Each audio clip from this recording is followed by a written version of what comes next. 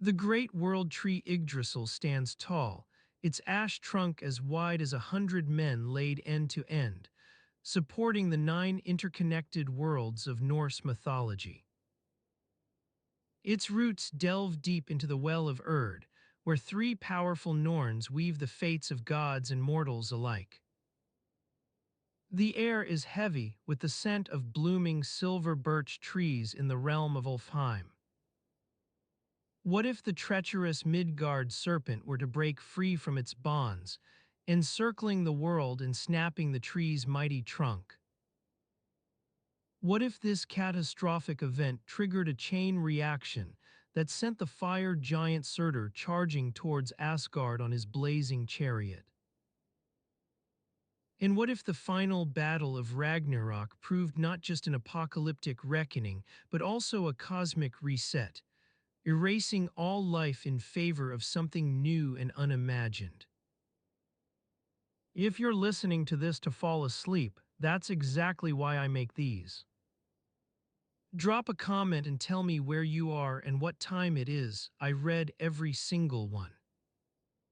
The fire giants stir restlessly on the shores of Muspelheim, their embers smoldering with an otherworldly hunger. The scent of dried cod wafted through the village market, carried on the crisp autumn breeze that whispered secrets to the thatched roofs. You stepped over a puddle of muddy water, careful not to get your boots dirty as you made your way towards the fishmonger's stall. Old Einar was there, his bushy eyebrows furrowed in concentration, as he haggled with a customer over the price of a particularly plump eel. His hands moved quickly and precisely, weighing out small portions of salted cod on an ancient scale that looked like it had been passed down from the gods themselves.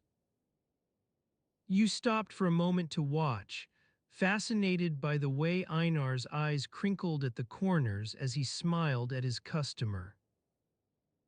The eel in question was tied with a piece of twine and hung over Einar's shoulder, its glassy eyes seeming to stare out into the crowd like it held some deep secret. The smell of cod grew stronger, making your stomach growl with hunger. You continued on through the market, nodding at familiar faces as you went. Thorgrim, the blacksmith, was working late that evening, hammering away at a glowing piece of metal. His apprentice Steinar looked like he'd rather be anywhere else. As you passed by the butcher's stall, you caught sight of a small group of children huddled around a wooden cart, filled with what looked suspiciously like last week's leftover meat. Their eyes were wide and excited as they watched the butcher expertly chop up a haunch of venison into thin strips, enough for a good-sized stew to feed half the village, you thought wryly. The smell of fresh bread wafted from the nearby bakery, enticing passers-by with its warm aroma. You couldn't help but slow down as you walked past the door, catching sight of Helga kneading dough on her work table like it was a living thing. Her fingers danced across the surface of the dough, working in time with some unheard rhythm that left her sweating and flushed. You remembered walking through this market on your first morning in the village, feeling overwhelmed by all the sights, sounds, and smells. Helga's bread had been one of the first things you'd noticed, its crust golden brown and fragrant, still warm from the oven. You'd ended up buying a loaf that day, carrying it back to your new lodgings with a sense of excitement. It was on those early mornings, wandering through this same market, that you began to feel like you were getting to know people's names, not just hearing them called out across the village square by some familiar voice. You learned which farmers brought in fresh produce each week, whose meat was always tender but a bit too expensive for your taste. As you continued on, passing under the archway that led into the main village square, you noticed something odd.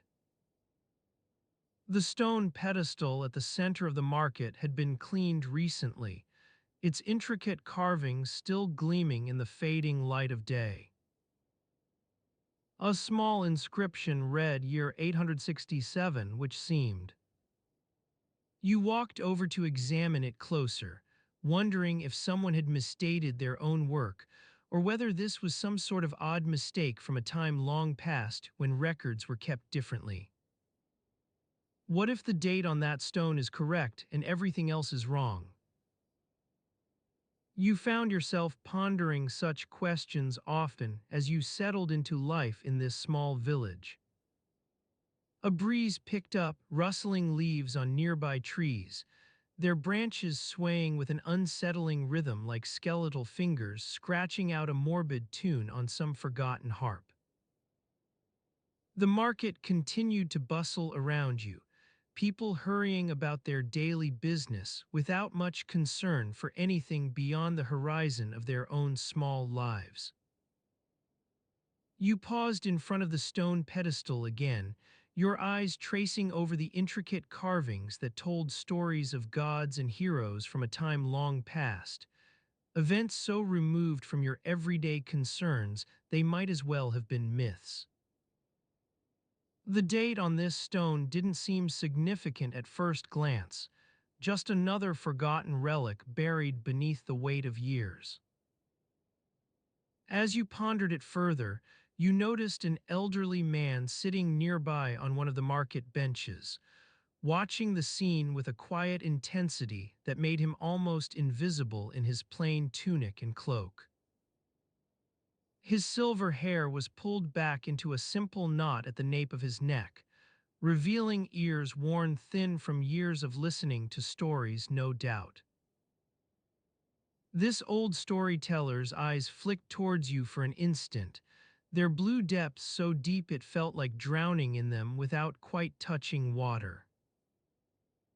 He returned to watching the crowd with that same quiet focus as if waiting for something or someone.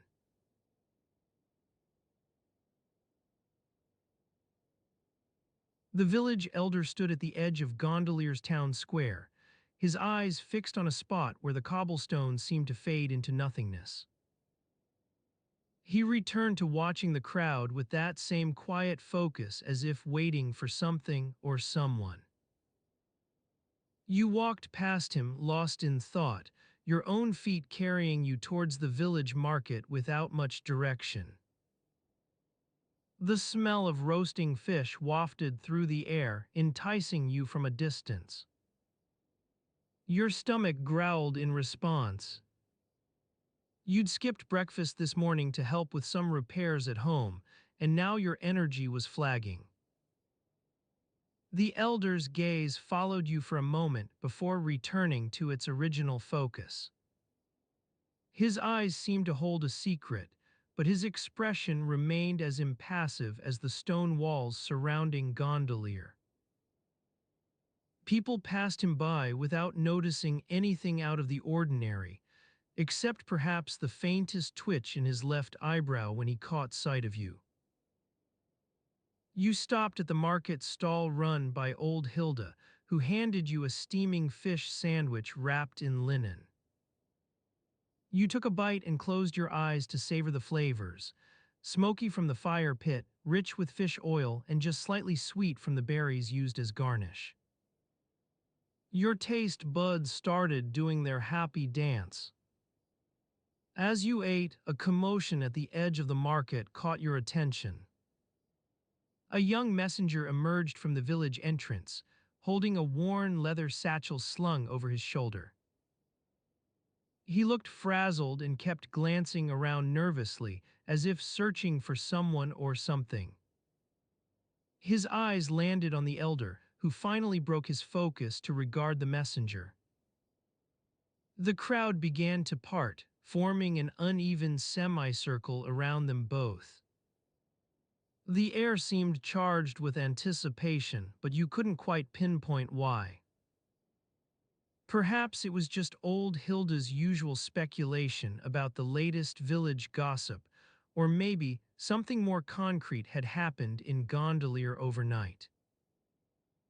You took another bite of your sandwich and leaned against a nearby stall to watch the scene unfold. Your elbow bumped into a display of intricately woven baskets, causing one to topple over with a soft thud. Apologies followed from both you and the basket's owner, who smiled good-naturedly as she began gathering up the fallen wares. The messenger reached the elder's side, speaking in hushed tones that only carried enough for those nearby to catch snippets of his words. He arrived late last night, stone marker with an inscription. His voice trailed off into silence. The crowd seemed to lean in collectively, as if eager to fill in the gaps themselves. The elder listened attentively, his expression still impassive but somehow slightly more intense now. You couldn't quite decipher what was going on from your vantage point. Was it some sort of news from the outside world that only reached Gondolier this late? A local occurrence you'd missed while preoccupied with repairs? Your curiosity piqued. You craned your neck to get a better look at whatever document or message the messenger had brought. His satchel seemed stuffed beyond its capacity, and his hands fumbled as he pulled out what looked like an irregularly shaped stone tablet. The elder took it from him carefully, running his thumb over the inscription etched into one side of the tablet. The symbols meant little to you, some sort of forgotten language or possibly a cipher used by village elders for their own purposes. You'd seen similar markings on other stones throughout Gondolier, but never quite understood what they said. People in the crowd began whispering among themselves, speculating about the stone's origin and significance. Some thought it might be from the nearby mountains, perhaps left behind as a warning or a message to those living in Gondolier. Others wondered if this could be something connected to their ancestors' stories of long-lost knowledge. Old Hilda nudged you with her elbow, handing over an extra fish sandwich on a fresh piece of linen. "Eat up," she whispered. "You can't think clearly when your belly's growling." You smiled and took another bite as the discussion around you grew louder, but still within reasonable bounds for a village like Gondolier. In between bites, your gaze drifted back to the elder, who stood lost in contemplation of the stone tablet. His eyes seemed fixed on something far beyond this moment, perhaps memories from his own youth or maybe even visions yet to come. It was as if he were trying to connect with a part of Gondolier's past that had been hidden for so long. The elder finally broke free from his reverie and turned towards you. "Ah, young one," he said, not particularly loudly but with an air of quiet authority. His eyes moved over the crowd as if making sure no one else was listening closely enough to catch what came next. "You might be interested in knowing that this stone. It says something about a village called Gondolier." Gondolier. The name hung there for a moment, suspended like a whispered secret between you and those around. The words lost or abandoned seemed on the tip of someone's tongue but never quite escaped their lips. As if to deflect any further speculation, old Hilda started asking about the fish sandwich, its flavor and whether it was too greasy today. You returned your attention to eating while trying not to glance at the stone tablet again. Some part of you sensed that there was more to this than met the eye, but another part just wanted a straightforward explanation. The day went on like any other in Gondolier, children chasing after chickens, the smell of baking bread wafting from someone's kitchen window, people discussing their days ahead while tending to chores. However, an undercurrent ran through all these activities now. a subtle tension that only grew stronger as more and more villagers gathered around to hear what the elder might say next. It was just another day in Gondolier. Or so it seemed on the surface. Later that afternoon, you happened upon a small group of elderly women sitting by the town's central well. They'd formed an impromptu circle with their hands clasped together over some sort of shared secret, possibly gossip about one of the village elders' family members. Or perhaps they were discussing something much deeper, ancient knowledge passed down through generations, maybe even related to that mysterious stone tablet. As you walked past them quietly, one woman caught your eye. Her name was Elja. She lived near the north entrance to Gondolier and had spent countless hours helping with communal tasks, from baking bread for special occasions to patching together worn-out clothing. Elja glanced at you momentarily before returning her focus to the conversation within their circle. You sensed a flicker of recognition in those few seconds, but couldn't quite pinpoint what it meant, or whether she was merely acknowledging your passing presence. After finishing your errands, you headed towards home, thinking about all that had transpired during the day, from old Hilda's fish sandwiches to the mysterious stone tablet and its supposed connection to a village called Gondolier. The elder still seemed lost in thought as night began to fall over Gondolier. As you stepped into your small cottage, you noticed something peculiar on the kitchen table, an old scroll that had been neatly rolled up but left exposed for some reason. Its worn surface felt familiar beneath your fingers, almost like a mix of parchment and linen combined. You unrolled it carefully to find a map etched with tiny symbols and marks. Your heart skipped a beat as you realized this must be connected in some way to that stone tablet from earlier. Your mind began racing with questions, but before you could start deciphering the markings on the scroll, your stomach reminded you that supper was late or non-existent for several hours now. You decided against trying to tackle the map's secrets until after dinner and instead walked over to the nearby fire pit, where some of the villagers were roasting a large animal. The scent drew you in like a magnet. Tonight would be a night filled with stories, laughter, and possibly even more mysteries waiting to unravel. The sun dipped below Gondolier's horizon as people gathered around to watch the evening unfold, unaware that within their midst, threads of history were quietly beginning to weave together into something much larger than themselves. As you stood amidst the crowd of villagers gathered around the evening's fire pit, a faint scent wafted through the air, not quite smoke from last night's embers, but something else entirely, the pungent aroma of fermented fish paste. You watched as Gudruna expertly mixed it with chopped onions and herbs in a small clay bowl. Her hands moved deftly, even with her fingers stained yellow from the day's gardening work. To your left stood Einar, the village elder, watching Gudruna with an expression that wavered between curiosity and wariness.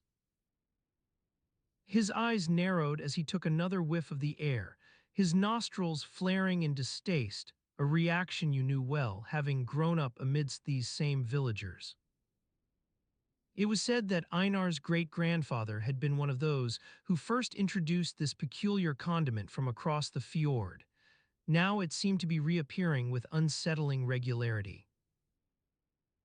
The evening sun cast long shadows behind Gudruna and Einar as they continued their conversation, their words lost amidst the sound of crackling flames. You followed the line of their gaze towards a nearby stall where Skuli, the village's elderly storyteller, sat arranging his wares, an assortment of peculiar trinkets that seemed to draw more attention from passers-by than Godruna's fish paste. As you leaned in for a better look at Skully's offerings, your elbow brushed against a brightly colored scarf tied around your waist. You'd picked it up earlier that day from the traveling merchant who came through twice a year, an odd choice of fabric to bring back home. Given its bright hue and intricate patterns, seemed more suited to city streets than these rural landscapes. Your fingers absently played with the soft texture as you scanned Skilly's stall once more. Amidst his collection stood out two objects that didn't quite fit: a worn wooden box adorned with symbols from distant lands, and an unassuming leather pouch tied with twine, both items bearing labels written in languages unfamiliar to those gathered here. Gudruna, still stirring the fish paste mixture on her small clay bowl, glanced at you over her shoulder. Her eyes lingered for just long enough that you knew she'd caught your interest in Skully's oddities. You also noticed a fleeting glance between Gudruna and Einar, almost imperceptible, but there nonetheless. As the sun dipped below Gondolier's horizon, casting its final rays upon the village, it seemed an unassuming stone on the edge of town caught your eye again.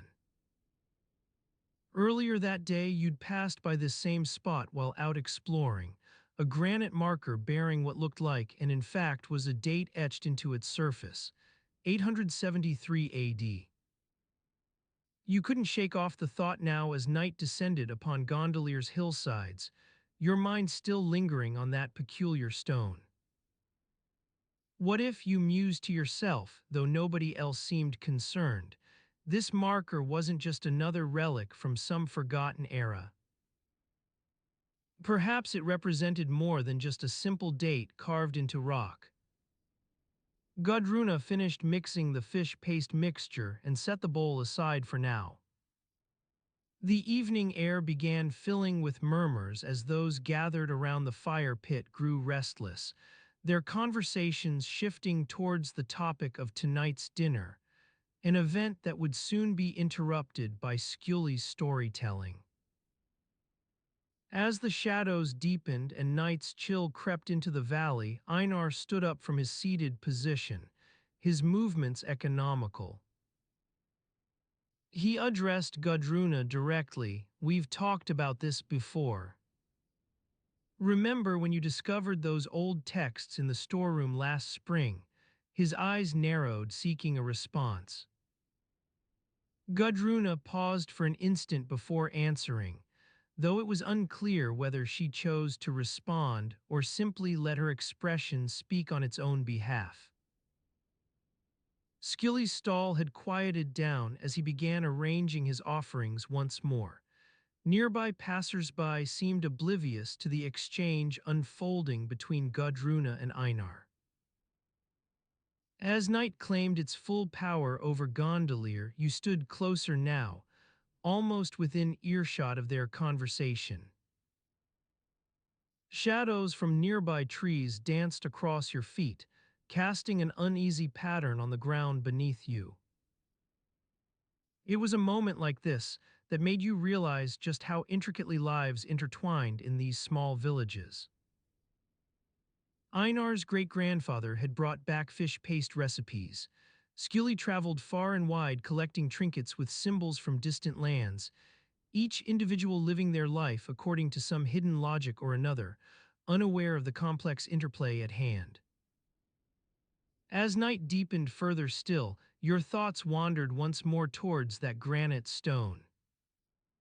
What if it marked not just any date, but rather a specific moment when an invisible thread began connecting lives in these hillsides? Your eyes scanned Gudruna's hands as she carefully wrapped the leftover fish paste mixture into linen cloth, those same hands stained from gardening today. A faint bruise on her right index finger seemed to be fresh, though. Einar's words trailed off, murmurs died down around the fire pit. The night air grew heavy, with an expectation that only comes after long periods of uncertainty have passed. As if sensing this shift in atmosphere, Skilly's voice rose above the hushed tones now circulating through the crowd, a slow drawl carrying on its surface, a hint of ancient stories and half-forgotten customs waiting to reclaim their place. His eyes wandered across the gathering until they met yours for an instant before moving on. That fleeting glance felt like permission given, allowing you to participate in a reality where events connected by invisible threads were about to become apparent, or perhaps had already begun unfolding right under your nose.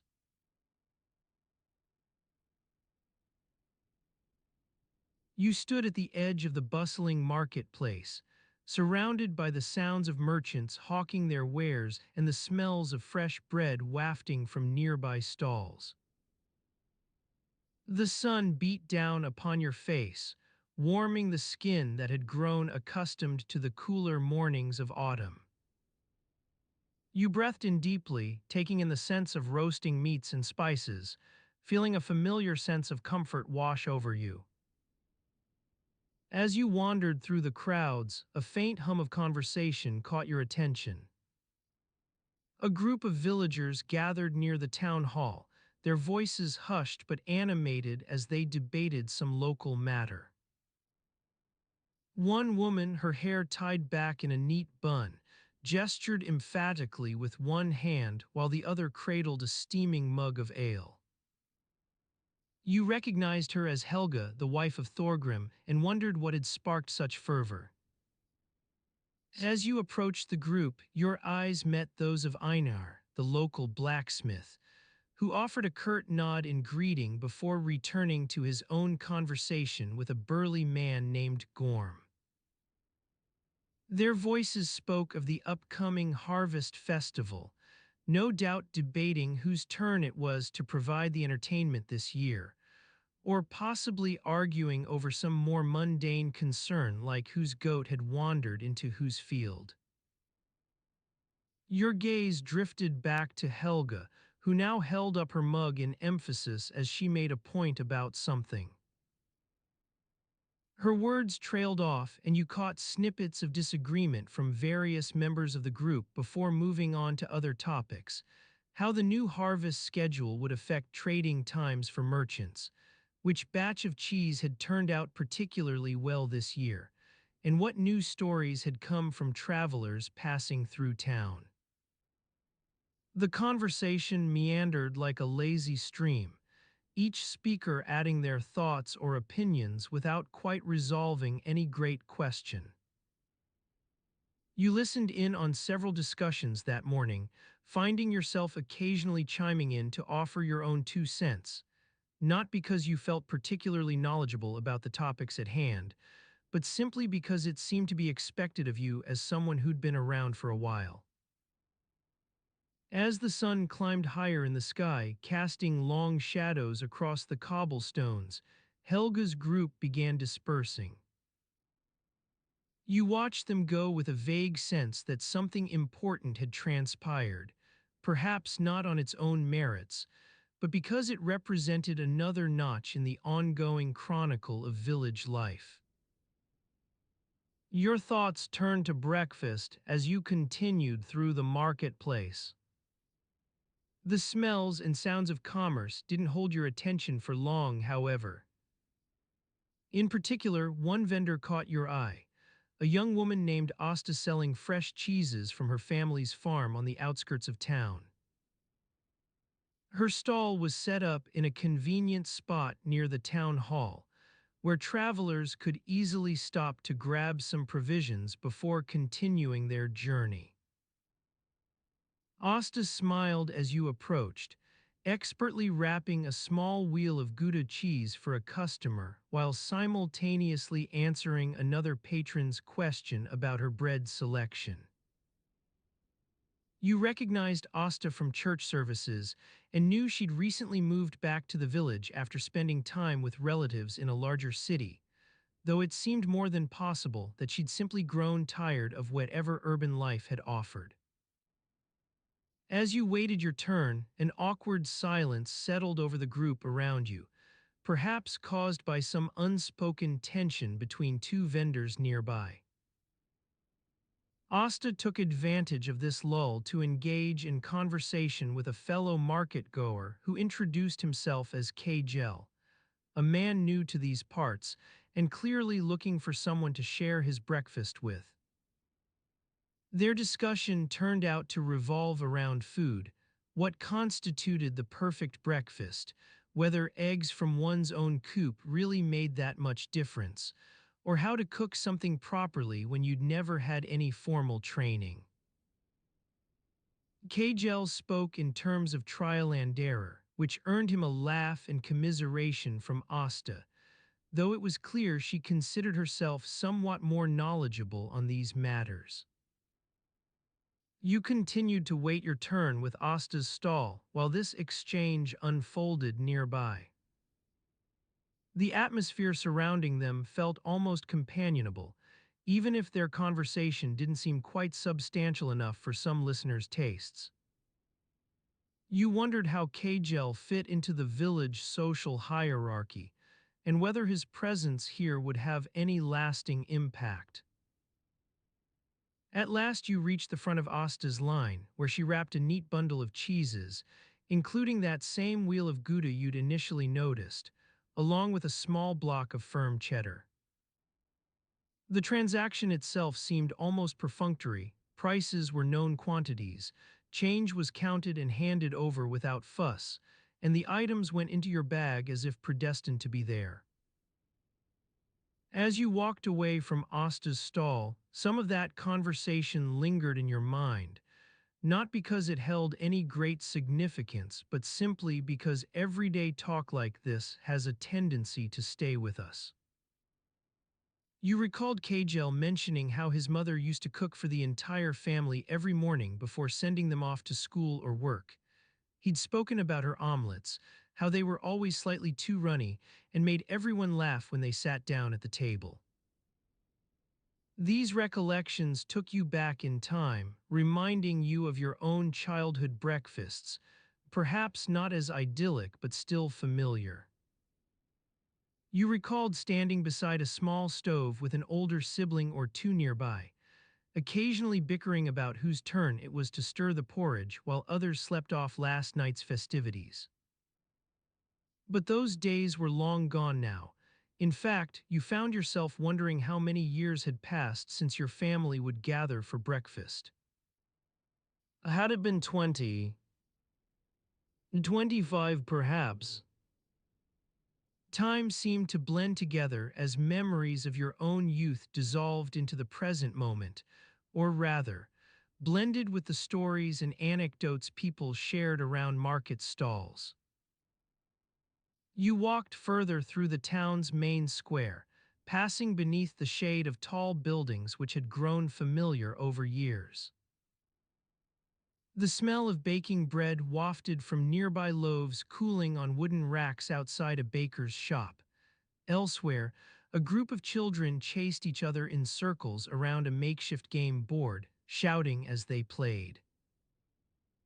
Your eyes scanned the rooftops above these goings-on for any signs of change. Perhaps something new had been added to the town hall facade or another family had moved into one of the nearby cottages. But nothing jumped out at you immediately. It was more like feeling an underlying sense that life continued on in its own cadence, even if certain specific events might occasionally stand out. As you approached a particularly worn path leading toward the riverbank, your thoughts turned to walking along this route with someone, perhaps Helga or Asta, depending on their schedules for the day. It was likely just a matter of timing. Either way, it seemed possible that you'd find yourself following some winding footpath through fields and over streams in search of conversation. But first, there were other obligations to attend to. Some people needed your help with tasks or errands, others looked forward to sharing stories from their latest journeys.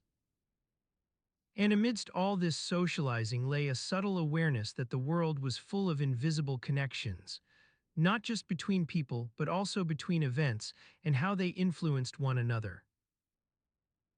You stood there for a moment, lost in thought as if trying to catch up with yourself. People passed you by on either side. Dogs wagged their tails or barked in greeting. Children laughed and shouted nearby while playing tag around the marketplace. Amidst it all, your gaze continued down that worn path toward the riverbank, an invitation waiting for its moment. That's when you noticed it. A small stone pedestal tucked away near one of the town hall corners, almost invisible among some recently planted herbs and flower pots. A faded inscription on its face seemed to suggest something about timing or scheduling. Perhaps it was related to harvest dates or seasonal traditions within your community. Your curiosity got the better of you as you wandered over for a closer look. Upon reaching the pedestal, your eyes struggled to decipher the writing due to weathering and age. However, it appeared that Gudrun Ninth Day might be inscribed alongside some other notation or perhaps just the outline of an animal, though visibility remained poor in certain areas. Your initial reaction was a mixture of confusion and mild interest. Gudrun wasn't exactly an unfamiliar name within your community, nor did you recall any specific occasion tied to that date. Your eyes lingered on the inscription for another moment before moving on, wondering how it had come to be there or what its significance might have been. It seemed more like a relic from someone's past rather than anything connected directly to current events, though perhaps connections existed in ways you couldn't yet grasp. The pedestal itself blended into its surroundings so well that only the most observant among your fellow townsfolk would have noticed it, certainly not anyone passing by too hastily or caught up in their daily routines. For now, this forgotten relic remained hidden away near a thriving community's town hall, waiting for someone to notice and perhaps rediscover what had long been overlooked. As you stood there trying to make sense of the inscription, people began to disperse from market stalls. Daybreak conversations turned into murmurs as individuals prepared their morning routines. You knew this was just another ordinary day in a series of everyday moments that comprised life within your village. Nothing particularly noteworthy happening on its own, but everything somehow connected by invisible threads. This realization didn't necessarily make the world around you any clearer, nor did it provide answers to questions about Gudrun or why that stone seemed so out of place near Town Hall. Yet as these thoughts drifted away like wisps of cloud across a morning sky, something shifted within your perception, perhaps just an adjustment in perspective. It felt almost as if the more you absorbed this surrounding reality, the less distinct individual events became. Instead, their relationships started taking center stage. Your gaze wandered back toward Asta's stall and Kajel's story about his childhood breakfasts before moving on to other aspects of village life, all these tiny moments combining into a rich tapestry. And in that moment, something within you felt aligned with this reality. It was as if connections between people, events, or seemingly insignificant objects began intertwining like the threads of a woven cloth. Though no grand revelation shook the world around you, just an understanding that life unfolded on multiple levels, some obvious to everyone while others remained hidden in plain sight. As morning wore into afternoon and shadows cast across cobblestones grew longer, it became clear your place within this tapestry wasn't fixed or static, but woven from countless experiences shared with fellow villagers.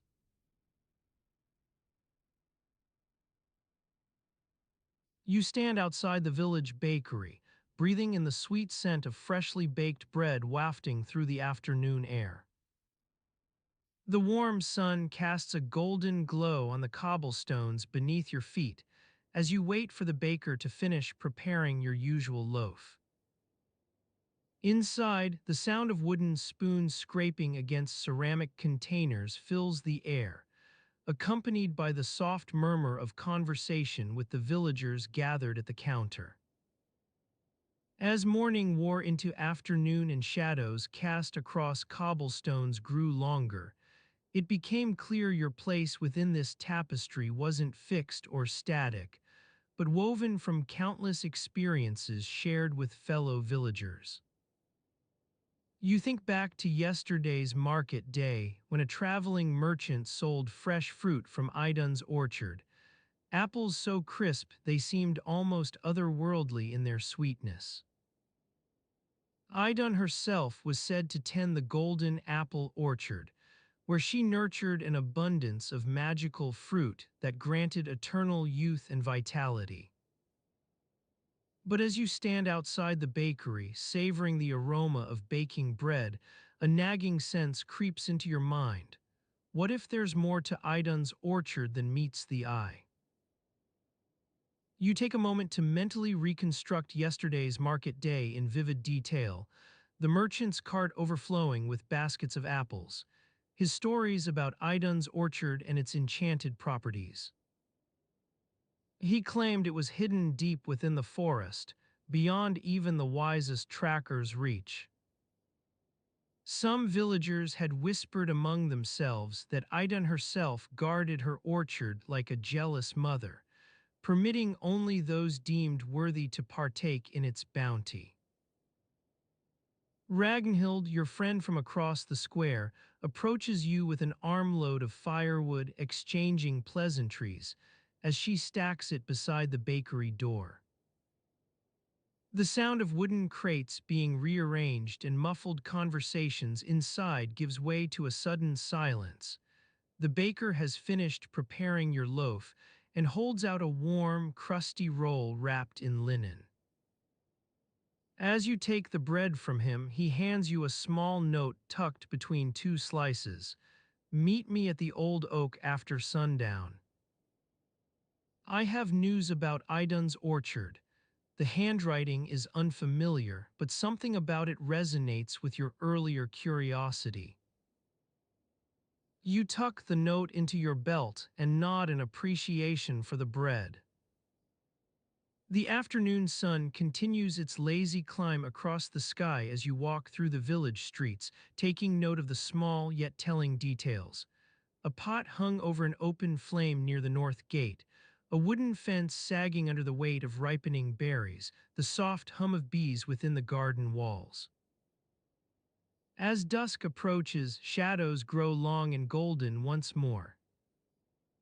Your footsteps carry you toward the old oak tree on the outskirts of the village, its gnarled branches twisted by time into an organic chair. Beneath it stands a figure cloaked in darkness, their features indistinct as they gesture for you to approach. Follow me, they say in a low voice, disappearing among the trees before you can respond. You trail after them through the forest's quiet hours, your footsteps quiet on the moss-covered path. The air thickens with anticipation. What secrets might Idun's orchard hold? Trees grow taller and closer together here, their branches creaking softly as they sway in a gentle breeze that carries scents of damp earth and decaying leaves. A faint rustling echoes through the underbrush ahead, small creatures foraging in the twilight hours. As your eyes adjust to the dim light, you begin to discern shapes moving between tree trunks, an owl perched atop a gnarled branch, a rabbit darting across the clearing with a startled flick of its ears. The rustling grows louder still, until it's clear that whatever makes this noise is drawing closer. A faint shimmer in the underbrush announces Idun herself emerging from the trees, her long silver hair cascading down her back like a river of moonlight as she moves toward you.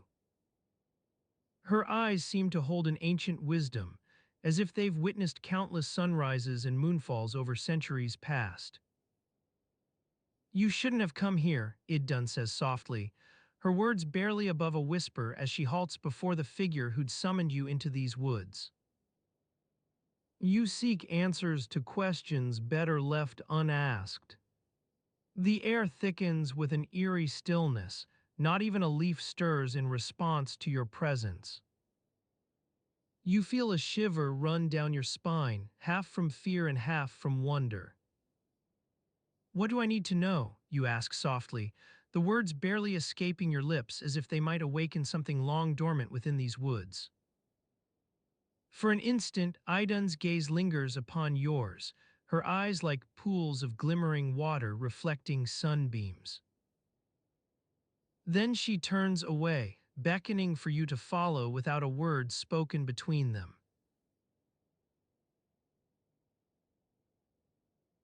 The creaky wooden gate swung open with a groan, admitting you into the quiet courtyard of the longhouse. The scent of wood smoke and baking bread wafted from within, mingling with the earthy smell of damp stone. You followed the elderly woman through the narrow passageway, your footsteps echoing off the high ceiling. As you walked, the flickering light from torches cast eerie shadows on the walls, making it seem as though the very spirits of the nine worlds themselves were watching you move through this space. The air was thick with the smell of baking bread and roasting meats, making your stomach growl in anticipation. The woman led you to a small chamber off the main hall, where a low-burning fire crackled in the hearth. A steaming bowl sat on a nearby stool, filled with what looked like an assortment of unidentifiable lumps and scraps. She gestured for you to take a seat at the table, nodding curtly as she handed you a wooden spoon. You dipped your spoon into the stew and immediately regretted it. The flavors were a jarring mix of sweet and savory, with what tasted suspiciously like last week's fish soup reappearing in an unpleasant form. But hunger got the better of you and you ate on, trying to ignore the strange texture and taste. As you sat there eating your questionable meal, a young boy no more than 10 winters old wandered into the room, his eyes fixed intently on some point outside the window. His hair was mussed, as though he'd been running fingers through it in frustration. You watched him for a moment, wondering what held his attention so fiercely. The elderly woman followed your gaze to her son and cleared her throat quietly. His name is Einar, she said simply, as if that explained everything. She turned back to the fire, adding more sticks to the flames with an efficient hand. You returned to eating your meal, trying not to think about how this might be one of those days where nothing quite goes right. A day when the milk spoils before it's even finished being churned, or the roof leaks in a way that makes everyone swear at the gods. But as you ate on, something caught your eye. Outside the window, a small stone lay half hidden among the autumn leaves. You picked up your cup and walked over to get a closer look. The stone was an odd shape. It looked more like someone had tried to carve out a miniature ship than actually succeeded in making one. A faint inscription etched into its surface read, 3 hours every day for 37 years. You turned the stone over in your hand, puzzling over what this might mean.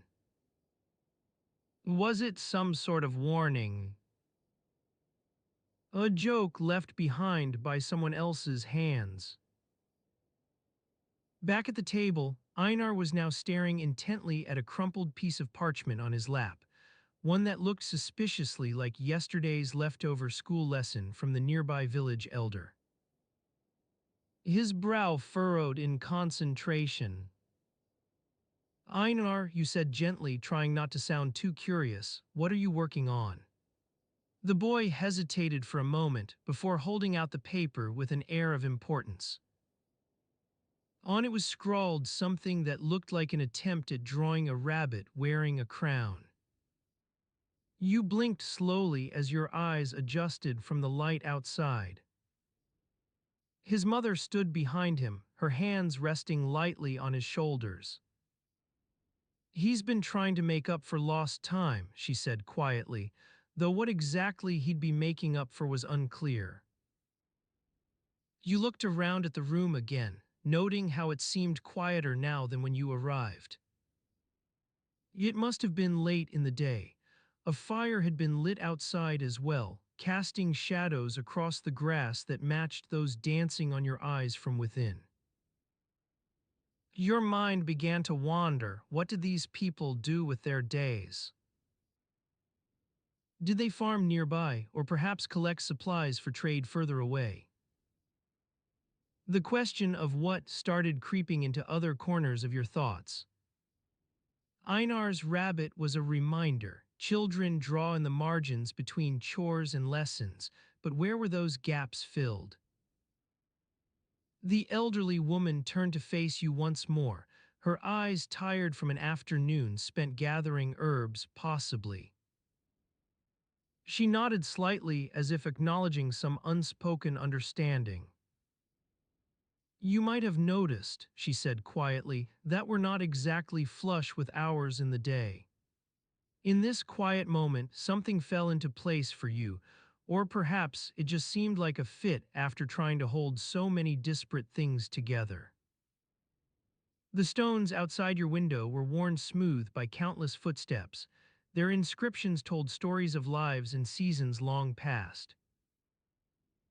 The woman's eyes slid towards Einar once more before coming back to meet yours. It is an odd thing, she said, as though you'd suddenly discovered a lost pet in the room somewhere.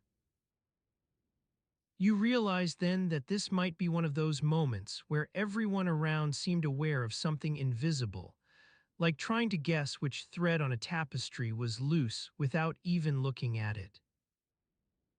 But what exactly did they see? Was there some hidden pattern woven into everyday life, much like an embroidery floss runs through fabric unnoticed until the light catches it just so? You returned your gaze back to Einar's drawing of a rabbit in regal attire, then felt something odd. For a moment, you forgot about yourself entirely. The worn wooden counter creaked under your fingers as you leaned back to examine Einar's drawing more closely. The rabbit sat regally on its haunches, a golden circlet perched atop its head, and an expression of dignified amusement on its face. A tiny inscription in the corner read, "For Freya's favorite huntress." You wondered what kind of conversation had led to this particular piece of art. Einar himself stood nearby, his eyes fixed intently on some point beyond your shoulder. His hair was a mess of tangled brown locks that seemed always one step away from falling into his face. He didn't seem bothered by it, though you'd seen him adjust the curls with a practiced hand more times than you could count. The air in the workshop was thick with the scent of wood shavings and beeswax polish. You breathed in deeply, feeling your lungs expand with satisfaction as the familiar smell seeped into your chest.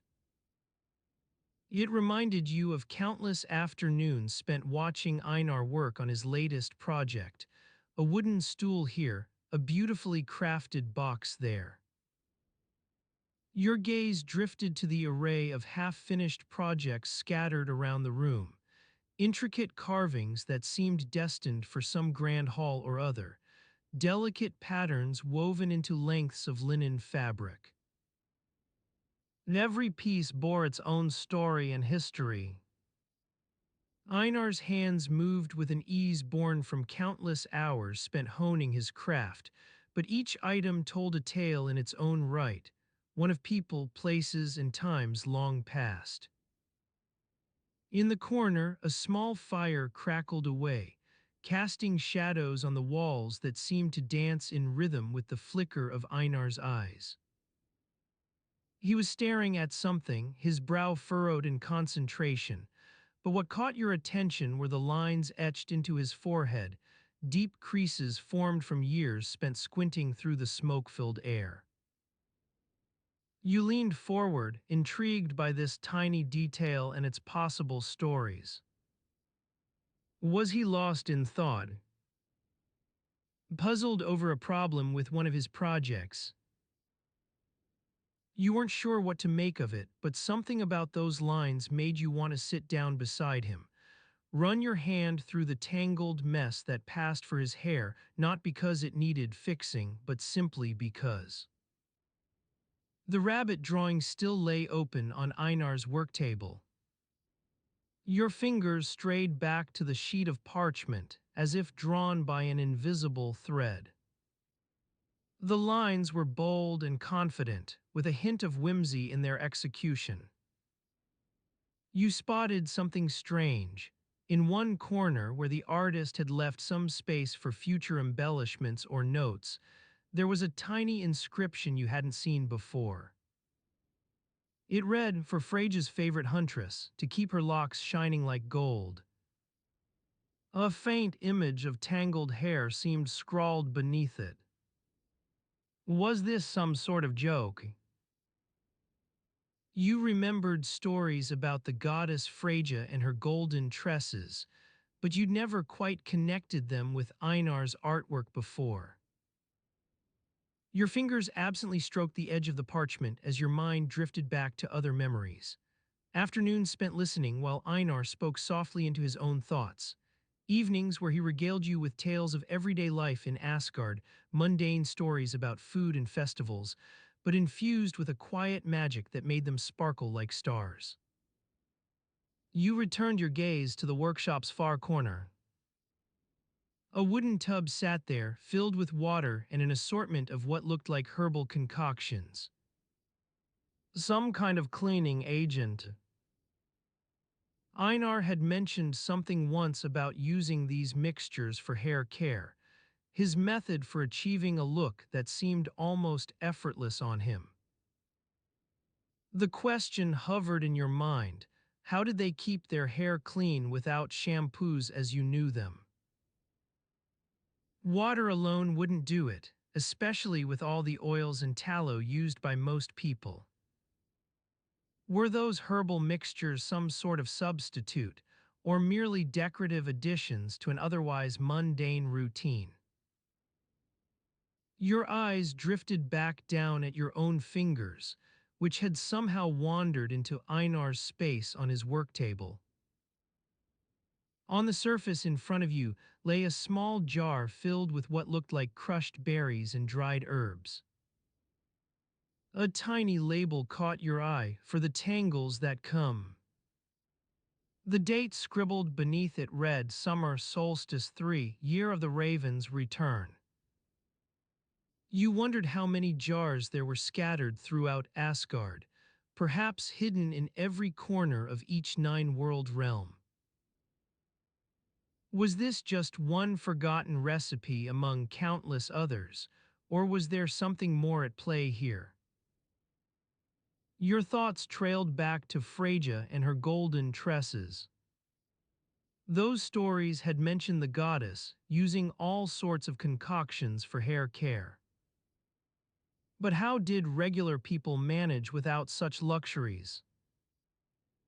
The herbal mixtures on Einar's work table were a mystery, perhaps even more so than those ancient recipes left behind by long-forgotten civilizations. Your gaze drifted once again to the workshop, this time focusing on the sounds, the gentle crackle of the fire, the soft creaking of wooden beams overhead as they shifted with the breeze outside. The workshop itself was a repository for countless stories, its very air thick with the essence of history and people who'd come before you.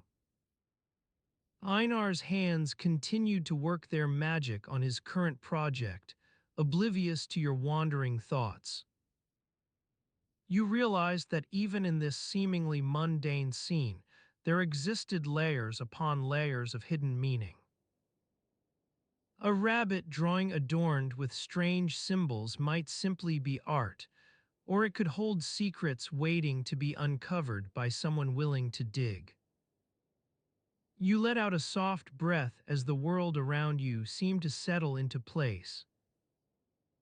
This quiet moment was its own kind of magic. Einar's workshop, filled with half-finished projects in an air that hung heavy with stories yet untold, all suspended in time like a delicate balance between past and present.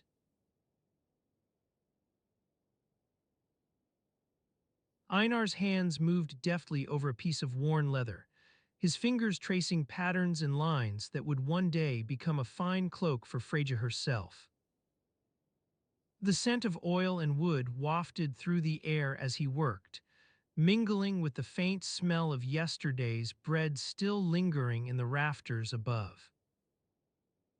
As he stitched, Einar's mind began to wander.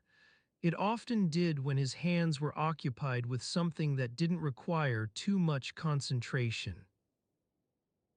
He thought about the last council meeting before Ragnarok, a gathering of gods and goddesses at which they had spoken of little else but war and fate. The air had been thick with tension as they debated strategies for the impending battle. The flickering candles in Einar's workshop cast shadows on the walls, making it seem as though the very spirits of the nine worlds were gathered around him. He smiled wryly to himself, a habit he'd developed over the years from working alongside so many gods and goddesses. It was hard not to feel like you were being watched when you spent your days surrounded by beings who could shatter mountains with their mere presence. Einar's thoughts returned to the council meeting as his hands continued to move of their own accord, stitching a subtle pattern into the leather that would be almost invisible in the dim light. He recalled Baldur speaking softly but firmly, his words weaving through the din like a calm sea breeze on a summer day. The other gods had listened intently, their expressions etched with concern, even Tyr's stoic mask cracked for an instant as he shifted uncomfortably. As Einar sewed, memories of that meeting began to unravel in his mind. Idun fidgeting with her herbs and medicines, Mjolnir leaning against the wall like a silent sentinel, Heimdall tapping his foot impatiently while Odin puffed on his pipe, the scent of which had filled the room long after he'd left.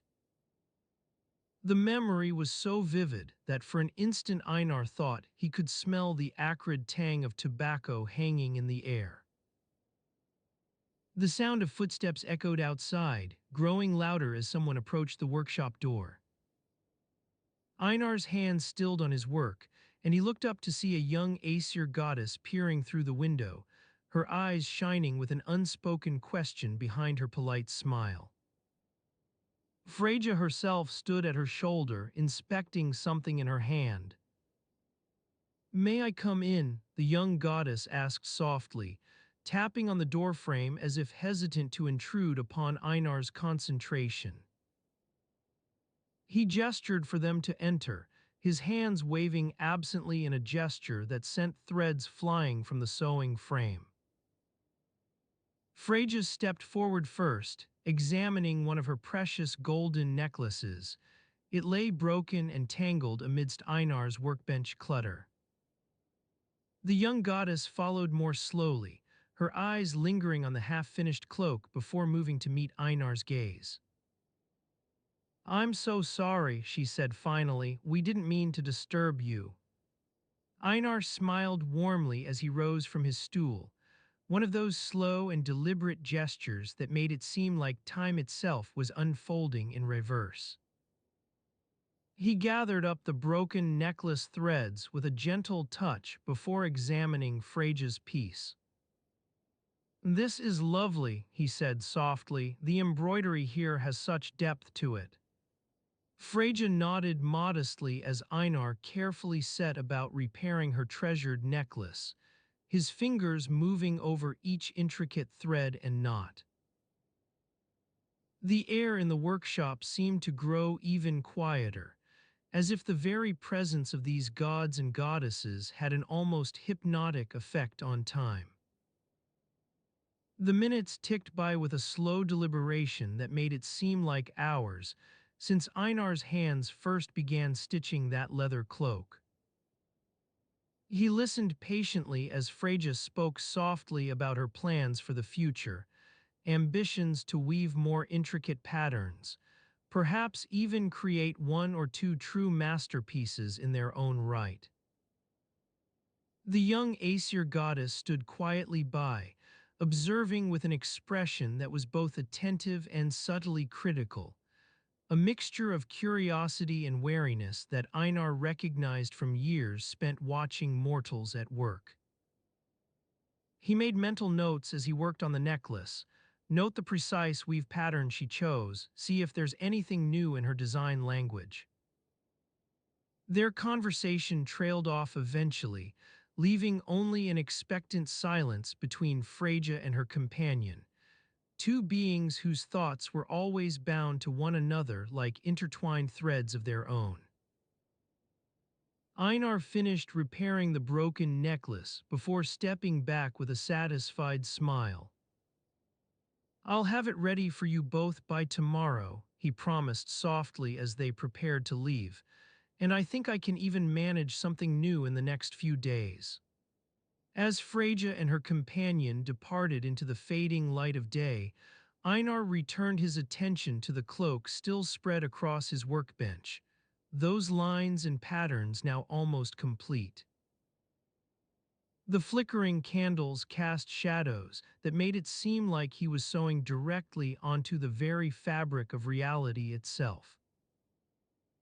He leaned forward once more over the stitching frame, letting his hands fall into an easy rhythm as memories began to bleed together with the steady beat of thread against leather.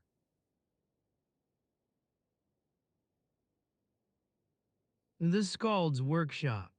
You step through the creaky wooden door of Einar's workshop and into a world of leather, thread, and scent. The air clings to your skin like damp fabric as you enter the dimly lit space. A single window high above casts a sliver of light on the stitching frame in front of Einar's hands. His face is pinched with concentration as he works. Einar's fingers move deftly over the leather, his thumbs pressing down gently to secure each stitch. The hum of his thread-worn wooden needles sings out across the room like a lullaby. You can almost see the stitches forming patterns in your mind, intricate designs that would make fine decorations for any shield or cloak. The workshop is small and cramped, with shelves stacked high along one wall bearing an assortment of leather scraps, threads, and other odds and ends. The scent of oil-soaked hides wafts through the air, mingling with the acrid tang of thread dust. You breathe in deeply as you make your way around the room.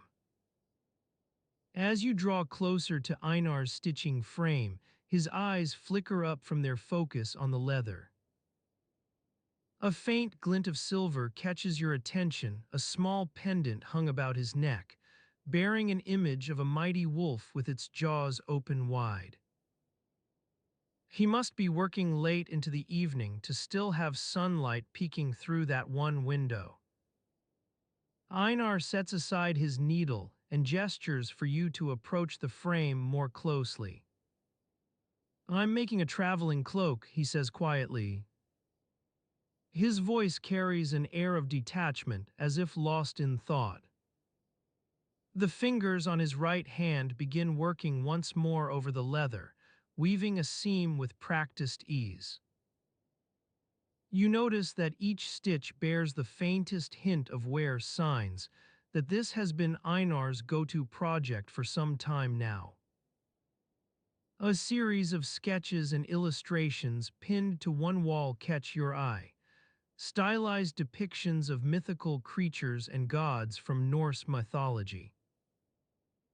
The same wolf pendant about his neck appears in several, as if a personal emblem.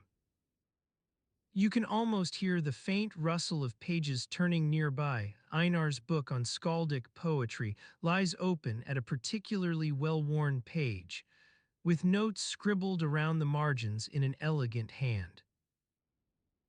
He glances over occasionally to glance down at his work or adjust the position of the leather piece.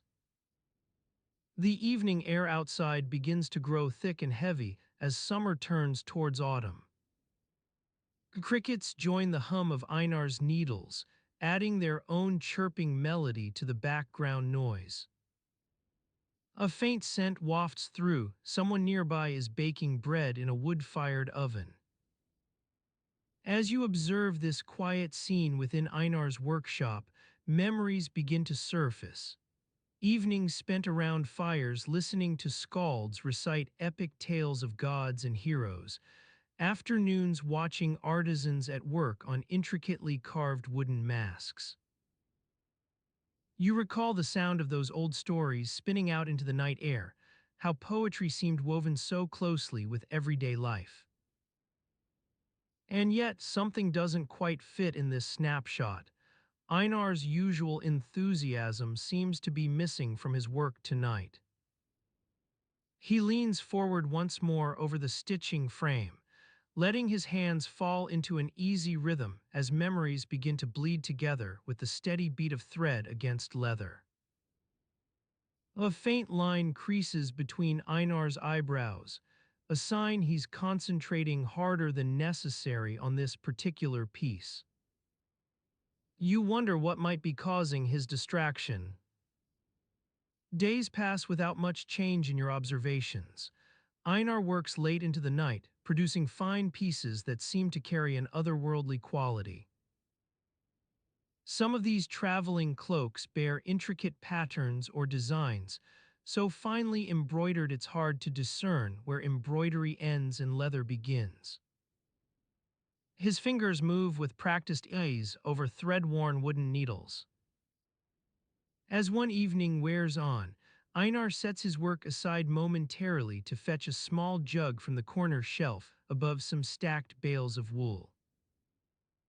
He pours himself a thin draught, sipping it as he regards his stitching frame thoughtfully. You can almost hear the faint echo of skaldic poetry resonating through those worn wooden needles. The days grow shorter now, darkness gathers in corners and crevices earlier each day. Shadows creep across Einar's workshop floor like living things, claiming a little more ground with every passing moment. It becomes increasingly clear that some kind of trouble is brewing within this quiet scene. You notice the books scattered about his workshop. Skaldic poetry, myths, and legends from Norway's past, volumes filled with stories of gods, goddesses, giants, and their deeds. One tome lies open on a nearby stool, its pages rustling softly as Einar turns them. In one section of this particular book, you catch sight of an illustration showing the god Sol's son driving his chariot across a sky ablaze with color, horses' hooves pounding out time upon wheels that seem almost too small for such massive steeds. Their manes are depicted in flowing golden locks as they gallop beneath a radiant sun. And yet something strikes you about this particular image. The illustrations depicting Sol's journey through the nine worlds seem increasingly. These bars. Einar has sketched several more drawings on his own, additional scenes of battle and strife between various realms. His usual enthusiasm for these stories seems to have given way to an air of detached curiosity. You wonder what might be behind this shift in Einar's interest. As evening wears on, darkness gathers outside the workshop door. Shadows deepen within its confines as well.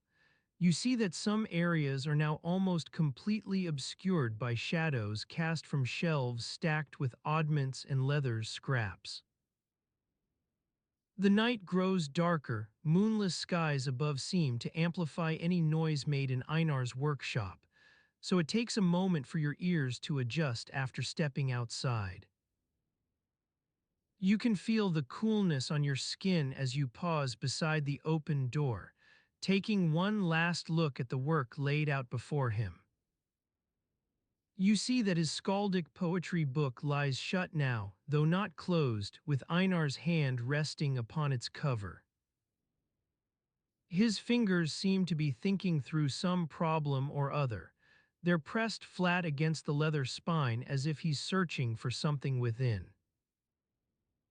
Leaning forward slightly, you catch sight of an illustration facing one page inside this particular book, a depiction of Saul driving his chariot across the sky in autumn twilight, with trees ablaze along either side. Something seems out of place about these depictions. Einar has scribbled additional sketches around some figures on the edges.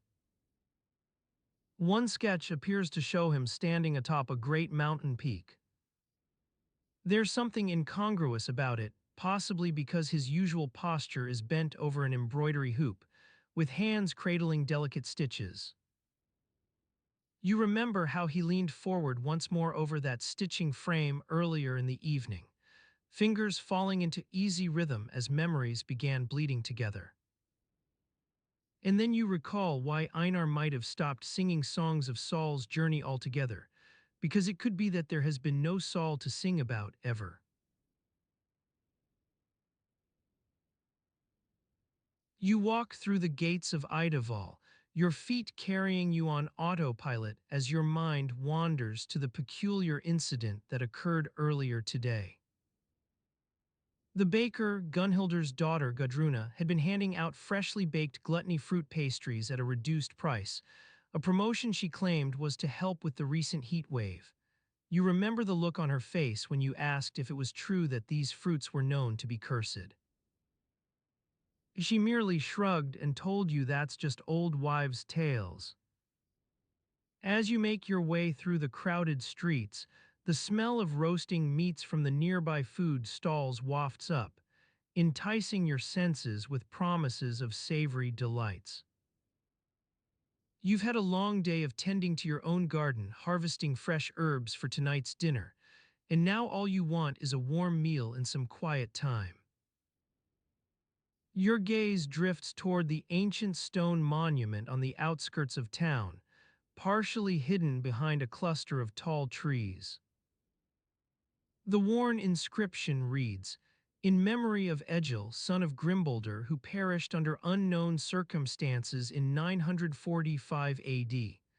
You've often wondered about the details surrounding Egil's death, especially given how hushed whispers usually accompany any discussion of that particular event. You recall a local elderly woman once sharing with you her version of the story. "I heard it from my grandmother," she'd said. Regil had eaten one too many gluttony fruits and, well, let's just say his stomach had other plans. You chuckled at the time, thinking it an amusing anecdote, but now a nagging question lingers. What if the date on that stone is correct, and everything else about Egil's demise has been shrouded in misremembered myth? You continue walking through Idaval, passing by people hurrying to complete their daily tasks before nightfall. The air carries an autumnal scent of ripe fruit, damp earth, and a hint of wood smoke from the hearths being stoked for the evening's warmth. Your feet lead you toward your own home, a small wooden cottage nestled between two larger houses that share walls built by Einar himself centuries ago. You step inside to find your wife, Helga, busy stirring a large pot on the fire pit in the center of the room. She looks up and greets you with a gentle smile. What did you manage to harvest today? She asks as you approach her side. You begin recounting the various herbs and plants that fared well under this season's weather conditions: thyme, sage, chamomile, and some promising shoots of mint.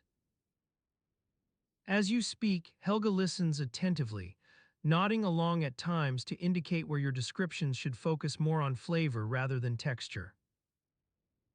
After a while, she interrupts with her own news.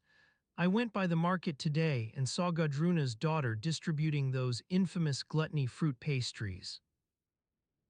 I remember hearing stories about how the fruit is said to bring forth overabundant appetites. She raises an eyebrow. Perhaps it's a good thing we tend our garden rather than relying on such fruits for sustenance.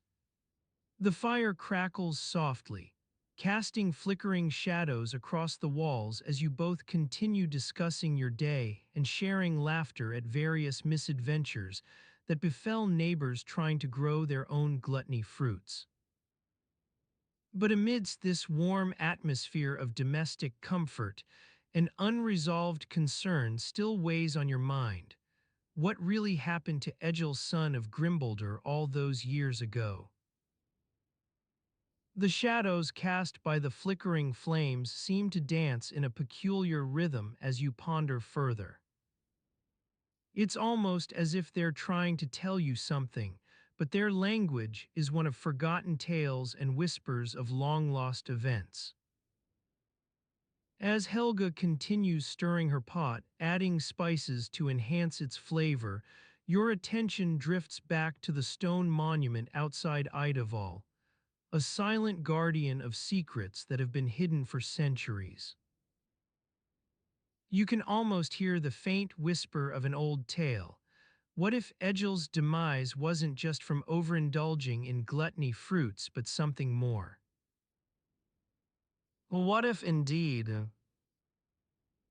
The crackling fire takes on a new intensity as your wife speaks up again, breaking the spell that had begun to form around you. We should probably serve dinner soon, she says, her voice carrying an undercurrent of practicality. You nod in agreement and continue helping Helga prepare for their evening meal, a time-honored tradition where stories are shared over warm food, amidst warmth and light from the hearth. In these moments, you find yourself appreciating the small joys that fill your days as much as any grand adventure or epic tale of old. As night slowly descends upon Idaval, the fire in your home burns steadily, casting its gentle glow across faces filled with laughter and shared tales, each one a reminder of how stories are not just passed down through generations, but also born anew from everyday life.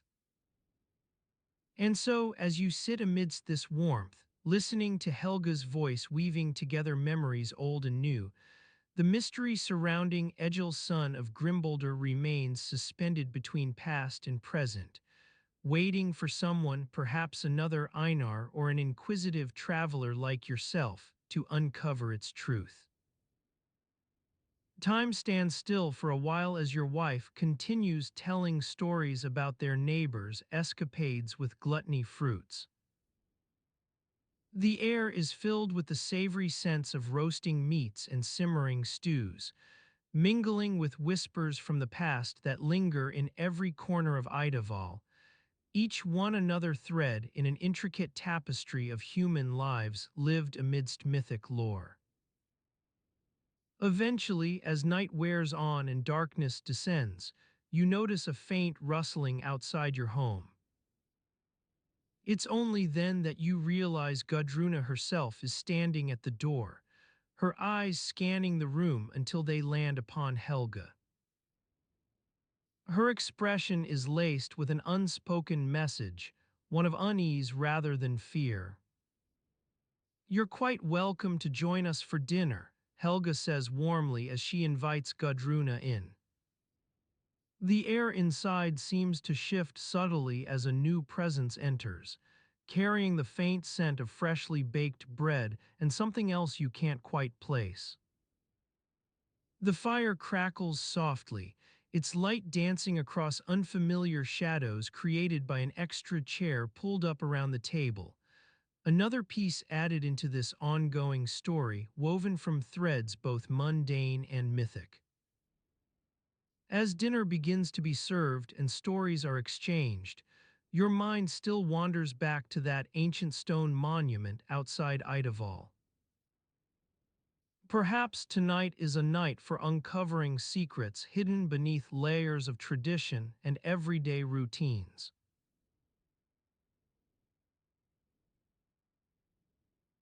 As you wander through the quiet streets of a small village, the scent of ripe apples and freshly baked bread wafts from the windows of the houses. You notice an elderly woman standing in her doorway, stirring a large cauldron that hangs over an open flame on the hearth. She's surrounded by the familiar rhythms of daily life. A basket of woven reeds holds dried herbs. A wooden spoon leans against the edge of the pot, its handle worn smooth from countless stirrings. You pause to watch her work, mesmerized by the gentle motion of the spoon as it stirs the bubbling liquid within.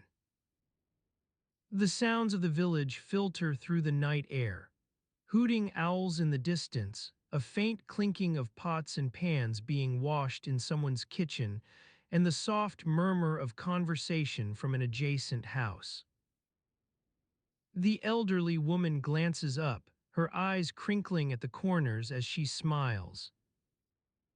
She beckons you closer with a gnarled hand, her voice low and soothing as she begins to speak about the art of making mead like their ancestors did. You see, it's all about patience, she says, and getting the balance just right between the sweetness of the honey and the tanginess of the yeast. As you lean against a nearby stone wall, listening intently, she starts by explaining that they used to make mead from the nectar of wildflowers, which was collected in late summer. The process involved fermenting it with a special strain of yeast that had been passed down through generations. You notice the woman's hands are stained with the remnants of berry juice and honey as she stirs the pot. Her apron is worn and frayed at the edges, its fabric softened by years of use. She continues to talk about the importance of using high-quality ingredients. The best mead was always made from the purest water, drawn from a mountain spring that ran crystal clear. Her eyes wander off into the distance as she reminisces about her own grandmother's stories. You can almost see the memories unfolding before your eyes like a tapestry woven with threads of love and tradition. You watch in fascination as the elderly woman carefully strains the liquid through a cheesecloth, catching any sediment that might form at the bottom of the pot. Her movements are deliberate and precise, each action guided by years of experience. She gestures for you to follow her into the adjacent room where she stores her collection of honeycombs. The air is thick with the scent of wax and dried pollen as you navigate through rows of stacked boxes, their labels worn from countless handling. You notice a few partially finished jars on top of an old wooden chest in the corner, remnants of batches that didn't quite meet expectations. The woman selects one particular comb, its surface etched with small cracks where honey had crystallized over time. She carefully extracts a portion of it using a delicate knife and hands you a spoon to taste it alongside her own. The sweetness hits your tongue first, followed by an undertone of tartness that lingers softly at the back of your mouth. As you sip the mead, you notice the way the dim light from the fire casts shadows on the walls, deepening lines where furniture once stood, faint impressions of long-forgotten lives. The silence between sips becomes almost palpable as she begins to speak about their customs surrounding this time-honored drink. It was a tradition passed down through generations, she says softly. The making and sharing of mead had its own set of rituals, an offering to the gods for good health, prosperity, and protection from harm. Her voice trails off as you listen intently, absorbing every detail like sponges soaking up water. Her eyes seem distant now, lost in thought, recalling memories that have been buried beneath layers of time. You sense a deep connection between her words, the quiet rhythm of life unfolding around you, and the faint scent of smoke carried on the breeze. As night begins to deepen its shadows outside, she pauses, finishing what little was left of their shared drink. Tonight might be a good time, she says with a gentle smile, to learn more about how our ancestors made this drink, not just for drinking, but also as part of their daily lives. She invites you into the adjacent room where old books and scrolls are stacked haphazardly on wooden shelves, waiting to be read. In the flickering firelight, the air is thick with dust and forgotten stories. The elderly woman carefully selects a worn leather-bound book from the shelf, its cover adorned with intricate patterns that seem almost like constellations etched into the hide. The pages inside are yellowed, filled with handwritten notes in an ancient script you can barely decipher. She hands it to you with a gentle nod, saying perhaps tonight is a night for uncovering secrets hidden beneath layers of tradition and everyday routines. You take a sip of your morning coffee, watching the sun rise over the sleepy town. The sky's ablaze with hues of crimson and gold, but you're not here to marvel at the dawn. Your attention remains fixed on Freya, who stands beside you in her long coat, her eyes scanning the dusty shelf in front of us. We've spent hours searching for a specific book, one that might hold clues about the necklace she left behind. The shop's owner, an elderly woman with wisps of gray hair escaping from beneath her scarf, leans over to examine the shelf more closely. "Ah, I think I see it," Freya says softly, pointing to a small tome bound in worn leather. "That one might be what we need." She reaches out to take the book, and you notice how her hand brushes against yours for a moment as she passes it over. The shop's owner hands us the book with a smile, saying something about being glad we found what we were looking for. You tuck the book into your bag, feeling its weight settle among other books and papers inside. As Freya begins to flip through its yellowed pages, you take another sip of coffee, letting your gaze wander around the shop.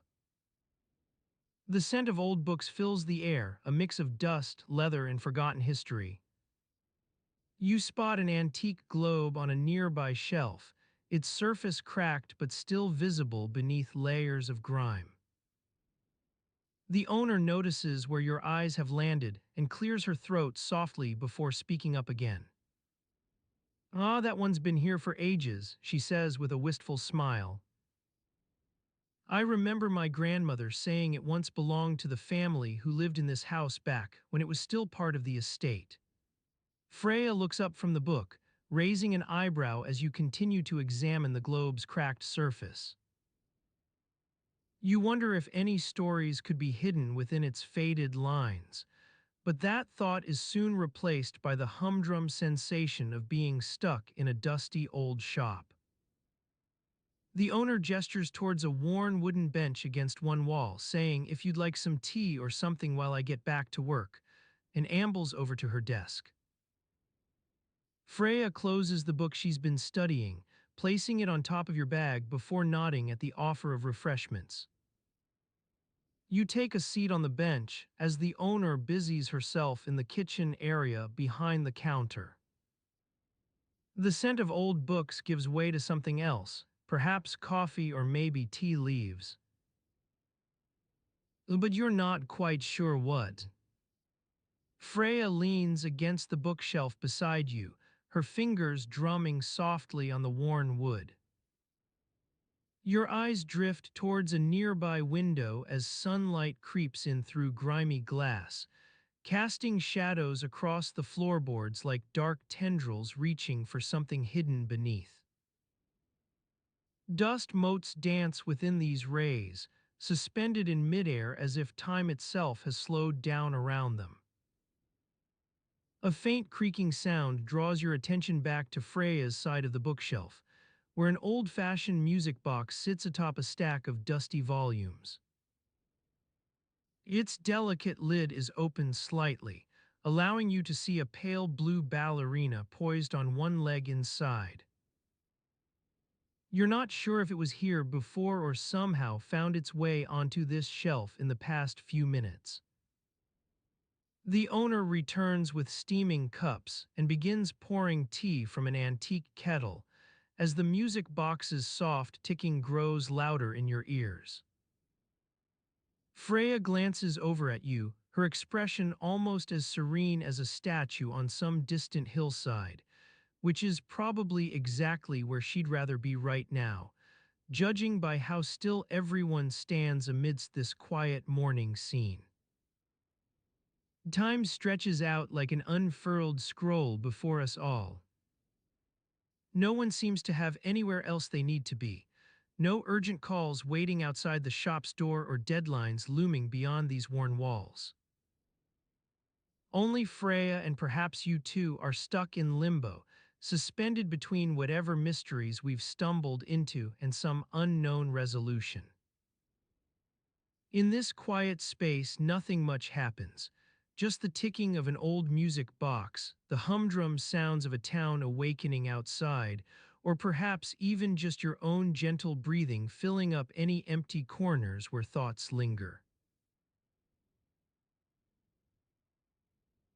The old music box had stopped ticking for a moment, its metal heart silent except for the faint whisper of worn gears creaking into motion again. The humdrum sounds outside, the distant rumble of carts on cobblestone streets, the murmur of townspeople gathering at market stalls, ebbed and flowed like the gentle lapping of waves against a shore. You found yourself standing in this quiet space once more, surrounded by the faint scent of old parchment and dust. The air was heavy with the promise of autumn's arrival, a hint of wood smoke carried on the breeze, the sweet tang of fallen leaves rustling beneath your feet. A stray thread from an unseen fabric snagged against your woolen cloak, its coarse texture momentarily interrupting the gentle flow of sounds. The music box's melody had shifted to a softer tune now, one that might have been composed by a forgotten bard on a distant hillside, watching the stars twinkle to life in the night sky. Its slow cadence wove itself into the fabric of your thoughts, calming the lingering remnants of yesterday's concerns.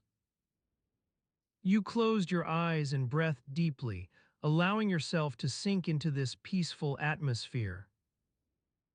As you exhaled, a faint tremor ran through the music box, its metal body vibrating with an almost imperceptible hum. The sound blended seamlessly into the lullaby-like rhythm outside, a gentle cadence of footsteps on wooden bridges, the soft clinking of pots and pans from kitchen windowsills. Just as your mind began to wander, you heard it, a faint whisper carried by the wind through the open window. The words were indistinguishable at first, but they grew louder with each passing moment, an urgent-sounding murmur that seemed to come from nowhere in particular. It was as if someone had whispered into the darkness outside and then hesitated, unsure of whether or not to continue. Curiosity piqued, you stepped closer to the window frame, peering out at the town below. Shadows danced across cobblestone streets, created by flickering torches and hastily lit candles in windowsills. People bustled about, some hurrying with baskets slung over their arms, others chatting animatedly with friends. In this midst of autumnal chaos, you spotted a small group huddled near the town's central fountain. Their voices rose above the din, and as you strained to listen, you began to make out snippets of conversation. Seen it for myself, don't believe it either, found some strange symbols etched into the stone. Your gaze lingered on this group a moment longer before drifting back inside. The music box's tune had shifted again, its gentle notes echoing through your mind as you pondered what these whispers might mean. You found yourself glancing around at the quiet space, searching for any sign that others might be aware of these strange happenings. The air seemed to hold a whispered secret, one that hung just beyond the reach of conversation and prying ears. A small, forgotten book lay on a nearby shelf, its worn leather binding embossed with intricate runes that shimmered in the dim light like dust motes dancing near a candle flame. You reached for it instinctively, running your fingers over the raised patterns before opening the cover to reveal yellowed pages filled with handwritten text. The handwriting itself seemed archaic and unrecognizable, yet there was something hauntingly familiar about it. As you began to flip through the book's worn pages, a faint scent wafted up from its interior, old ink and parchment mixed with the tang of autumnal leaves decaying outside. Time passed, marked only by the steady beat of your heart and the quiet music box in the corner. Its melody seemed to blend seamlessly into the background, as if it had been playing an unobtrusive accompaniment all along. As you read through the book's yellowed pages, a particular entry caught your eye. The date on that stone is correct and everything else is wrong. The words themselves meant little at first, but something about them resonated like a faint memory buried deep within your mind, waiting to be unearthed by some long-forgotten key. You closed the book slowly, the sound of its worn pages creaking against each other an unsettling accompaniment. Outside, the town continued to bustle, though you sensed that something had shifted in the atmosphere since those whispered words caught on the wind. Shadows seemed longer now, and torches cast flickering shadows across walls. As night began to fall, casting its dark blue hue over the rooftops, the music box's tune slowed further still. Its gentle notes blended into a soothing hum, one that wove itself into the steady beat of your heart. The whispering voices outside seemed farther away now, their urgent-sounding words lost in the gathering darkness. In this hushed atmosphere, you found yourself standing before an ancient stone monument hidden deep within the town's forest edge. Its weathered surface bore a single date, one that seemed to hold secrets and stories of its own: 793. The words themselves were straightforward enough. It was their context that left much unanswered. You wondered if this might be more than just another forgotten relic from a bygone era, hidden away in the town's periphery. A gentle breeze rustled through nearby leaves as night deepened, carrying with it an almost imperceptible sigh. The music box continued to play its lulling melody, though you sensed that something else was at work here. Some unseen force nudging thoughts and impressions into your mind like a gentle wind stirring the surface of a quiet lake. The darkness seemed to grow thicker now, as if shadows themselves were gathering around this forgotten monument.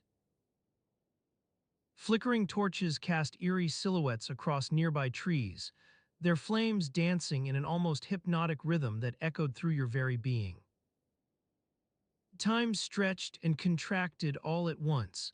leaving you lost in the labyrinthine corridors of memory and half-remembered tales from a bygone era. As night deepened further still, you felt yourself drawn toward this ancient stone monument with an unshakable sense of curiosity, one that held secrets beyond anything your mortal mind could comprehend.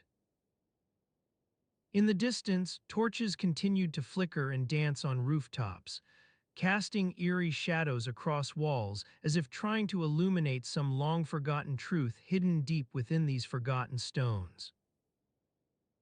The music box's gentle notes blended into a soothing hum, an unobtrusive accompaniment that seemed woven from the very fabric of your own heartbeat.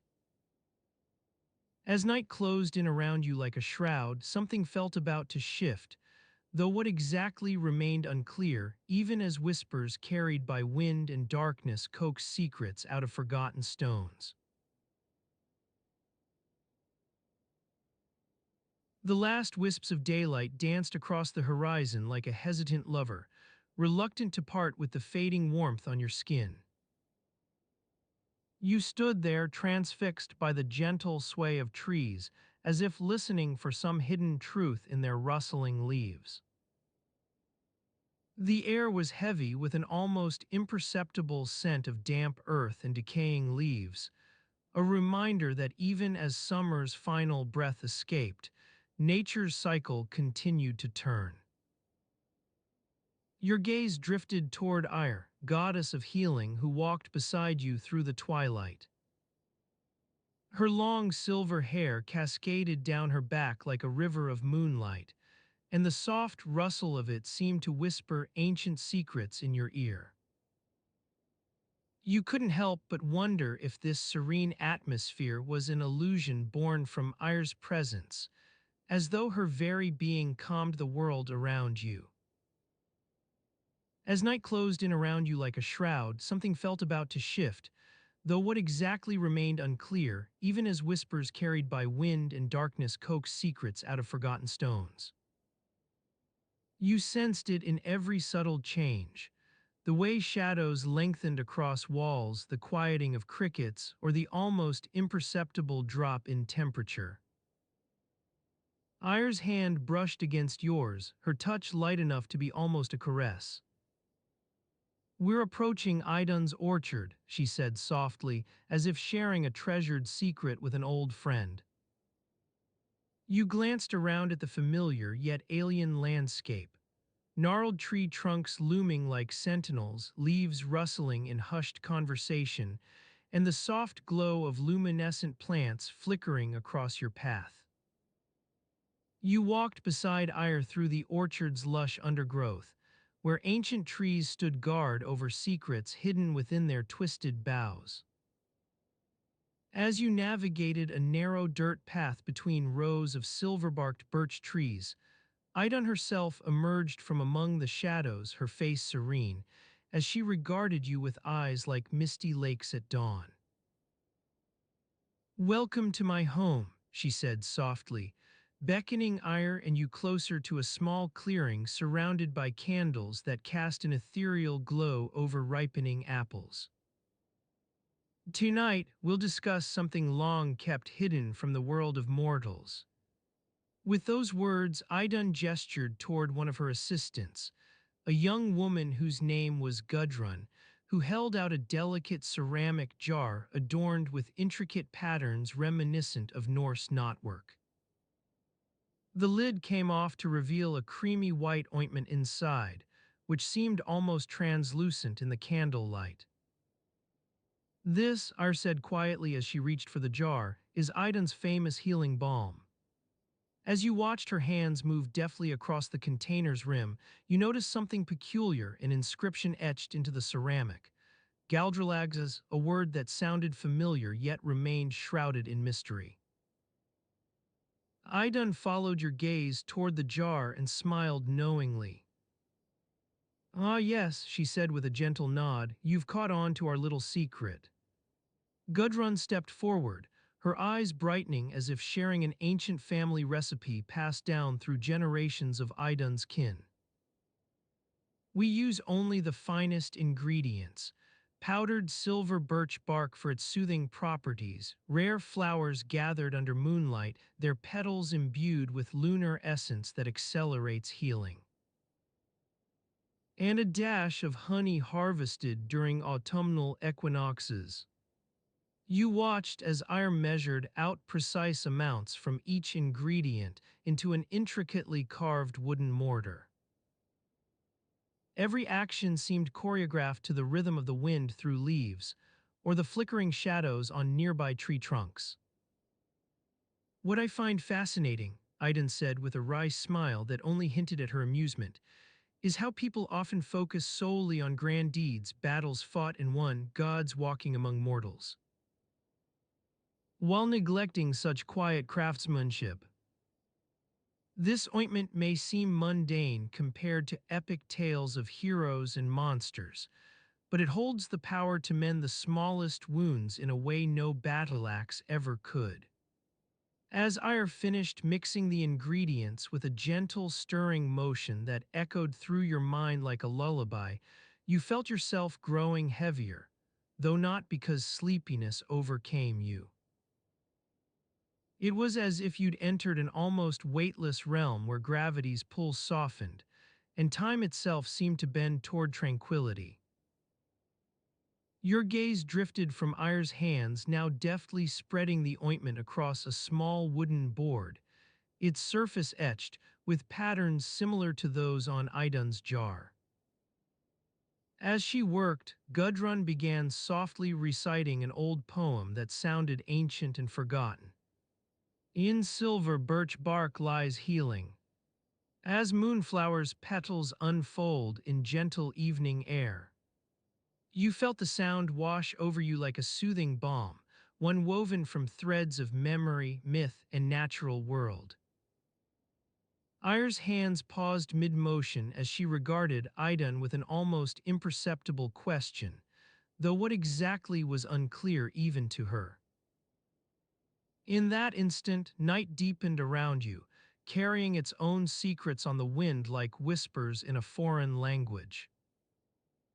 As shadows lengthened across nearby trees, casting intricate patterns upon the ground below, your thoughts slowed alongside the world's pace, allowing yourself to settle into this enchanted atmosphere where myth and reality blurred like watercolors fading at sunset. A faint rustling noise came from Idun's orchard as Ire finished her task with an almost reverent reverence. You watched in quiet wonder as she gently applied a thin layer of ointment onto the wooden board, a mixture of colorless, translucent paste imbued with secrets whispered by ancient trees and lunar essence collected under moonbeams. Gudrun's voice continued to weave its gentle melody.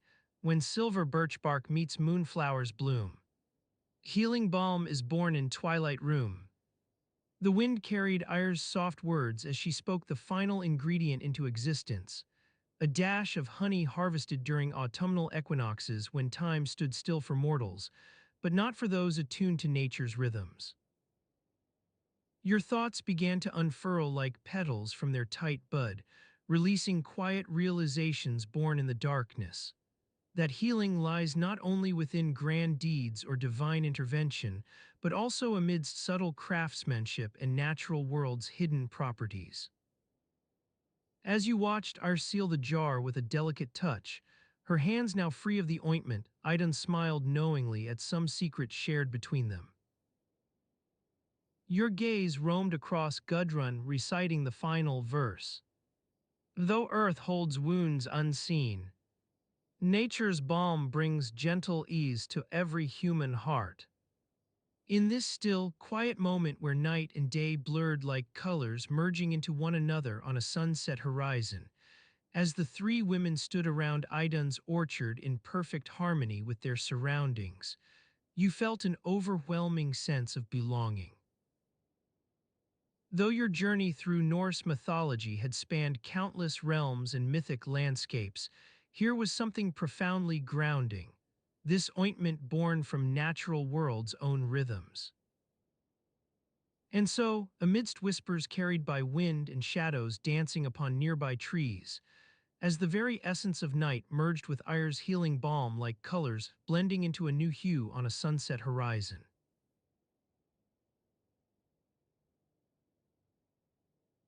The moon casts an ethereal glow upon the wooden beams of Hlidskjalf's roof, a gentle reminder that night has descended upon Asgard once more. The soft lapping of waves against the shore below creates a soothing melody, as if to lull the gods and goddesses into a peaceful slumber. Meanwhile, in a small corner of Vanaheim, a group of dwarves busied themselves with their latest project, a bridge that would span Niflheim's treacherous waters. Thorgrim, the lead dwarf architect, stood atop a wooden scaffolding, his hammer slung over his shoulder as he surveyed the progress. His beard was streaked with dust and his brow furrowed in concentration. The air reeked of freshly cut wood and the acrid tang of dwarf-made ale, a staple fuel for these industrious craftsmen. The bridge's foundation began to take shape, its stone pillars rising like sentinels from the icy waters below. Yet despite the dwarves' tireless efforts, Thorgrim couldn't shake off a nagging feeling that something was amiss. The Norns, those mysterious weavers of fate, had been less than forthcoming about their designs for this bridge. One evening, as the sun dipped into the horizon and painted the sky with hues of crimson and gold, Thorgrim wandered to the nearby mead hall where Heimdall stood watchful guard. Over a foamy mug of ale, the vigilant god shared his own concerns that perhaps, just perhaps, they had been misled about Niflheim's layout. Their charts seem accurate, he said, yet an uncanny feeling persists within my mind. Thorgrim listened intently as Heimdall described how the god's knowledge of Niflheim was based on incomplete observations, a hodgepodge of myth and half-remembered tales passed down through generations. It seemed they had built their bridge with flawed assumptions, like constructing a ship without first consulting its designer. Thorgrim's eyes widened as he pondered Heimdall's words, his mind racing to connect the dots between disparate threads. Their calculations were based on estimates derived from second-hand accounts and ancient texts, hardly reliable sources considering the fluid nature of Niflheim itself. Back at the bridge site, workers labored through the fading light, their sweat-glistened faces illuminated only by flickering torches. Thorgrim's thoughts swirled with an unsettling realization. What if this bridge was doomed to fail not because it wasn't strong enough, but because its purpose, connecting two realms that had never truly been connected in the first place? As night deepened and shadows crept across the scaffolding like dark fingers, Thorgrim felt his doubts become increasingly palpable. In a small clearing nearby, some dwarves huddled around an open fire, their conversation veering into heated debates about which mythic tales to prioritize. One of them, Grimgold, spoke with conviction. We should have followed the example set by the giants when they built Bifrost. That bridge between Asgard and Midgard is a marvel. Thorgrim listened attentively, but couldn't help thinking how simplistic it was to view Niflheim through such a narrow lens.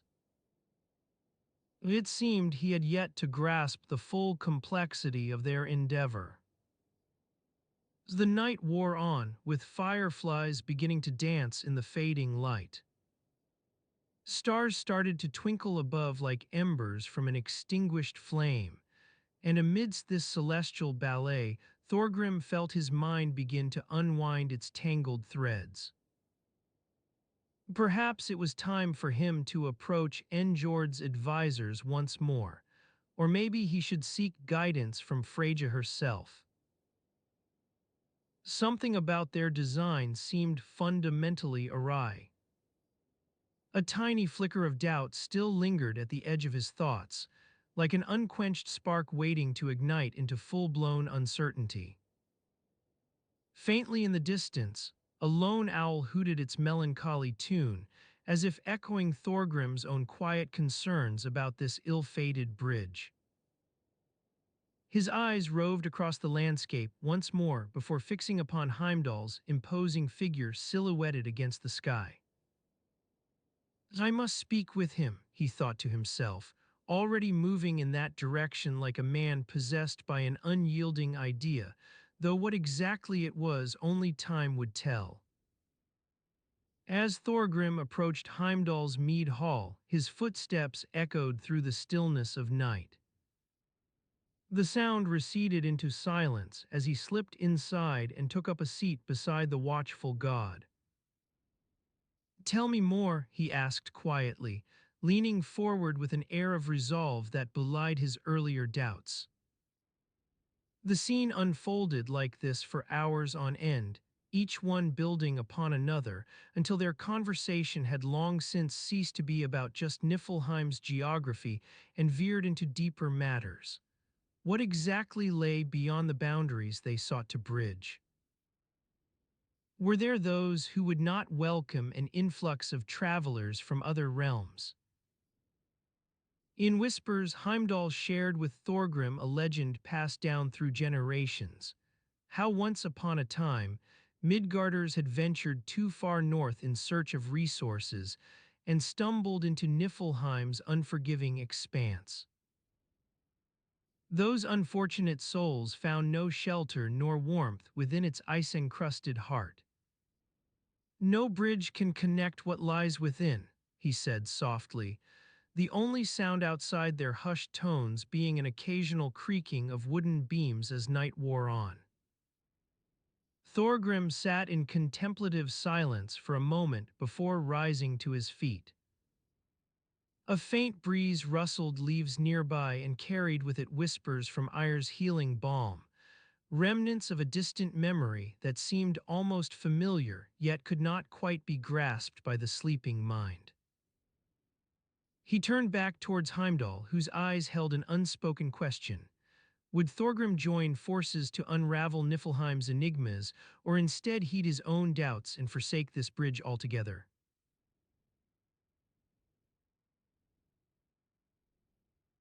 Heimdall's eyes remained fixed on Thorgrim, their gaze lingering like a whispered secret shared between two old friends.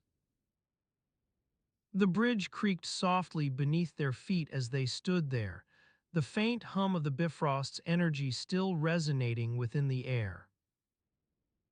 Heimdall's hand instinctively rose to adjust his helm, but it was already perfectly positioned, its gleaming silver surface reflecting the flickering light from the nearby torches.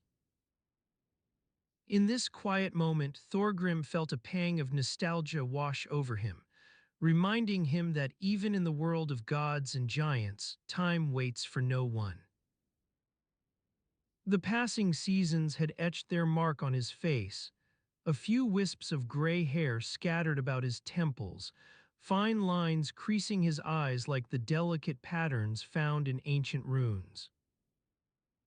His footsteps echoed softly as he turned to Heimdall's side, the rustle of his cloak and the soft jingle of its clasps creating a soothing melody that seemed almost forgotten. As they walked towards the edge of Asgard's realm, the evening air began to carry the scent of ripe apples from the nearby orchards. A gentle breeze whispered through the leaves of the trees, causing their branches to sway softly in time with the hum of the Bifrost. Heimdall and Thorgrim moved among these tranquil scenes without a word, lost in thought as they walked towards the edge of the realm. Thorgrim's eyes strayed out towards the vast expanse beyond Asgard's walls. The shimmering lights of Nidhöggur's realm flickered like fireflies on the horizon. The great serpent coiled within its own domain, an endless labyrinth that had swallowed countless brave warriors and cunning heroes alike. A shiver ran down Thorgrim's spine as he recalled tales from his youth about those who ventured into Niflheim never to return. Heimdall seemed to sense his companion's unease, for he spoke up in a low voice, breaking the silence between them. Thorgrim, you've walked this bridge more times than I can recall. What draws you back here now? His eyes held an unspoken question. Was it merely nostalgia or something more? The rustle of Thorgrim's cloak stilled as he paused to gather his thoughts. The air grew thick with anticipation, the only sound being the quiet lapping of the river further against its banks far below. As if answering Heimdall's unspoken query, Thorgrim began. I remember walking this bridge when I was a young man full of fire and ambition. The world seemed endless then. His gaze drifted back to Heimdall.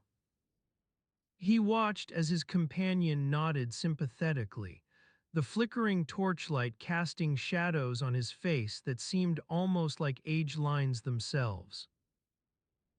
Thorgrim continued. Years passed, and with each return I found myself lost in thought, pondering paths not taken and opportunities left behind. The faint rustle of leaves caught his attention as a stray gust danced by. In this fleeting moment of distraction, Heimdall's face flickered into view like an image reflected on rippling water. His eyes seemed to bore into Thorgrim's very soul, carrying the weight of shared memories and unspoken understanding. For a brief instant, it was almost possible to believe that even time itself stood still, trapped within these timeless moments between friends. As they walked further along the bridge, night began its slow descent upon Asgard. A scattering of stars flickered into existence above like diamonds on black silk, their glinting light reflecting in ripples across the surface of Idavall's lakes below. Heimdall's pace slowed to match Thorgrim's contemplative stride. In this quiet communion, memories from a lifetime ago resurfaced within them. Stories shared round campfires long since extinguished and forgotten songs that still lingered like whispers on the wind. Memories both joyous and sorrowful intermingled with no clear demarcation between them, an inextricable knot of recollections bound by time's unyielding yet patient grip.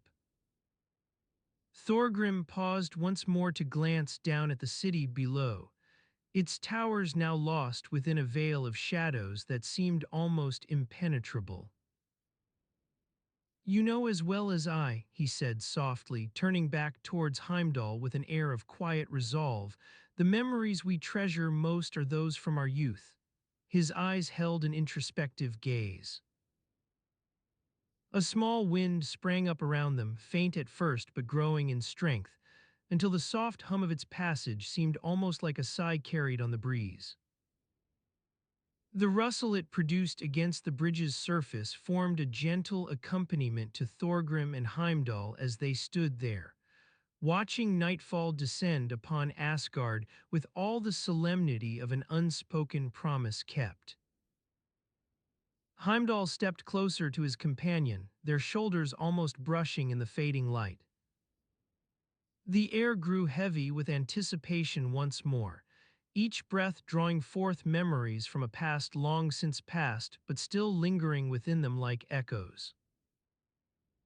Perhaps, Heimdall said softly, breaking the silence that had grown between them, those are the moments we're most drawn to when walking this bridge, not just nostalgia's call. The dim glow of sunset cast a warm light on the rough-hewn stones that made up Heimdall's bridge. The gentle hum of 1,000 tiny insects filled the air as the light began to fade, and with it, the shadows stretched out across the landscape like dark fingers. You stood there with him, your eyes fixed on some distant point beyond the edge of reality, lost in thought as the stars began their slow twinkle to tell of another day's passing. The silence between you had grown comfortable, a gentle thing that wrapped itself around your shoulders and breathed softly against your ear. Perhaps Heimdall said softly, breaking the silence that had grown between them. Those are the moments we're most drawn to when walking this bridge, not just nostalgia's call. His words hung in the air like the scent of damp earth after a spring rain. You felt the soft breeze carry them across your skin, and for an instant you were lost again, your thoughts wandering through labyrinths of time. The sound of his voice drew you back to reality with its soothing cadence, not unlike that of a river winding its way lazily toward some distant sea. The words themselves faded into the background as he spoke on, weaving tales of gods and mortals long forgotten by history's hasty hand. As you listened, your mind began to wander once more, this time to the stories Heimdall would often share with those who crossed his bridge in search of adventure or escape. Tales of Thor's hammer Mjolnir shattering mountain ranges and making rivers tremble with its sheer might.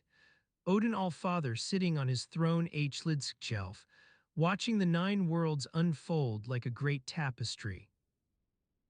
You recalled how Heimdall had mentioned to you once, in one of those rare moments when time stood still for both of them, that he'd heard whispers from across the realms about a stone hidden deep within the great forest.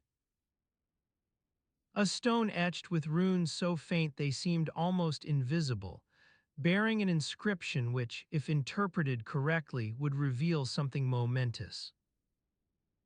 Heimdall's mention of it had sparked a peculiar curiosity in you, perhaps because stones like this were rare or maybe simply because no one knew what their meaning was anymore, lost to the sands of time.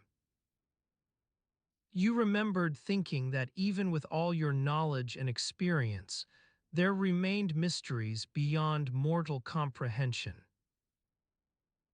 A faint rustle caught your attention as Heimdall shifted his stance on the bridge, adjusting the weight he carried so effortlessly across its length. The movement sent ripples through the silence, like a stone cast into still water. You watched him intently now, aware of each step taken in that deliberate rhythm, one foot ahead of the other. "Tell me," you said softly, breaking the spell cast by his tales and memories, "what's this about the great forest fire of 987? Heimdall's gaze snapped towards you with a questioning look. The bridge seemed to narrow at its center for an instant as he raised an eyebrow in surprise, though not quite displeasure. "What do you know?" His voice came low and cautious now, like when speaking to one who might be hiding something important behind their innocent eyes. You shrugged, trying to recall the details that had drawn your attention. The memory was hazy at first but grew clearer with each passing moment. "There's a stone near here somewhere, or rather there used to be," you said slowly, searching for more clues. "I think it mentions something about a great forest fire and its supposed connection to—" "Well, I'm not quite sure." Heimdall nodded thoughtfully as the stars continued their twinkling performance in the night sky above them. "The fire," he began with a sigh that sent ripples through his voice like the wind on a summer's day. "It was said to have started somewhere beyond the forest's heart, perhaps sparked by lightning or maybe by human hands gone rogue." His words carried you along their winding path of thought, as if riding an ancient horse long accustomed to your weight. "The winds that year were unlike any other, even in those times," he continued. "They swept through the great forest with a ferocity that left scars still visible today, or at least they should be. You looked around, but there was no sign of such wounds on the landscape surrounding you now, only an endless sea of grass swaying softly to some unheard rhythm." Heimdall's gaze drifted away as he lost himself in memories, and when it returned, his eyes narrowed ever so slightly. "I've walked those paths," he said quietly, each word etched with a deep intensity that seemed at odds with the peaceful setting around them. "There are stories of what happened, whispers among the trees, if you will." He paused for an instant before speaking on in a voice as gentle as the rustling leaves. "It is not something to be spoken of openly. It's as if those who lived through that time wished to keep its memory buried beneath their feet." You listened intently now, unsure what lay hidden behind his words, but sensing there was more here than met the eye. As Heimdall spoke on about that long-lost event, a thing so deeply ingrained in history it had almost become an urban legend among those who knew of it, you noticed something peculiar. The air around them seemed to thicken, growing heavy with secrets and what-ifs, like autumn's leaves clinging stubbornly to their branches before the first frost. You found yourself walking alongside him on that ancient bridge now, no longer just a listener but an integral part of his thoughts as they flowed across time. Together you strolled through fields where grain ripened under warm suns long past and forests shrouded in mystery, places hidden beyond mortal reach yet whispering their tales to the wind. And it was there, among those memories that swirled around them like autumn mists over a mountain range, you found your thoughts beginning to wander back to that ancient stone Heimdall had mentioned. Perhaps its existence or non-existence held some key, though not perhaps one easily interpreted by mortals. You realized with each step forward into the past alongside Heimdall, questions began to form like unspoken words within your mind. What if history lied about this fire? What if it wasn't a natural disaster but something more? Oh, sinister. Heimdall's silence as they walked was not one of disinterest. Rather, he listened just as intently for his own reasons.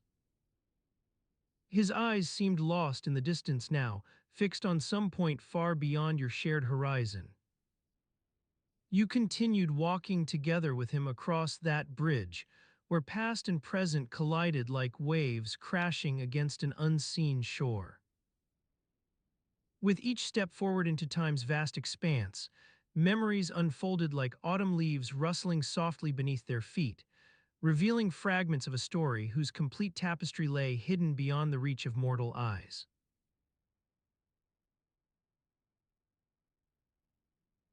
As you stood amidst the rustling leaves, the soft breeze whispering secrets only known to the ancient trees, a faint scent wafted on the wind, the sweet aroma of fermented ale and smoke from the nearby village's communal hearth. The air was heavy with the weight of memories, each one a whispered promise of a tale yet untold. You followed the gentle slope of the hill, your feet crunching softly through the fallen leaves, as if traversing a path long abandoned by time itself. Ahead, the faint outline of a stone monument materialized from the misty veil that shrouded the landscape, an ancient runestone weathered to a soft gray, its surface etched with mysterious runes. The morning sun cast long shadows across the earth, illuminating the intricate patterns woven into the stone's surface like a delicate brocade. As you drew closer, the inscriptions became clearer. The markings told of a great king who once ruled over realms both mortal and divine, his name etched in bold relief as Alodenner. The sun climbed higher in the sky, casting an ethereal glow across the landscape, but your attention remained fixed on the ancient monument. A date was inscribed at its base, 795 CE, a year that seemed to echo through time like a whispered secret shared among the whispers of the trees. You pondered this anomaly as a gentle breeze rustled the leaves once more, carrying with it the faint scent of wood smoke and damp earth. It occurred to you that perhaps the date on the stone was correct, but everything else, every account, every legend, every retelling of the Norse sagas, might be based on assumptions, hearsay, or outright fabrication.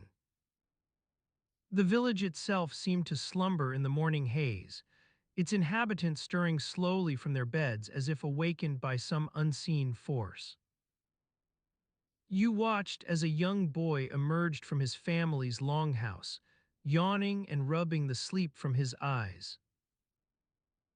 His mother handed him a wooden bowl filled with steaming porridge, its fragrance wafting through the air like a promise of warmth on a chilly autumn morning. As you stood there observing this quiet domestic scene unfold, your thoughts drifted back to Odenner and the enigmatic monument bearing his name. You recalled snippets from ancient texts, how Odin, all-father of the Norse pantheon, was said to possess 8 majestic steeds, each one imbued with its own unique powers. Your gaze wandered along the nearby hillside, where a cluster of worn stone pedestals stood sentinel-like against the autumnal backdrop.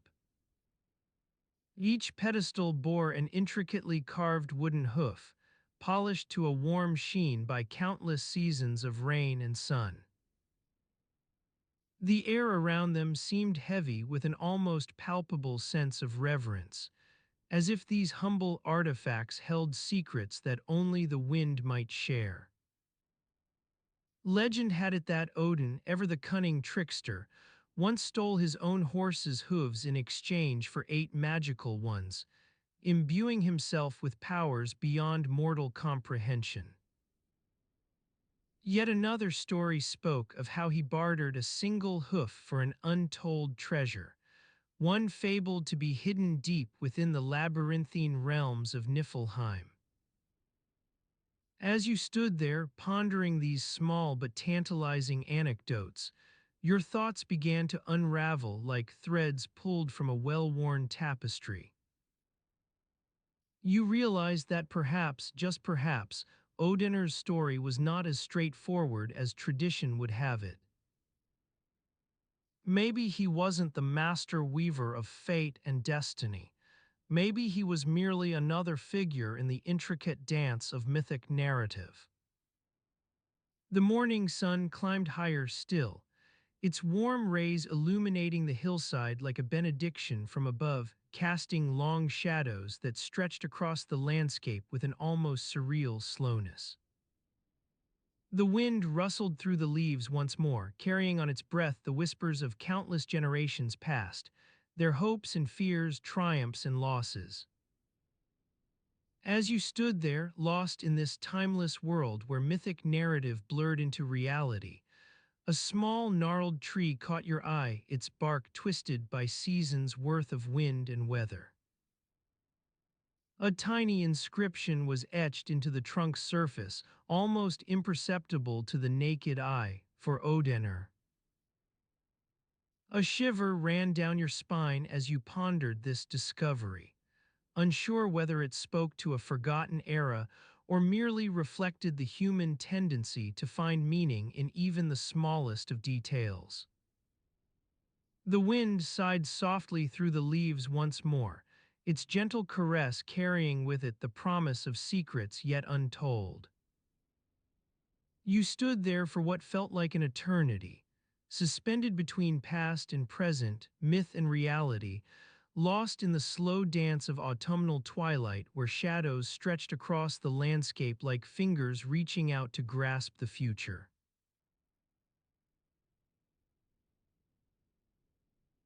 The village of Norhaven lay shrouded in a soft, golden haze, as if the very sky itself had been painted with a warm brush stroke. You stood there for what felt like an eternity, suspended between past and present, myth and reality, lost in the slow dance of autumnal twilight where shadows stretched across the landscape like fingers reaching out to grasp the future. The air was heavy with the scent of damp earth and decaying leaves, a smell that clung to your skin like a damp shroud. You breathed it in deeply, feeling it fill your lungs as you watched the villagers begin their evening rituals. The flickering candles, the soft chanting, the quiet murmurings that seemed to stir up memories from another time. Your gaze drifted towards a small cottage on the outskirts of the village, its wooden door slightly ajar as if inviting in the gentle breeze. Smoke curled lazily from the chimney, carrying with it the faint scent of baking bread or perhaps something sweeter. You couldn't quite place it, but your stomach growled softly in anticipation. Inside that cottage lived an elderly woman named Gudrun, renowned throughout Norhaven for her exquisite weaving and needlework. Some claimed she possessed a secret stash of spider silk, spun from the very threads of fate itself, though whether this was true or simply village gossip remained unclear. What was certain, however, was that Gudrun's fabrics were woven with an otherworldly beauty that seemed almost alive. As you stood there pondering the mysteries within Gudrun's cottage, a faint scratching sound began to echo through the evening air, like fingernails on wood, or perhaps the gentle rustling of leaves in the wind. It grew louder, and you turned to follow its source, an old wooden loom nestled beneath a willow tree near the village center. An elderly weaver named Eirik worked at the loom, his fingers moving with a practiced ease as he wove a tapestry that seemed almost identical to Gudrun's finest works. His eyes narrowed in concentration, his face creased into deep lines from years of squinting at threads and patterns, though whether these were mere wrinkles or actual marks left by the gods themselves remained uncertain. You watched for what felt like an eternity as Eirik worked on, lost in a world where each thread represented a story within its own right. Threads that shimmered silver golden seemed to tell tales of great kings and mighty battles. Threads that ran deep indigo whispered secrets about ancient magic and forgotten lore. It was almost as if the very fabric itself had absorbed the weight of history, bearing witness to the whispers of gods and mortals alike. As you stood there mesmerized by Eirik's weaving, a faint scent wafted through the air, something sweet yet earthy that seemed out of place amidst the mustiness of autumn. Following its source led you back towards Gudrun's cottage, where an unmistakable aroma greeted your nostrils, the unmistakable tang of roasting chestnuts. Your stomach growled in anticipation as you entered the cottage uninvited, though Gudrun merely looked up from her work and smiled with a knowing glint in her eye. She handed you a steaming mug filled to the brim with roasted chestnut soup, its rich aroma mingling with the scent of baking bread wafting from a nearby oven. Gudrun settled back into her chair, watching as you sipped the hot broth with an appreciation that bordered on reverence. Outside, twilight deepened, though within those four walls time seemed to stand still, the flickering candles casting shadows upon the wooden beams, Gudrun's fingers moving deftly across her loom, weaving threads of legend and history into a fabric both tangible and ethereal. The evening air grew thick with smoke from Eirik's loom, carried on whispers that spoke of ancient gods and forgotten lore. Your mind wandered through those tales as you sipped the chestnut soup, echoes of old stories whispered by village elders, faint memories of myths half forgotten in distant lands, all blending into a rich tapestry that stretched across time itself. Your gaze drifted towards Gudrun's loom, where an almost completed fabric lay waiting for its final threads to be woven. Something about it seemed off. The colors weren't quite right. The patterns seemed to shift and writhe like living serpents, though whether this was simply your own imagination or some actual anomaly remained uncertain. You leaned forward in curiosity, studying Gudrun's work with an intensity that bordered on obsession. The elderly weaver smiled knowingly as she continued her task, adding final threads of silver golden light to the tapestry, whispering soft incantations over each new stitch, though what exactly those words were meant for remained unclear. In the corner, a small, leather-bound book lay open upon a nearby stool.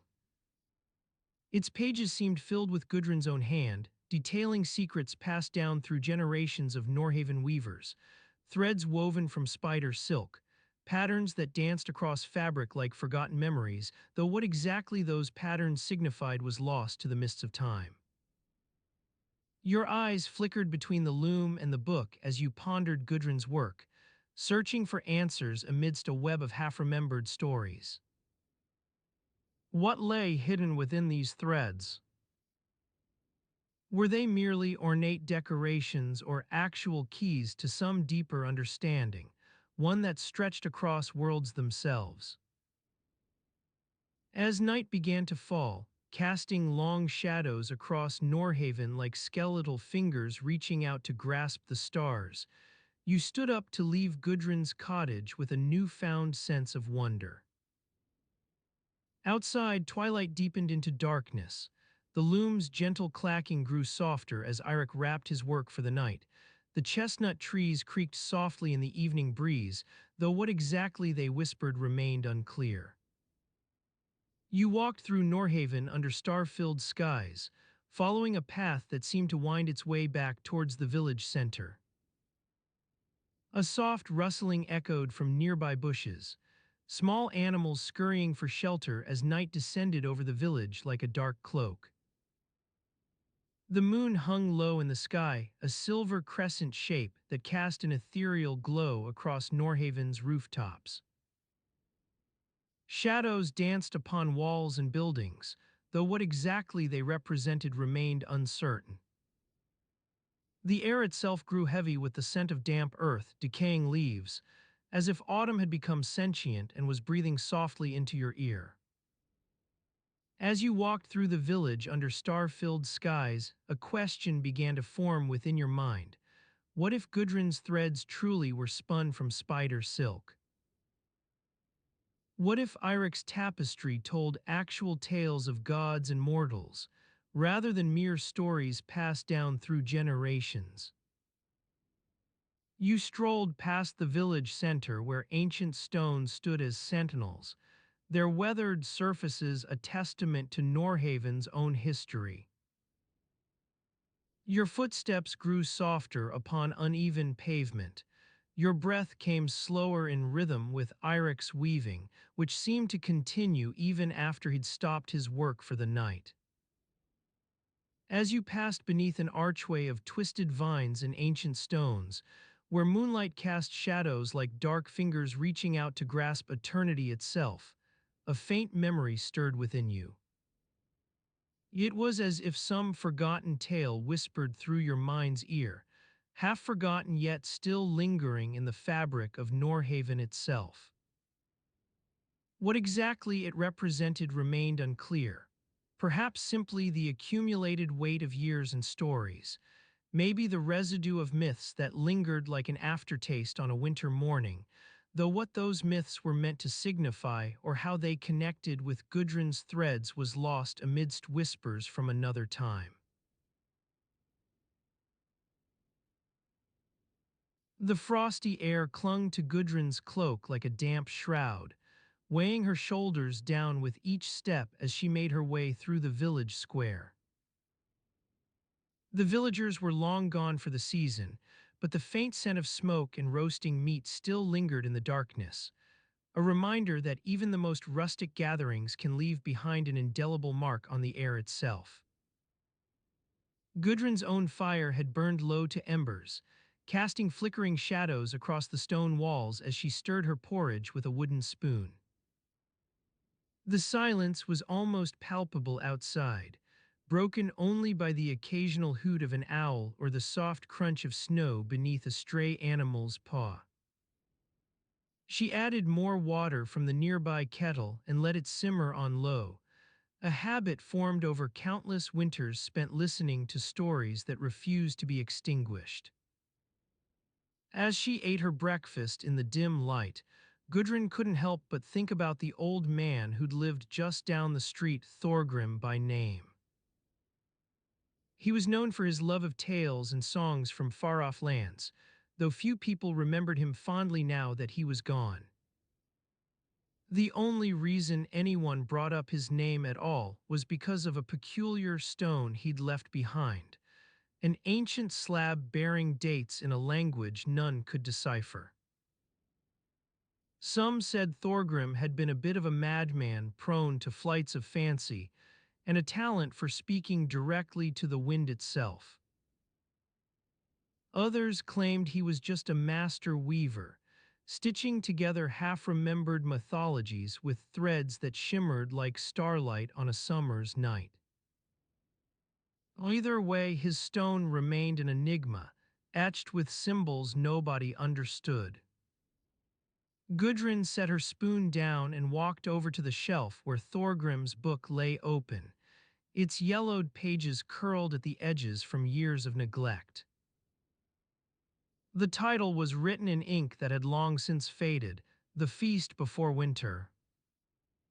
She turned it back a page, letting her eyes wander across the illustrations depicting gods and mortals gathered, round tables groaning with food. A faint smell wafted up, something rich and meaty, like roasted venison or perhaps even mutton. Gudrun's stomach growled in response as she imagined herself at one of those long-forgotten feasts, surrounded by people who smiled and laughed without a care for the cold darkness gathering outside. She poured herself another cup of ale from the nearby jug and settled back into her chair, running a hand over the pages until she found the section about the final feast before winter. Thorgrim's writing was sparse but vivid, like trying to remember a song you'd heard long ago. In those days when gods still walked among mortals, we feasted on meats both savory and sweet. Bacon fat-kissed, roasting over open flames. In every corner of the 9 worlds. For at each table lay an abundance beyond measure. Mashed turnips alongside succulent roasted boar. Sour cream-topped bread beside bowls overflowing with steaming vegetables. And yet it was not merely food we savored, but stories shared and secrets whispered low, as snowflakes danced outside, gently touching ground. Gudrun closed the book, her eyes drifting back to the illustrations. The tables were laden indeed, but what struck her as peculiar now that she looked closer was how each plate seemed more ornate than the last.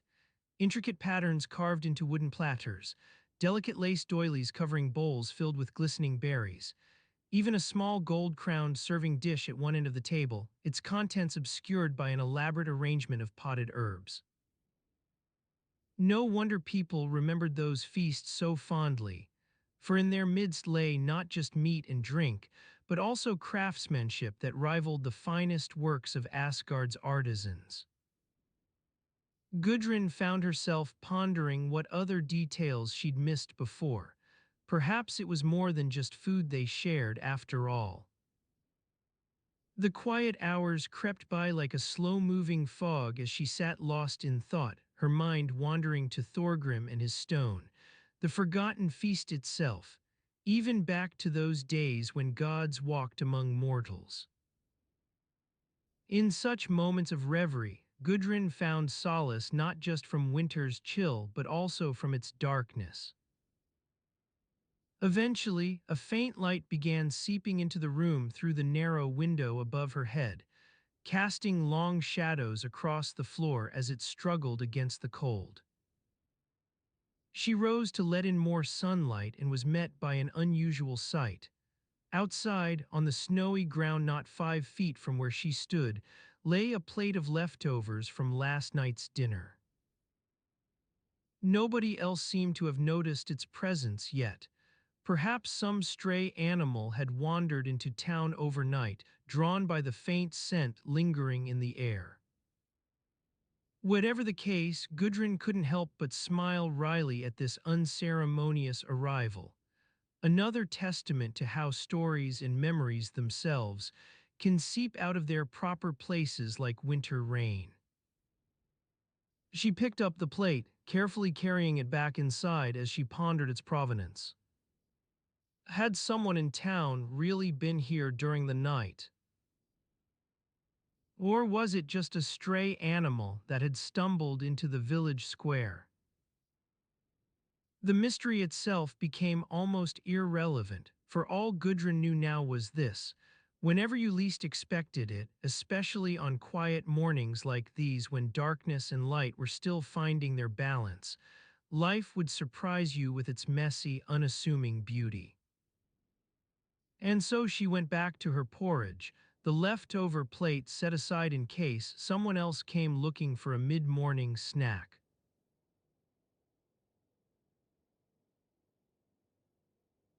You sat back down beside your own porridge, watching with mild interest as a fly buzzed around the rim of her bowl. The morning sunlight streaming through the longhouse's doorway highlighted the dust motes dancing in its path. A faint scent of baking bread wafted from the nearby fire pit, mingling with the acrid tang of last night's cooking smoke. The woman who'd sat down next to you a moment ago, her name was Asa, if memory served correctly, picked up a small wooden spoon and began stirring her porridge. The gentle clinking of the spoon against the bowl accompanied the soft hum of conversation from across the longhouse. You idly followed the curve of her wrist as she stirred, noting how the shadows on her skin seemed to deepen with each passing moment. Asa's hair was tied back in a loose knot, revealing an earlobe adorned with a small silver pendant shaped like a wolf's head. As you observed these details, your gaze drifted toward the rear wall of the longhouse. The stone date etched into the mortar, 850 BC, seemed incongruous amidst the rustic wood and woven furs that made up this everyday scene. You wondered if anyone had ever questioned its accuracy or taken it for granted. A faint rustling sound came from behind you, followed by a gentle clearing of the throat. Turning your head, you saw one of the younger boys, likely his name was Gunnar, approaching with an awkward gait and an overloaded tray. He set down two large bowls alongside yours, nearly spilling their contents in the process. "Oh, sorry about that," he muttered, hastily smoothing out a tangled strand of fur from behind your chair. His eyes met Asaz across the table before darting back to his work, muttering something under his breath as he rearranged the seating arrangement. You watched this tiny drama unfold with an air of detachment, half listening for further conversation as you focused on the porridge in front of you. The consistency was a bit off, slightly too thick from being left out, and it lacked the usual sweetness that came from adding honey or berries. The fly hovering above Asaz's bowl grew more agitated by the second, zipping erratically between her spoon and your own plate as if drawn to some unseen force. Eventually, it landed with a soft thud on the rim of its bowl, where it began sipping at the porridge with an almost inquisitive air. Gunnar's tray stood precariously close to the edge of the table now, threatening to tip over if anyone leaned against it too hard. You noticed Asa had begun eating her own porridge, albeit slowly and tentatively, as if sensing your distraction, while simultaneously attempting to shoo away a persistent fly hovering around Gunnar's tray. Outside, the morning air remained still, filled with an expectant silence broken only by the occasional hoot of a distant owl or the creaking of trees in the breeze. The longhouse itself seemed frozen in time, its occupants caught up in a series of small, almost imperceptible movements, Gunnar's fidgety adjustments to his tray, Asaz's delicate stirring motions, and your own distraction from the porridge. As you watched this tableau unfold, the sunlight began shifting through the doorway, casting an eerie glow over everything. Shadows deepened on the walls as if responding to some unseen cue, making it difficult to discern which of them belonged to real objects or mere silhouettes. Time itself appeared to slow in this quiet moment, at least for you, sitting here amidst these mundane activities and tiny dramas. A faint sense of detachment had taken hold, like watching a series of vignettes from the periphery rather than participating directly. You recalled hearing that building one longhouse took nearly 2 years to complete, requiring countless hours of labor not only in construction, but also preparation, gathering materials, crafting tools, and establishing relationships with neighboring communities. The thought felt both trivial and overwhelming at once, as if it were an abstract concept disconnected from the living, breathing people before you. The stone date etched into the mortar loomed larger now, a mysterious benchmark that seemed to hold secrets about this place, its occupants, or perhaps even time itself. You wondered how accurate those inscriptions truly were, and whether anyone had ever bothered questioning their veracity amidst all these ordinary moments of life in 850 BC. Your gaze drifted between Asaz's steady spooning motions and Gunnar's increasingly anxious attempts to balance his tray. Outside, the day was slowly coming to a gentle start, bringing with it an air of quiet anticipation that might or might not be felt by those inside this longhouse.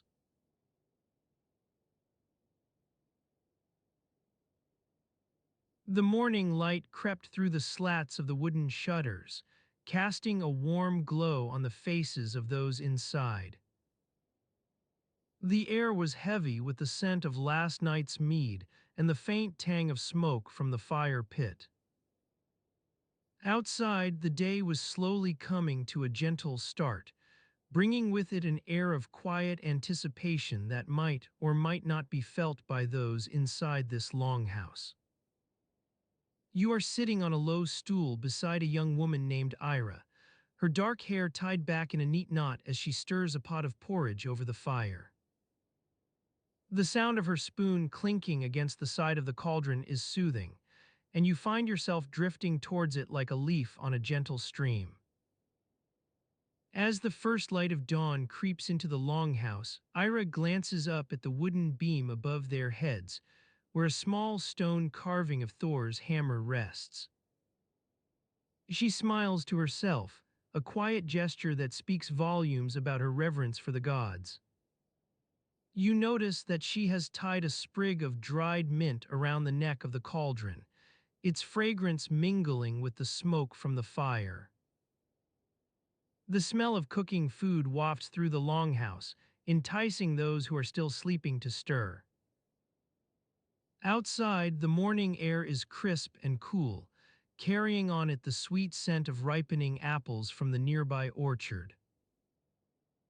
The sound of gentle wind rustles through the thatch above, creating a soft background hum that is both calming and familiar. As you sit there with Ira, watching the morning unfold before your eyes like a slow-moving tapestry, you begin to wonder about the customs that govern marriage in this society. You glance around at the other inhabitants of the longhouse, noticing the way they seem to be following an unspoken set of rules when it comes to pairing up.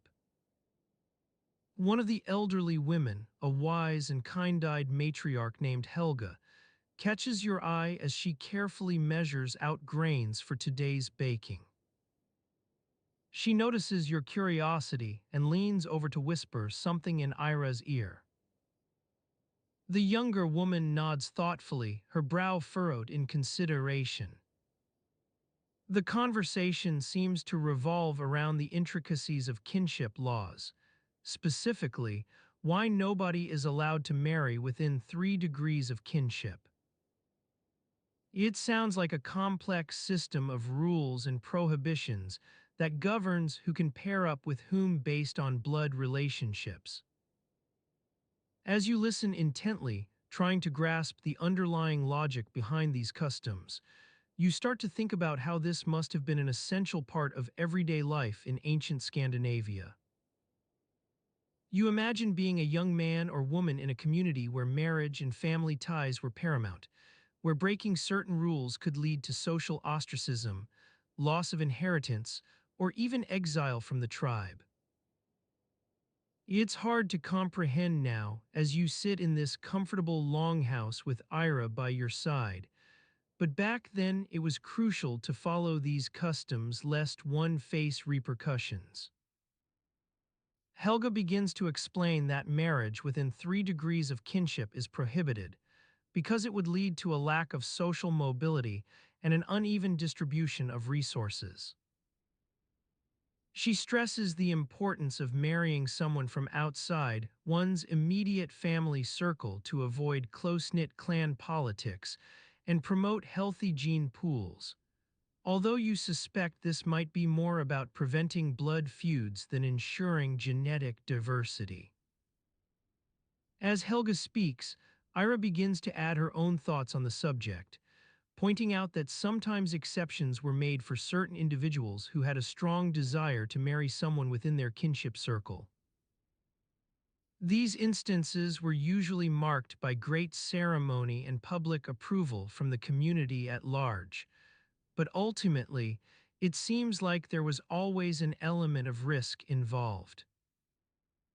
You feel your eyelids growing heavy as Ira continues her story about how she knew a young couple who decided to defy tradition and marry within their kinship circle.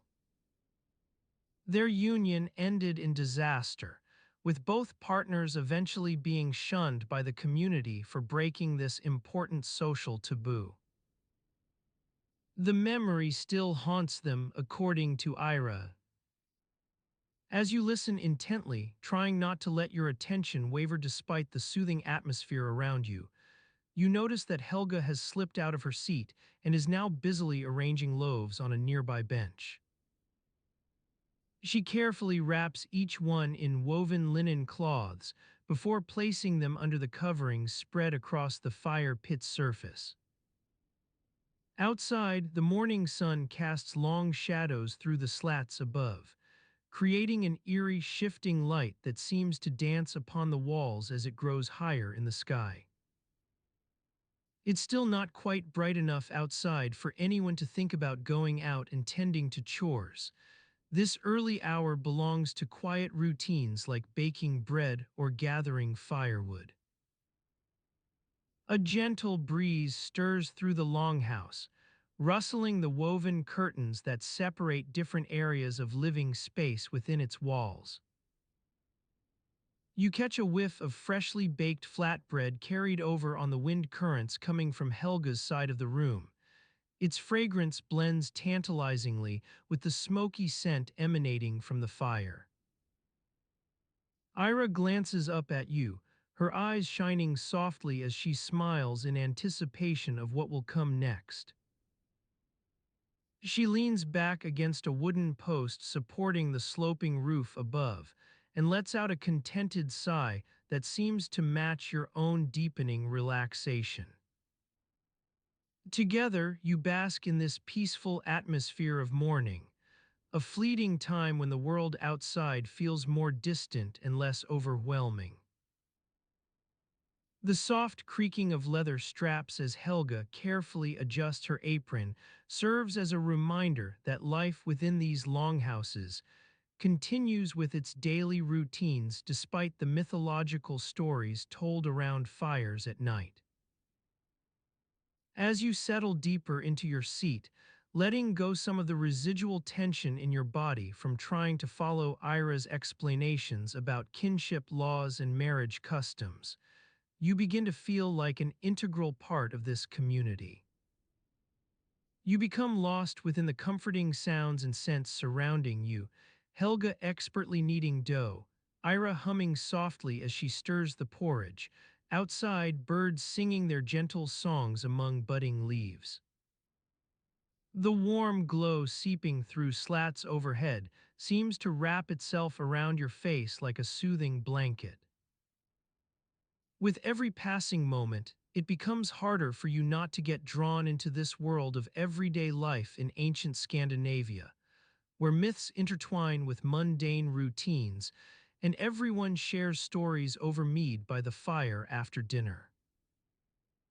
You begin to lose track of what's happening outside these long walls as your focus shifts towards Ira's narrative about her friend who got caught up in a complicated love affair that went against all kinship laws.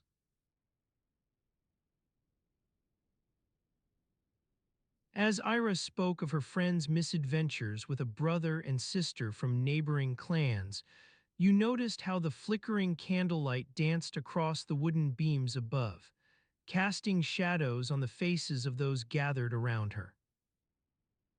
The air was thick with the scent of damp earth and decaying leaves that had been swept into the corners of the longhouse. Outside, the wind rustled through the branches of the silver birches, their slender limbs swaying in an almost imperceptible rhythm that seemed to harmonize with Ira's soothing voice.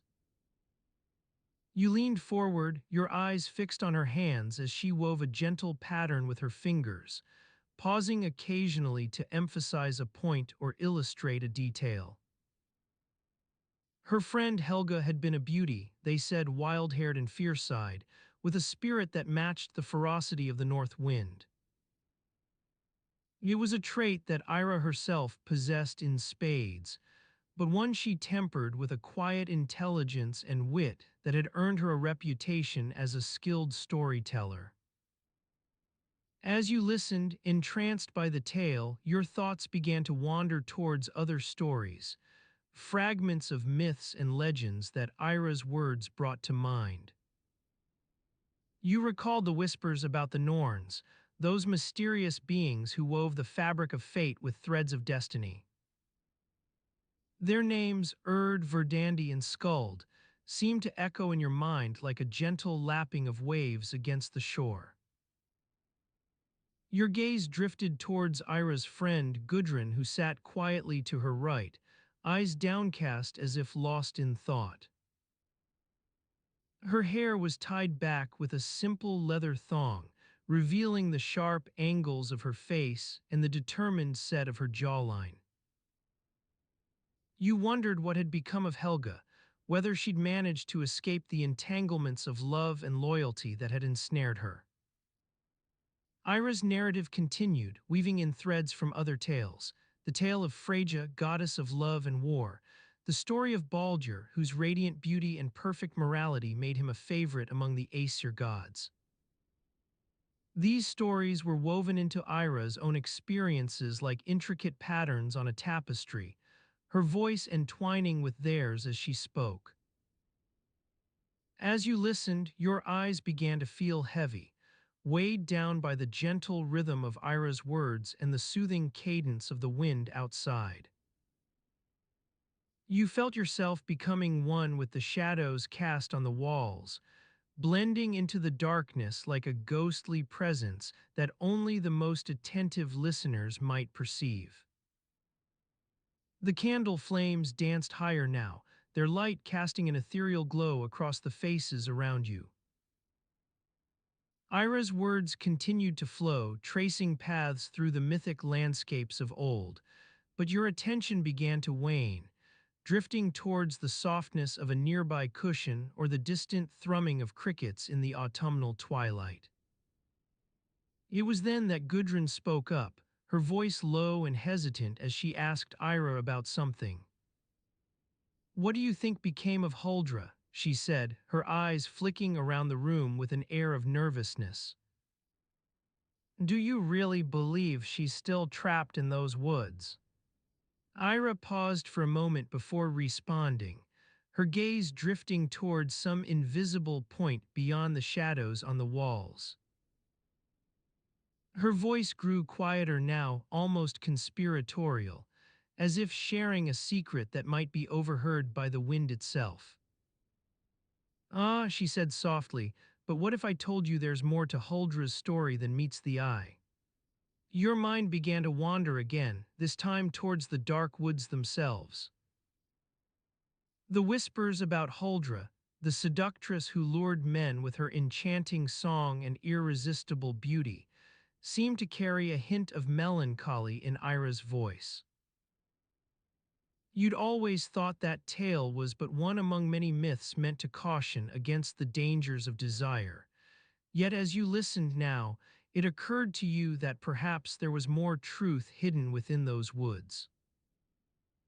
Maybe Huldra had not been simply an alluring enchantress, but a real woman, or at least, a being with a story worth listening to. The candlelight seemed to pulse in time with Ira's heartbeat as she leaned forward, her voice gaining intensity. Did you know that some of the old folks claim Huldra was not just any woodland spirit? No, they say she was something far more, perhaps even one of the Norns themselves. Gudrun shifted uncomfortably beside Ira, but your attention remained fixed on this new revelation like a moth to flame. What do you mean? Gudrun asked quietly. Ira's eyes seemed to cloud over as if lost in memory. Why, it is said she'd been born with the power of prophecy, and that her voice could weave spells more potent than any mortal sorcerer. The air around you grew heavy once more, weighed down by the whispered secrets Ira was about to reveal. Your thoughts drifted towards those mystical woods where Huldra had vanished so long ago, a place hidden deep within the mountains, far from prying eyes. It was said that in autumn's hush, when leaves rustled with an otherworldly voice, you could still hear Huldra's song echoing through the forest like an ethereal summons. Some claimed it beckoned travelers towards their doom, others whispered that her melody held a hidden truth, one that only those attuned to its whispering heartbeat might decipher. As Ira continued speaking of these forgotten tales and half-forgotten legends, you began to feel your eyelids grow heavy once more. The candle flames seemed to dance in rhythm with the soft thrumming of crickets outside, their gentle melodies weaving a hypnotic spell that drew you deeper into the realm of dreams. Your thoughts drifted further towards those mist-shrouded woods where Huldra had vanished, and for an instant it felt as though the line between reality and myth blurred. You began to wonder what secrets lay hidden within the tangled branches of yew trees, which song would carry you closer to understanding that enigmatic whisper. Your mind wandered further still, tracing paths through forgotten history like a ghostly presence slipping unnoticed into Ira's narrative, one that only the most attentive listeners might perceive. The wind outside seemed to pick up pace now, rustling leaves in a gentle melody that harmonized with your thoughts. Ira's words continued, but they grew softer, almost inaudible, as if carried away by the autumnal breeze itself. Your eyes began to flutter shut now, weighed down by the cumulative effect of Ira's tales and the hypnotic cadence of crickets outside. The shadows on the walls seemed to grow longer, like dark fingers reaching out towards you. In this phase of drowsiness, the boundaries between worlds begin to blur. Myths merge with reality in a swirling tapestry of sound and shadow. Listen closely as Ira's voice weaves its final spells. The soft crackle of Ira's spellbook pages seemed to muffle the sound of her own voice, as if the words themselves were wrapping around each other in a gentle caress. Her hands moved with deliberate slowness, tracing intricate patterns on the parchment that shimmered like moonlight on water. The air was heavy with the scent of old books and damp earth, a smell that clung to Ira's fingers long after she'd finished her spells. As you sat in your bed, listening to Ira's voice weave its final incantations, the world outside seemed to slow down too. The wind rustled through the trees, whispering secrets only known to leaves and branches swaying in the darkness. Shadows danced on walls, like dark silhouettes trying to find a place among the flickering candles. In the distance, the sound of waves lapping against the shore was a soothing background hum, like the purr of a giant cat. You felt your eyelids growing heavy, weighed down by the gentle rhythm of Ira's words and the quiet sounds of the world outside. Ira finished her spell with a soft sigh, letting the pages settle into stillness. She sat back in her chair, running a hand through her hair as if trying to smooth out wrinkles that only existed on paper. For a moment, she seemed lost in thought, her eyes gazing past the candles and into some private realm of memory. You watched Ira sit like this for what felt like an eternity, or at least until your own thoughts began to wander down paths you'd rather not explore.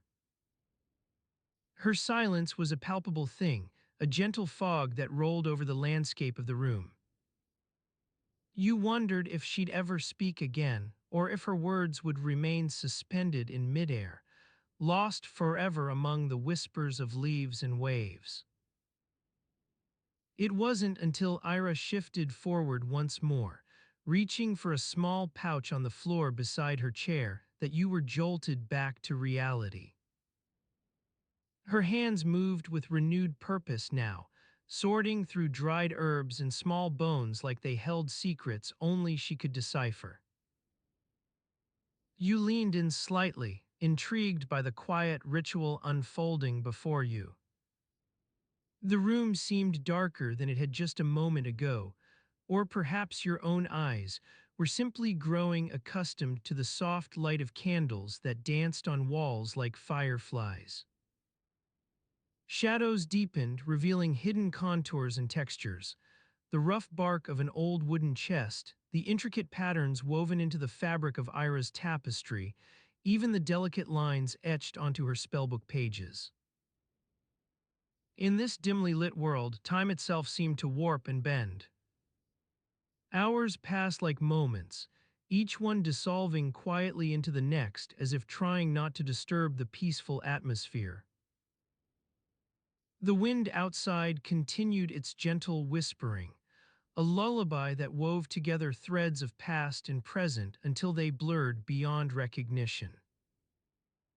Ira's hands moved with deliberate slowness now, sorting through her pouch as she'd sorted through memories just moments before. She plucked out small bundles of dried herbs, rowan for protection, yew for wisdom, and one particularly fragrant sprig that looked like it might have come from the very heart of a nearby forest. As you watched Ira prepare this mysterious blend, her fingers seemed to be weaving a story all their own. Each herb was plucked with care, its properties considered in relation to the person who would ultimately benefit from them, or perhaps even the spirits themselves that lingered just beyond reach. You found yourself wondering what kind of world existed outside these walls, where the living and dead walked together as equals. The air grew thick with anticipation now, like a held breath waiting for release. Ira's hands moved closer to her nose, inhaling deeply as if savoring the scents that filled her pouch. Her eyes closed, letting the fragrances mingle on her tongue, or perhaps it was just the taste of memories come back to haunt her. You leaned in still further now, transfixed by this quiet moment of contemplation. Ira's hands seemed to be weaving a spell all their own, one that danced with threads of past and present, until they became indistinguishable from reality itself. The room around you began to fade into the background once more, replaced by an image of a long-forgotten custom practiced in the dark corners of ancient communities. Burial by drowning was said to be a peculiar ritual among some coastal towns, one that defied logic and reason with its very existence. You wondered if it might have originated as a desperate attempt to protect people from the ever-present threat of sea monsters, or perhaps even as an homage to those lost at sea. Whatever its origins, this custom had left behind echoes in the annals of time, whispers of ceremonies where bodies were gently laid into shallow water and allowed to rest among the waves. As Ira's hands continued their gentle dance with herbs and memories, you found yourself drawn back into that long-forgotten world. You pictured a small village nestled between sea cliffs, its inhabitants lost in quiet contemplation as they prepared for another burial by drowning. The wind carried an eerie silence now, one that seemed to swallow all sound and thought, leaving only the faint whisper of water lapping against stone. You imagined Ira herself standing at the edge of this cliff, her eyes scanning the horizon as if searching for something lost long ago. Her hands moved with a gentle purpose, sorting through memories like they were shells collected from a beach. The herbs in her pouch seemed to hold secrets, not just their properties and scents, but also whispers from ancient rituals that spoke directly to the souls of those who'd come before. The world outside had grown quiet now, as if nature itself was holding its breath in anticipation of something yet to come.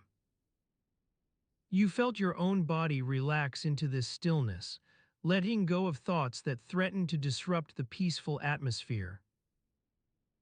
Ira's hands continued their slow dance with herbs and memories, a waltz through time where past and present merged like shadows on walls.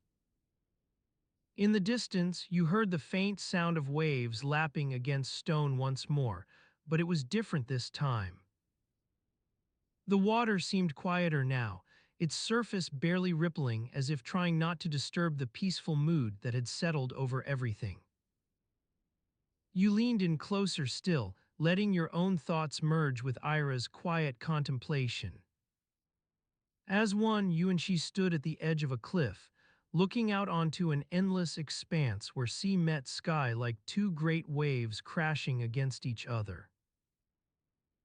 In this place, time itself was a fluid concept. Hours blended into moments, memories merged with reality, and past and present blurred until they were indistinguishable from one another. The wind outside rustled through leaves once more, but it was softer now, its whispers weaving together the threads of Ira's story like an ancient tapestry. Her hands continued their slow dance with herbs and memories, each one drawing closer to a mysterious truth hidden deep within the heart of the forest. In this quiet world where thoughts were as still as water on a summer day, you found yourself at peace, lost in the gentle rhythms that governed life itself. Ira's story had woven its way into your own, carrying with it secrets and whispers from ancient rituals practiced long ago. And as one, you both stood there, suspended between past and present, looking out onto an endless expanse where sea met sky like two great waves crashing against each other. The sound of the wind outside grew softer still now, its gentle rustling weaving together threads of Ira's story until they became indistinguishable from reality itself. Her hands continued their slow dance with herbs and memories, a final waltz through time before everything came to rest in perfect silence. As she stood by the well's edge, the first wisps of dawn crept over the village like a timid cat. The sky was a deep shade of indigo, slowly surrendering to the gentle light that would soon chase away the stars. Her hands continued their slow dance with herbs and memories, a final waltz through time before everything came to rest in perfect silence. The well's water was calm, its surface reflecting the dark shape of Mimir's stone pedestal like a mirror. The inscription on the pedestal seemed to shimmer, as if it too were aware that another day had begun. She couldn't help but think about what might lie beneath the stagnant water, perhaps remnants of ancient rituals or forgotten knowledge hidden from prying eyes. Mimir himself had disappeared into the well many years ago, leaving behind only a whispered rumor and the cryptic message etched onto his pedestal. Those who drink from my waters will see the truth. Some claim that on quiet nights, when the wind rustled through the reeds like a chorus of restless spirits, you could still hear Mimir's voice echoing within the well, speaking truths both grand and mundane. As she pondered the secrets hidden beneath her feet, her gaze drifted to the nearby garden. Petunias were blooming in neat rows, their delicate petals swaying ever so slightly in the morning breeze like an audience mesmerized by a puppeteer's strings. The scent of damp earth and fresh greens wafted through the air, an intoxicating bouquet that made one want to curl up amidst the vegetables and let the soothing sounds lull them into slumber. The gardener, Olga, was already tending to her charges with meticulous care. Her hands moved with a practiced ease, coaxing life from each plant as if it were a reluctant child learning its ABCs for the first time. A faint hum accompanied every snip of pruning shears or gentle pat on the soil, an almost imperceptible vibration that resonated through the entire garden like a lyre string plucked by an unseen hand. As morning sunbeams began to seep into the clearing, a faint warmth awakened the air and sent wisps of mist curling upwards from the well's surface. It was as if the earth itself were exhaling, releasing the accumulated chill of night in a gentle sigh that rustled the reeds like an expectant audience. Mimir's pedestal cast long shadows across the ground now, silhouettes that seemed to twist and writhe like living serpents when the light caught them at the right angle. Her eyes roamed over the intricate carvings on his stone surface, entwined branches, leaves, and a cryptic phrase etched in an ancient language she couldn't quite decipher.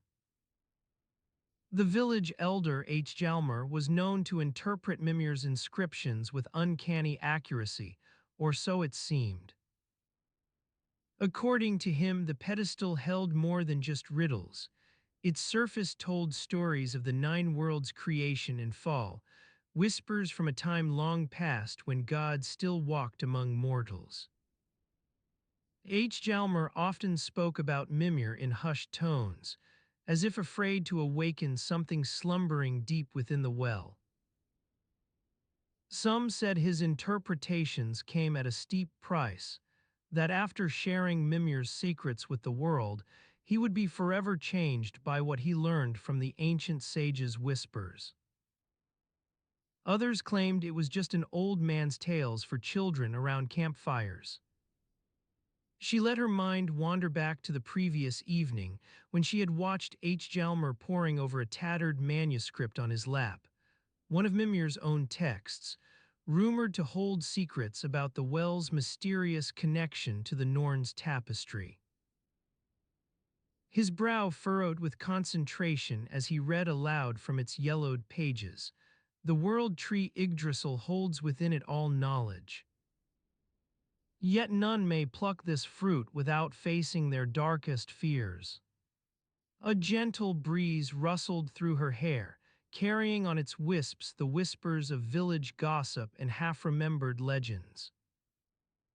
Some spoke about Mimir's well as a conduit to other realms, that those who drank from its waters would see beyond the veil into secret lands hidden within Yggdrasil's branches. Jalmer had warned her not to think too much on these matters. He'd say, with an air of gentle gravity, "The secrets buried in Mimir's well are like sand between your fingers, try as you might, they slip away when grasped." Still, she found herself pondering the depths below. As if one were brave or foolhardy enough to peer into that dark water. As daybreak gathered its strength and morning light crept higher in the sky, the well's surface began to ripple, a subtle shimmer akin to ripples on a mirror after a thrown stone has broken its calm surface. A tiny bubble rose from beneath, like an anxious question mark hovering above the stillness. Curiosity piqued her attention.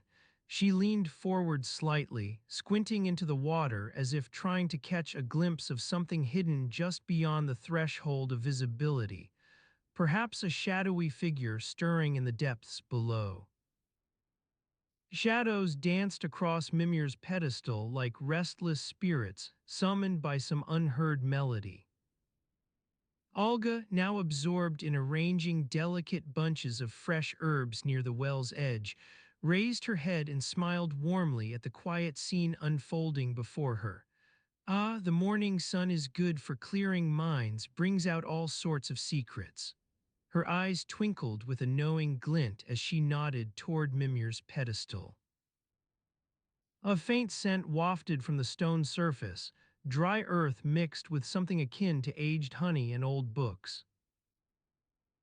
It was as if Mimir's own presence lingered there, a residue that clung to his pedestal like an invisible shroud. She felt a shiver run down her spine at this reminder of secrets buried beneath their feet. The well's waters continued to ripple ever so slightly, gentle echoes of some unseen movement within the depths below. Perhaps it was just a trick of light or the playfulness of village spirits, but for now she decided to believe that Mimir still dwelled in his home, whispering ancient truths into the ears of those willing to listen. As morning expanded its domain over the clearing, casting shadows like dark tree limbs across the ground, and painting each blade of grass with a gentle layer of gold dust from above, her gaze lingered on the well's surface. If one were brave enough to peer into that water, what secrets would be revealed?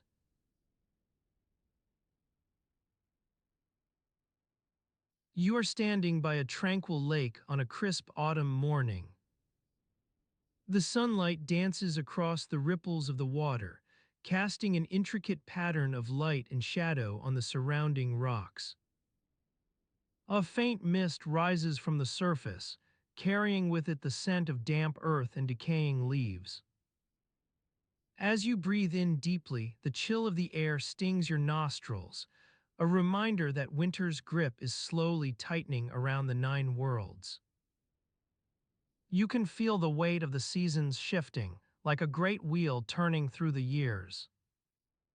The trees stand tall, their branches etched against the sky like a delicate pen and ink drawing. You notice a small wooden boat tied to a post on the lake shore.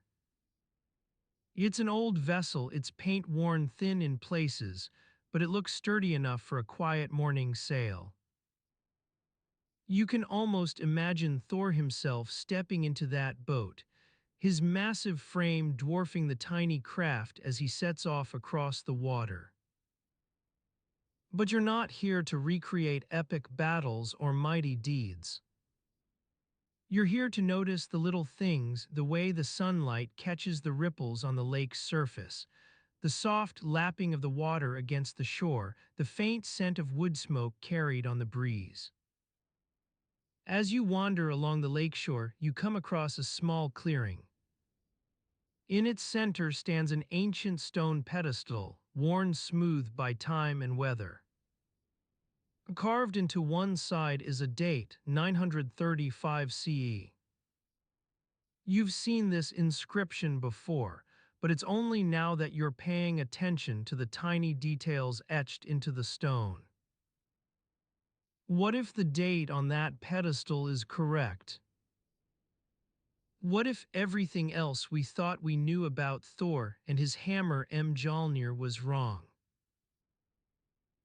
The idea sends a shiver down your spine as you imagine an alternate history unfolding before your eyes. You can almost see the threads of fate weaving together in unexpected ways. But for now, let's focus on something more tangible, like the sound of leaves crunching beneath your feet or the soft rustle of wind through the trees. The air is filled with a million tiny sounds, each one blending seamlessly into the next to create an ever-changing tapestry of noise and silence.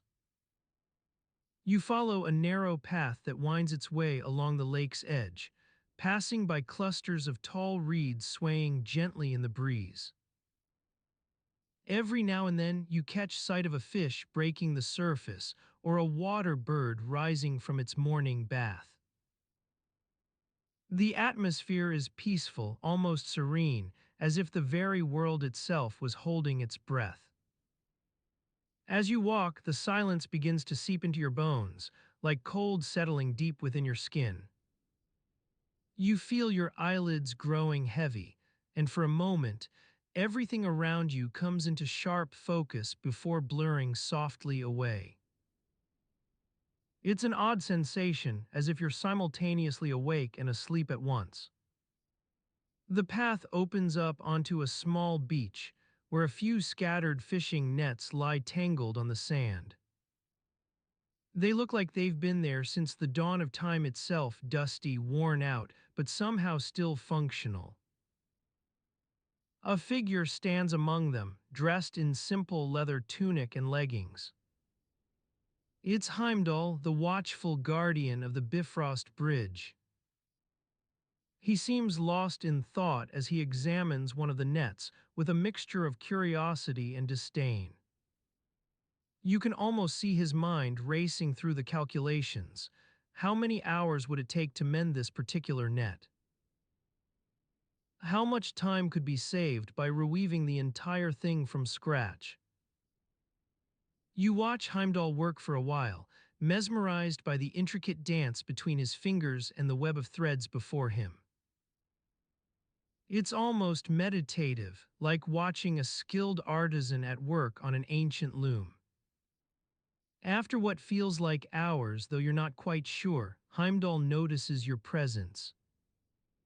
His eyes flick towards you with a mixture of surprise and annoyance, as if he'd forgotten there were other beings in the world besides himself and his nets. For a moment, you really see him, rather than just noticing some abstract concept called Heimdall. The connection is fleeting, like a spark igniting between two dry sticks before quickly dying out again. You're left with only the faintest memory of that brief glance, like trying to recall a half-forgotten dream.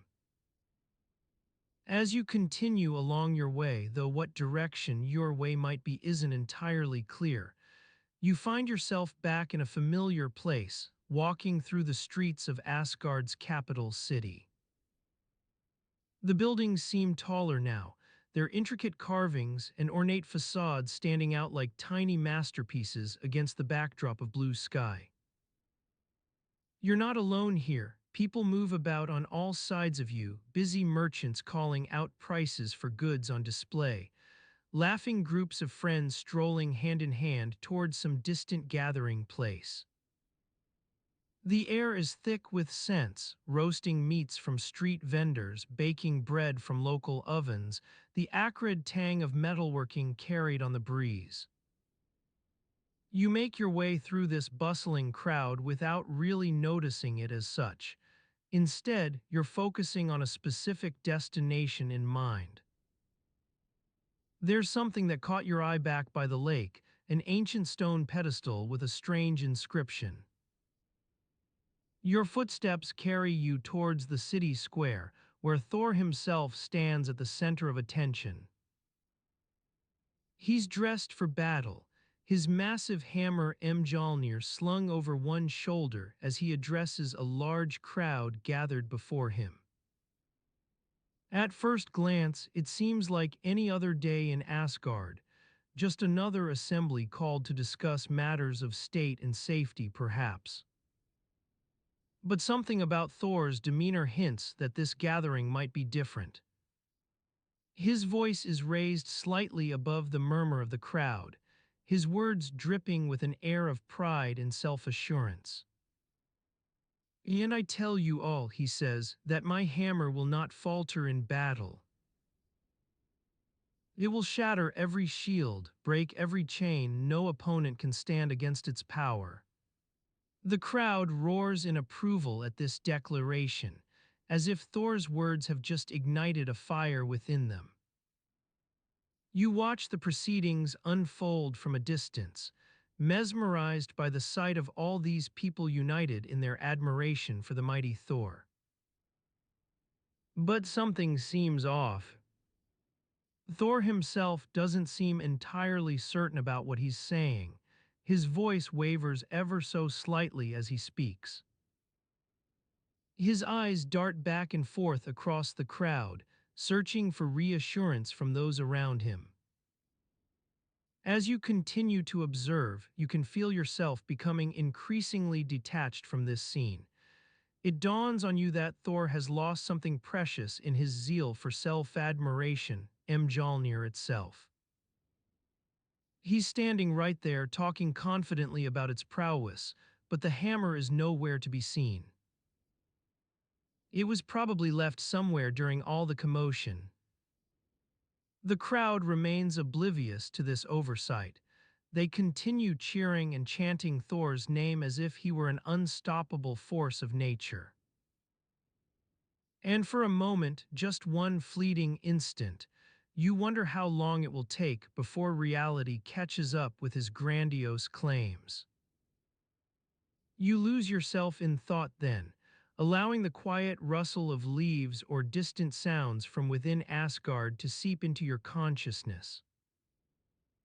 Time seems to slow down as night begins its descent upon the nine worlds. Shadows deepen and lengthen across city streets, casting everything in a warm orange light that glows like embers against the darkening sky. The stars are starting to twinkle above. You can see them through gaps between buildings or peeking out from behind wispy strands of cloud. It's an almost hypnotic sight, each star shining like a tiny pinprick against the velvet blackness of space. In this quiet moment, when even Thor seems oblivious to his lost hammer, something subtle shifts in your perception. You feel yourself drifting closer to sleep. Your eyelids grow heavy once more as night claims its due. Darkness gathers around you, enfolding everything like a soft blanket. The faint scent of wood smoke wafts through the air, carried on the chill of winter's breath. You're standing at the edge of a small village, nestled between two great hills that stretch up towards the gray sky like giants' fists. The year is 1000 AD, and you've stumbled upon this place just as the darkness gathers around you, enfolding everything like a soft blanket. You watch as people scurry about, their faces pinched against the cold. Some carry torches made from twisted wood and fat-soaked cloth, casting flickering shadows on the thatched roofs of the huts. The villagers move with purpose, but there's an air of resignation to their steps, a sense that they're trudging through winter's long shadow. You notice one woman in particular, her eyes squinting against the cold as she stirs a cauldron hanging over a low fire. She adds a handful of dried herbs from a nearby pouch, and the aroma wafts up, mingling with the wood smoke to create a pungent scent that's both familiar and strange. This is Ira, a farmer's wife who spends most mornings tending to her family's vegetable patch, now knee-deep in snow. Her hands move swiftly as she stirs the pot, her eyes fixed on some point beyond the edge of your vision. perhaps lost in thought or merely focused on the day ahead.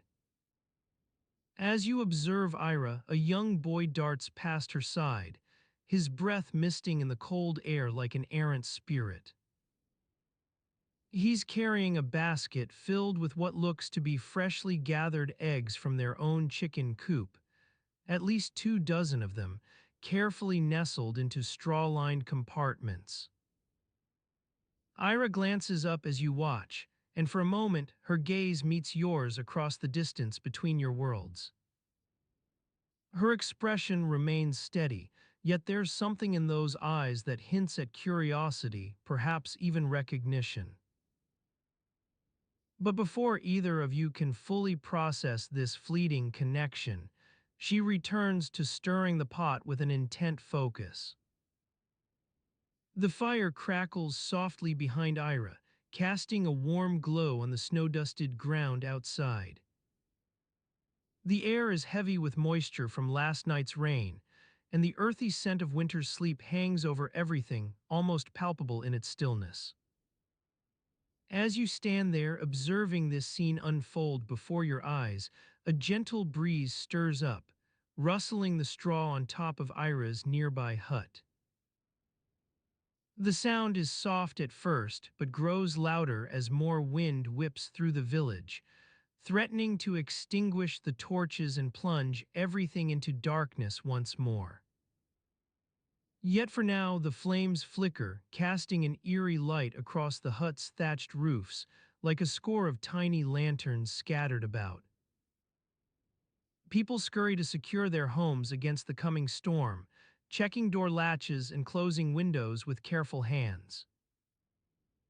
You're drawn to one elderly man in particular, his back bent as he moves from hut to hut, testing every latch and seal for signs of weakness. His name is Olaf, a respected elder among these villagers, someone who's seen more winters come and go than anyone else here. As you watch Olaf work, the wind picks up once more, causing him to stumble slightly on the uneven ground. He grunts softly in surprise but catches himself with ease, his eyes squinting against the rising gusts of air that dance through the village like living things. When he reaches your own position near Ira's hut, Olaf pauses for a moment, surveying both you and the surrounding area as if searching for something. For an instant, it seems possible that he might notice you standing there, observing his every move with growing curiosity. However, just as quickly, his gaze falls upon some point beyond your shoulder or to one side, and he nods thoughtfully before continuing on his rounds, leaving Ira's hut temporarily behind in the wake of his careful inspections. As Olaf moves away into the driving snows, you find yourself wandering over to where Ira stands beside her fire. She seems lost in contemplation once more as she stirs the cauldron with a rhythmic motion that belies her preoccupied thoughts, those eyes narrowed against some secret world hidden beyond the edge of perception. You can sense the quiet tension building within you, like a stillness before dawn breaks over these hills and valleys. And yet it's not quite time to settle back into your own sleep. Something about Ira remains unexamined, waiting for your attention, perhaps because that one glance earlier seemed almost a mutual. But now, as darkness gathers around the village once more, you feel the pull of fatigue drawing close, like a gentle river flowing through the landscape. Sleep begins to creep in, and it's not easy resisting its call when Ira looks up at last from her reverie. For an instant, their eyes meet across that distance between worlds, charged with questions and unspoken understandings, yet somehow still holding onto some residual connection almost. Something you can't put your finger on. As you lay here in bed, surrounded by the soft glow of moonlight and the gentle rustle of leaves outside your window, a thought occurs to you. What if the date on that stone in the village square was correct? What if everything else about the ritual that took place there, the smearing of ashes on newborn baby's skin, the whispered prayers for their protection, was not some dusty relic from a bygone era, but an actual practice still observed today? You close your eyes and let yourself drift back to a small village nestled in the heart of Asgard's realm. The air is crisp with autumn's chill, carrying the scent of wood smoke and damp earth as you walk through its narrow streets. In one of these streets, a young couple has just welcomed their newborn baby into the world. They live on a cobblestone street lined with turf-roofed cottages, each adorned with intricate wooden carvings that seem to dance in the flickering candlelight spilling from within. The parents' faces are etched with exhaustion and worry as they prepare for this new arrival. The mother's hands tremble slightly as she holds a small bowl filled with ashes gathered from the sacred fire of the village elder, Njord. He had spent hours tending to it earlier that day, muttering incantations over the flames until the air was heavy with an almost palpable sense of expectation. These ashes were meant for this very purpose, to protect their child from harm. You watch as the mother takes a pinch of these ashes between her thumb and index finger, blowing off any loose particles before sprinkling them onto the baby's chest in a gentle scattering motion. The newborn stirs slightly at the touch, but remains otherwise still, oblivious to this strange ritual being performed over it. In the background, Njord observes from his chair by the hearth, an approving nod barely discernible on his face as he takes note of the proper technique used here. His wife Helga sits nearby with a basket at her feet containing various items for the baby's first bath. Soft cloths made of woven wool, tiny wooden spoons, and small bunches of dried herbs. As you continue to observe this scene unfold, the sound of sizzling meat carries on the wind from the kitchen. Helga rises to attend to it, leaving Njord alone with his thoughts for a moment. He looks down at his hands, old scars etched into their surface like stories waiting to be told, before refocusing on the parents as they finish preparing their child for its first few hours of life outside the womb. Njord's gaze drifts out the window, where moonlight casts an ethereal glow over the thatch roofs. His eyes seem lost in thought now, considering something only he seems to know. The mother glances up from her task and catches Njord's eye for a brief moment before quickly looking away again, busying herself with adjusting the baby's swaddling clothes. Her movements are practiced but anxious beneath the surface. You continue watching as this scene plays out in silence, no music or background chatter to distract you from these quiet moments of life unfolding in the small village. Just the soft crackle of flames and the distant rumble of thunder on a far-off horizon, carried through the night air like an early promise of winter's chill. The baby begins to cry now, its tiny wails filling the room as it starts to stir from sleep. The parents rush to soothe their child with gentle rocking motions, soft whispers in an attempt to calm it down. As they work together, you can't help but notice how these small moments, a pinch of ashes, a swaddling cloth too tight or loose, become significant because of the weight placed upon them by tradition. These actions take on a meaning beyond their everyday purpose, due to some deeper significance tied into ancient stories and superstition. The mother gently pats her child's forehead with an open palm, trying to quiet its growing distress while simultaneously glancing over at Njord in search of reassurance that this ritual is not as peculiar as it seems. He nods in return but keeps his gaze on the baby, making sure it remains still and calm. As you stand there witnessing these intimate moments between family members, something becomes clear to you. No matter how small or insignificant a custom may seem today, like smearing ashes onto newborn baby's skin for protection against harm, its significance lies not in its grandness but within the quiet moments shared around it. You feel yourself drifting back into your own world now as these scenes begin to fade, carried away by the soft sounds of cradling and hushing that seem a part of life itself. As you settle deeper into sleep, the village fades from view like an etched memory on parchment paper worn smooth with handling over time. You feel Njord's presence lingering just at the edge of your awareness, watching over his people as they go about their lives under autumn's watchful eye.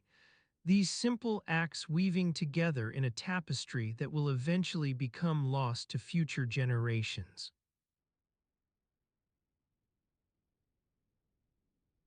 The old stone walls of Njord's hall stand tall and unassuming, their gray weathered surface bearing witness to countless seasons come and gone. The air inside remains thick with the scent of roasting fish and baking bread, carried on the gentle warmth that seeps from the hearth. You notice a small inscription etched into one of the stones near the fire pit, a date faint but legible, 855 AD. You wonder what it could mean, this forgotten marker in the middle of Njord's hall, surrounded by nothing out of the ordinary. What kind of event or person might be commemorated here? Perhaps someone significant passed through these halls on that day, leaving behind their mark. As you ponder, a small group gathers near the fire, chattering softly among themselves as they work to prepare for tonight's evening meal.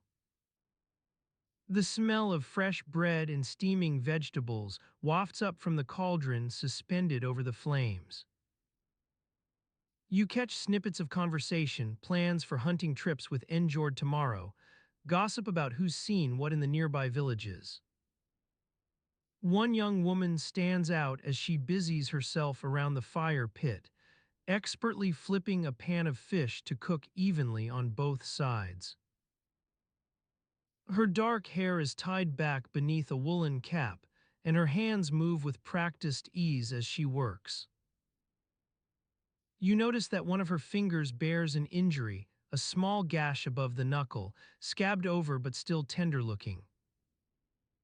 She catches your eye for a moment, flashes you a quick smile before returning to her task. Her skin has a smattering of freckles across the bridge of her nose and cheeks, like tiny constellations mapping out the landscape of her face. You realize that she must be one of Njord's younger daughters, perhaps Ira or Helga. Whatever her name may be, there's something about her quiet confidence in the kitchen that draws your attention. As you watch, the group around the fire settles into a comfortable silence, their faces aglow with soft candlelight. They sit cross-legged on woven cushions, hands clasped together or resting on knees as they wait for the evening meal to be ready. The sound of gentle chatter and clinking dishes mingles with the sizzle of cooking food, an intimate, soothing background noise that wraps itself around you like a warm blanket. You feel yourself becoming part of this scene, lost in its quiet rhythms and everyday routines. Time stretches out before you like a still pond on a summer morning, peaceful, serene, and waiting to be disturbed by whatever gentle ripples come next. As the fish finishes cooking, one of Njord's sons fetches wooden trenchers from storage beneath the benches, their surfaces adorned with small carvings that depict hunting scenes or mythological creatures. The young woman carefully slices the cooked fish into portions, her hands moving in a practiced sequence as she distributes it among the group. One elderly man speaks up as they begin to eat, his voice like sandpaper on wood, rough but familiar and soothing in its own way. He talks of old times, shared stories that have been passed down through generations of Njord's family. His words carry a weight and authority born from years of living and observing the world around him. You settle back into your seat as the evening wears on, plates scraped clean, hands rinsed in water drawn from the nearby well. A small group breaks away to play a quiet game near the fire pit, while others engage in hushed conversation about plans for tomorrow's hunt. The air grows thick with laughter and chatter once more. As night falls outside Njord's hall, darkness creeps gradually over the surrounding landscape, a slow encroachment of shadows that softly wraps itself around the world like a shroud. You become lost in this quiet scene, one small piece of it among many others scattered across the nine worlds. Yet amidst all these peaceful moments and familiar routines, you sense an undercurrent of tension lurking just beneath the surface. It's as if everyone knows something they're not quite sharing with each other, a secret so quietly wrapped around their collective heart that its presence can barely be felt. Perhaps this is why Njord himself seems to move through his hall with such quiet confidence, carrying within him an unspoken understanding of what goes on beneath the surface. His people seem willing to share their joys and fears, but there's one topic they tiptoe around, a subject that comes up only in whispers when no one else is listening. You start to pick out hints here and there, Njord exchanging a knowing glance with his younger son as they discuss plans for tomorrow, Ira hesitating over her words before deciding to leave them unspoken. And then, like the faint rustle of leaves outside on an autumn breeze, you catch snatches of conversation carried by the wind from surrounding halls and villages. You hear whispers about that one thing, something big that may or may not have happened. It's a rumor without form or shape, but its presence lingers in every corner of your mind like an invisible ghost hovering at the edge of reality. As night deepens outside, you find yourself caught up in this mystery alongside Njord and his people. Their lives are woven together with threads both visible and hidden, everyday routines that conceal secrets beneath their surface. And as you settle deeper into the quiet warmth surrounding them, it becomes increasingly clear. Some stories simply remain untold. Perhaps they never were meant to be told at all, hidden away like tiny stones buried in a forgotten riverbed. All we can do is look for clues, faint whispers on the wind or scuffed footprints across sandy dunes left by long-forgotten travelers. Whatever lies beneath those surfaces remains forever shrouded in shadows, guarded closely by Njord and his people as they weave their own small tapestry of lives within the nine worlds. And so you continue to sit with them, listening for whatever sounds might arise from that hidden place where myth and reality blur into one another. The night air carries secrets on its breaths like whispered promises or forgotten memories, buried deep beneath layers of soil, dust, and time itself.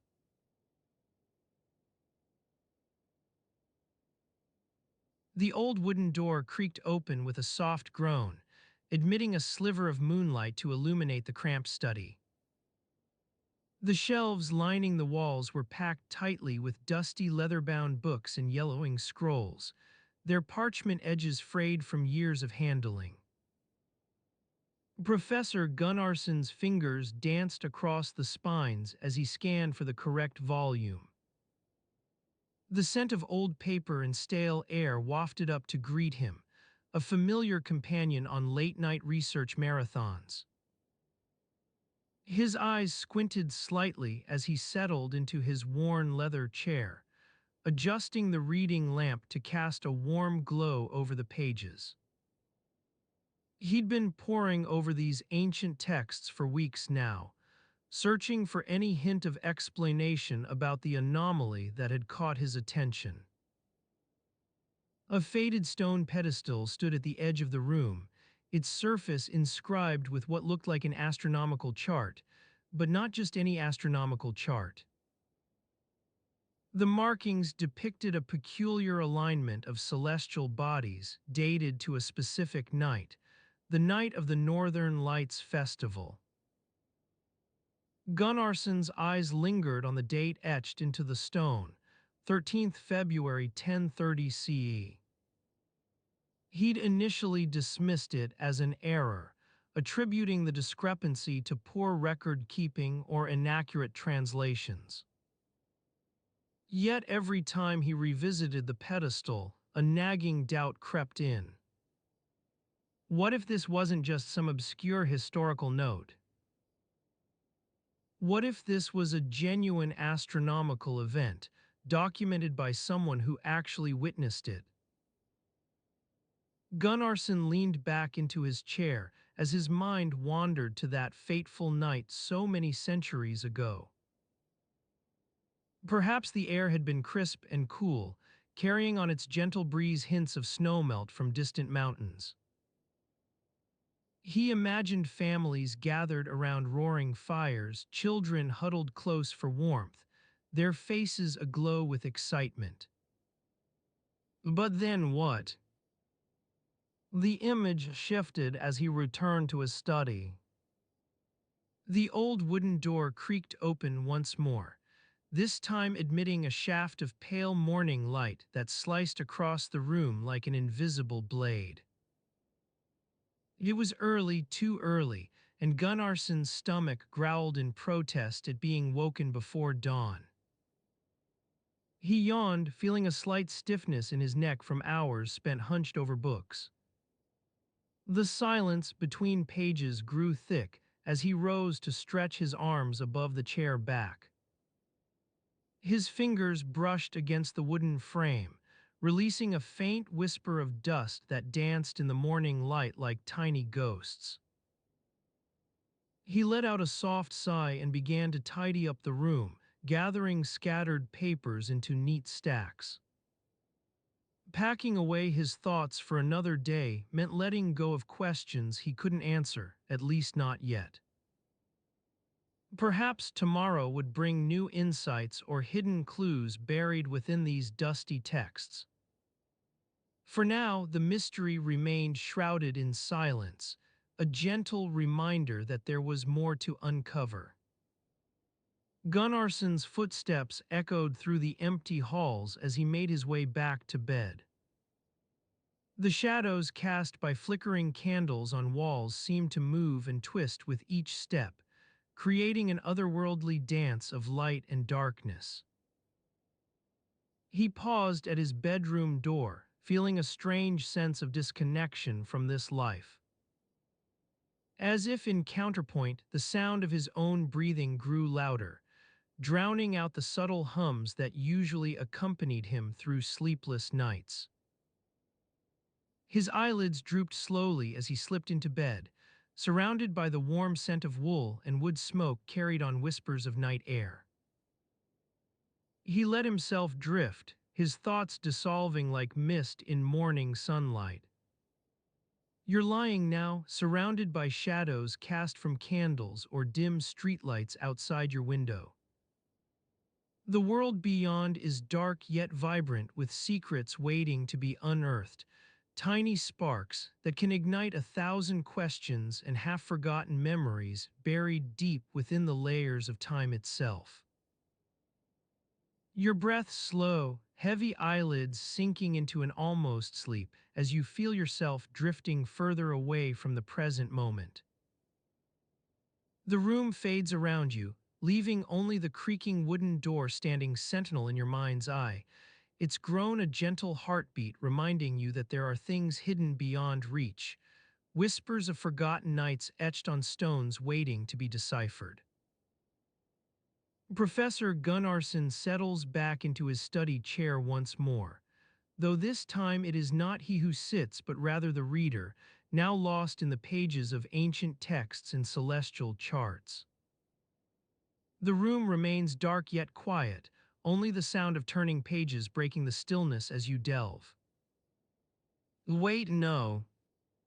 You're simply there, surrounded by dusty books and candlelight, with shadows dancing across your face like wisps of forgotten dreams.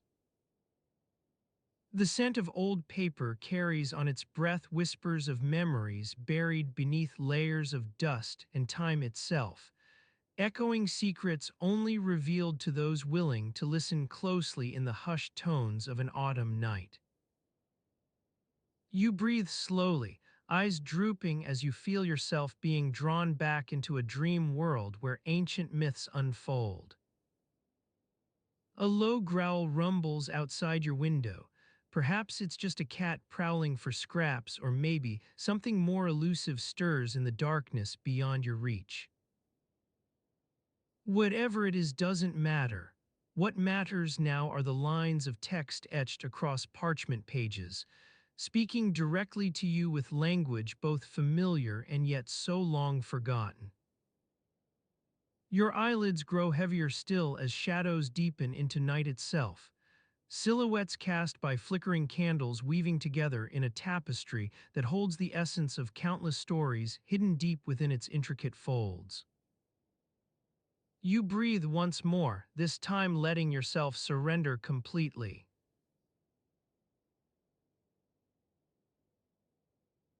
As you let go of your worries and allow yourself to drift off into slumber, the soft rustle of autumn leaves outside carries on a gentle breeze. The scent of damp earth and decaying vegetation wafts through the air, mingling with the faint aroma of wood smoke from the hearth in the distance. Your eyelids grow heavy, and your breathing slows as you settle deeper into the warmth of the bed. You can feel the softness of the furs beneath you, a gentle caress against your skin. The room is quiet now, the only sound the distant hooting of an owl outside, its melancholy call echoing through the stillness. In another part of Asgard, in the halls of Nidavellir, there lived a young woman named Skadi. She was a skilled huntress and warrior, known for her fierce determination and unwavering loyalty to her people. Her long raven-black hair cascaded down her back like a waterfall of night, framing a face both beautiful and stern. Skadi's days were filled with the endless tasks of maintaining the forge, hammering red-hot metal into shape, inspecting the intricate mechanisms of the dwarves' creations, and overseeing the never-ending cycle of production. Her hands moved with precision and purpose as she worked, her fingers stained dark from the coal dust that clung to everything in this industry-driven world. But amidst all this activity, a nagging sense of unease had begun to gnaw at Skadi's thoughts. A few days ago, her husband Njord, god of the sea and fertility, had vanished without warning. The other gods were abuzz with speculation about his disappearance. Some believed he'd been called away on an urgent matter by the Allfather Odin himself. Others whispered that Njord was hiding a dark secret. Skadi, however, knew better than to trust in rumors or gossip. She remembered the countless nights she and Njord had spent huddled together beside the fire, listening to the whispers of the wind outside their window, whispers that seemed to carry secrets on the breath of the mountains themselves. There was something about those ancient stones that made her skin prickle with unease. She recalled a particular evening when they'd sat by the fire, sipping mead and watching the stars twinkle overhead like diamonds scattered across the velvet expanse. The wind had carried an unusual scent, one she couldn't quite place but seemed both familiar and yet completely foreign at the same time. "What is that smell?" Skadi asked Njord, her brow furrowed in concern. He'd leaned forward, his eyes crinkling with amusement as he sniffed the air. "Ah, I think it's just the wind bringing us some of the mountain spirit's essence," he said with a chuckle. "Don't worry about it, they're harmless." Skadi wasn't so sure. The smell lingered in her mind long after that night was over, leaving behind an inexplicable sense of unease. Now, as you continue to drift off into sleep, the soft rustling outside your window becomes a gentle lullaby. Leaves crunching beneath unseen feet, branches swaying back and forth like metronomes marking out the rhythm of slumber. The stars twinkle above, their light flickering in sympathy with your own ebbing consciousness. In another time and place, in the halls of Nidavelir's forges, Skadi was struggling to make sense of her husband's disappearance. Her hands moved restlessly as she paced back and forth before a banked fire, casting long shadows across the walls that seemed to dance with an otherworldly energy. "Mountain spirits," one of the dwarves ventured hesitantly from his workbench nearby. "But wouldn't they be more benevolent?" Skadi turned on him, her eyes flashing like dark stars in a winter sky. "You know nothing about these spirits," she spat curtly before turning away to pay some more. The other gods and goddesses had begun to whisper among themselves about Njord's disappearance. Who could have taken the god of fertility? Was it one of his own kind, seeking revenge for past wrongs? Or perhaps a rival deity attempting to usurp power? But Skadi knew better than to follow rumors. She trusted her instincts, and they told her that those mountain spirits were at the heart of everything. As you continue your gentle descent into sleep, the night air cools slightly outside your window, carrying with it an almost imperceptible hint of damp earth and decaying leaves. The scent lingers like a promise, reminding you of the vast cycles of nature: birth, growth, decay, renewal, all playing out in secret worlds beyond the confines of your bed. Your breathing slows further now, as if trying to match the measured pace of the seasons themselves. Leaves rustle softly outside. Within, Skadi's thoughts are a tempestuous whirlpool, drawing in every thread and strand until they form an intricate tapestry woven from suspicion, mistrust, and half-remembered whispers. She knew she had to uncover what lay at the heart of these mountain spirits, no matter how impossible or terrifying it seemed. You find yourself standing outside a small village nestled between two great mountains. The air is crisp and cool, carrying the scent of damp earth and decaying leaves. A gentle breeze stirs the trees, causing their branches to sway softly in the fading light. In the center of the village stands an old stone church, its walls bearing the scars of countless winters. You notice a small inscription above the entrance: "To the last battles fallen." The date etched into the stone is 1077, nearly 1,000 years ago. As you ponder this mystery, the sound of clanging metal echoes through the village.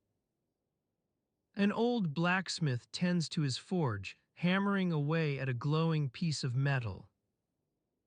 Sweat drips from his brow as he works, and the smell of hot iron and coal fills the air. The fire crackles and spits, casting flickering shadows on the surrounding buildings. You approach the blacksmith, curiosity getting the better of you. He pauses in his work, wiping the sweat from his forehead with a dirty rag. "Ah, what brings ye to our humble village?" he asks gruffly, eyeing you up and down. You explain your interest in the inscription above the church entrance. The blacksmith's expression turns thoughtful, and he leans against his anvil, stroking his chin. "Aye, that date's been there for as long as I can remember. Me old father used to tell stories about it, how a great battle took place nearby, fought between gods themselves." He pauses, lost in thought, before continuing. "But what ye might not know is that our village has always had ties to the nine worlds." He glances around nervously as if checking for unwanted ears. You press him for more information and he leans in closer, his voice barely above a whisper. "They say on certain nights when the moon's full and the wind carries just the right scent of salt water, you can hear the echoes of that battle still. Some folks claim to have seen shadowy figures dancing across the mountains, gods reenacting their final stand." He straightens up, his expression returning to its gruff normalcy. "Course, it's all just old wives' tales and village gossip. But if you want to know more about the last battle between gods, I reckon Olaf might be willing to share some stories with you." He nods towards a nearby inn where an elderly man sits hunched over a mug of ale. You walk into the inn, its atmosphere thick with smoke and the smell of roasting meat. The fire crackles in the hearth, casting shadows on the walls as patrons sit around it, their faces lit only by the flickering flames. You spot Olaf sitting at the bar, his eyes fixed on some distant memory. You approach him, introducing yourself and mentioning your interest in the inscription above the church entrance. His expression remains distant for a moment before he nods slowly, beckoning you to sit with him. The night wears on as Olaf shares tales of gods clashing in mortal realms, stories so fantastical they border on absurdity. He speaks about Baldur's untimely demise at the hands of Loki, and the subsequent chaos that erupted throughout the nine worlds. His words weave a spell around you, conjuring images of Asgard's golden armor glinting under moonlight. You listen intently as Olaf recounts how Odin himself rode into battle on his eight-legged steed Sleipnir, with ravens perched upon its back like dark messengers from the depths.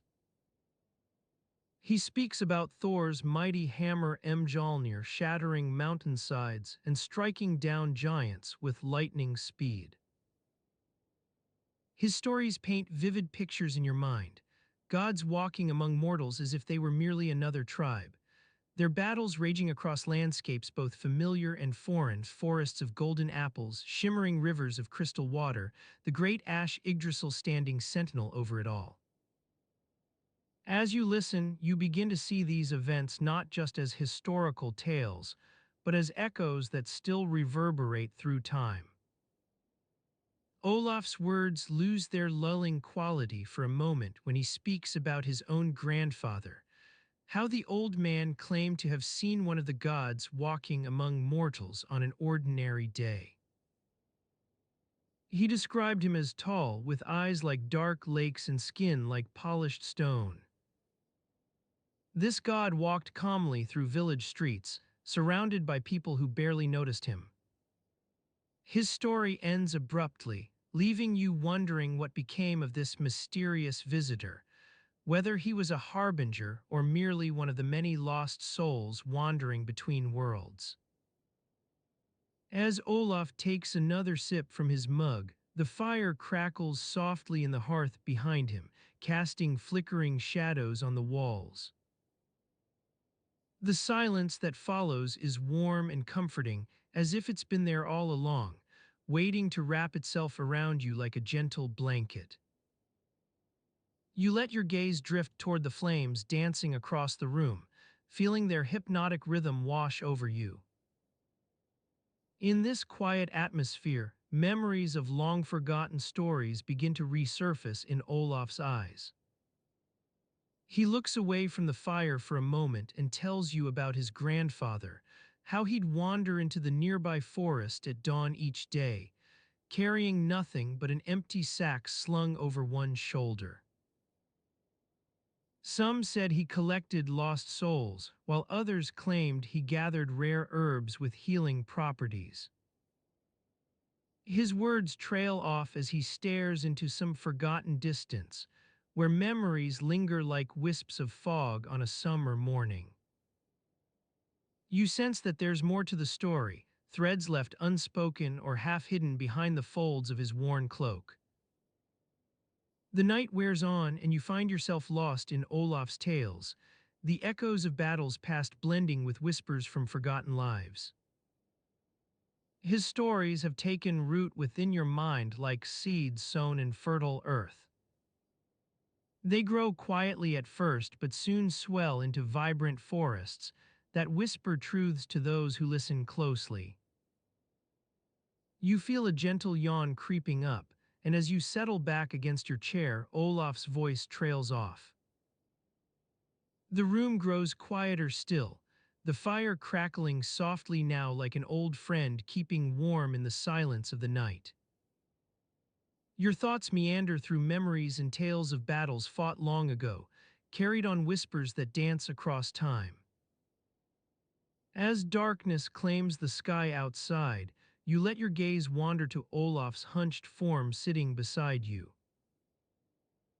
His eyes have drifted shut, lost in some secret place where only shadows roam free, perhaps a forgotten battle or an untold story hidden deep within his memories. The air grows cooler as night wears on. The scent of damp earth and decaying leaves returns to fill your lungs. Your eyelids grow heavy with fatigue, yet Olaf's tales linger like wisps of smoke carried away by morning breeze. As the silence wraps itself around you once more, a soft hum fills the background, not unlike the quiet buzzing of bees in an overgrown garden on a summer afternoon. It carries the soothing rhythm of distant memories and forgotten stories. With every passing moment, your breathing slows to match that lulling cadence. The village outside remains shrouded in darkness, but you sense it's just beyond reach, waiting patiently for morning light to reveal its secrets anew, like the gentle rustle of leaves on a tree awakening from winter slumber. Sleep claims you softly now, carrying away your thoughts as gently as an autumn breeze stirs fallen leaves. The flickering candlelight casts shadows on the walls of your small cottage, its flame dancing with an otherworldly life as you settle into bed for the night. The air outside is crisp and cool, carrying the scent of damp earth and decaying leaves from the forest beyond the village. You've just finished a warm dinner, a simple but satisfying meal of roasted vegetables and boiled root tubers, served with a small wheel of coarse-grained bread that's been drying by the fire all day. As you drift off to sleep, your mind wanders back to the events of the past few days. The village has been bustling with activity as everyone prepares for the coming winter months. You remember helping your neighbor Olaf haul a large bundle of dried reeds into his hut. He uses them to insulate the walls and keep out the cold air. The soft rustle of your woolen cloak on the bedpost beside you is almost soothing enough to lull you back into a light doze. But just as you're starting to relax, a faint creaking noise catches your attention. It's the wooden beam above your bed, slowly shifting in response to the cooling temperature.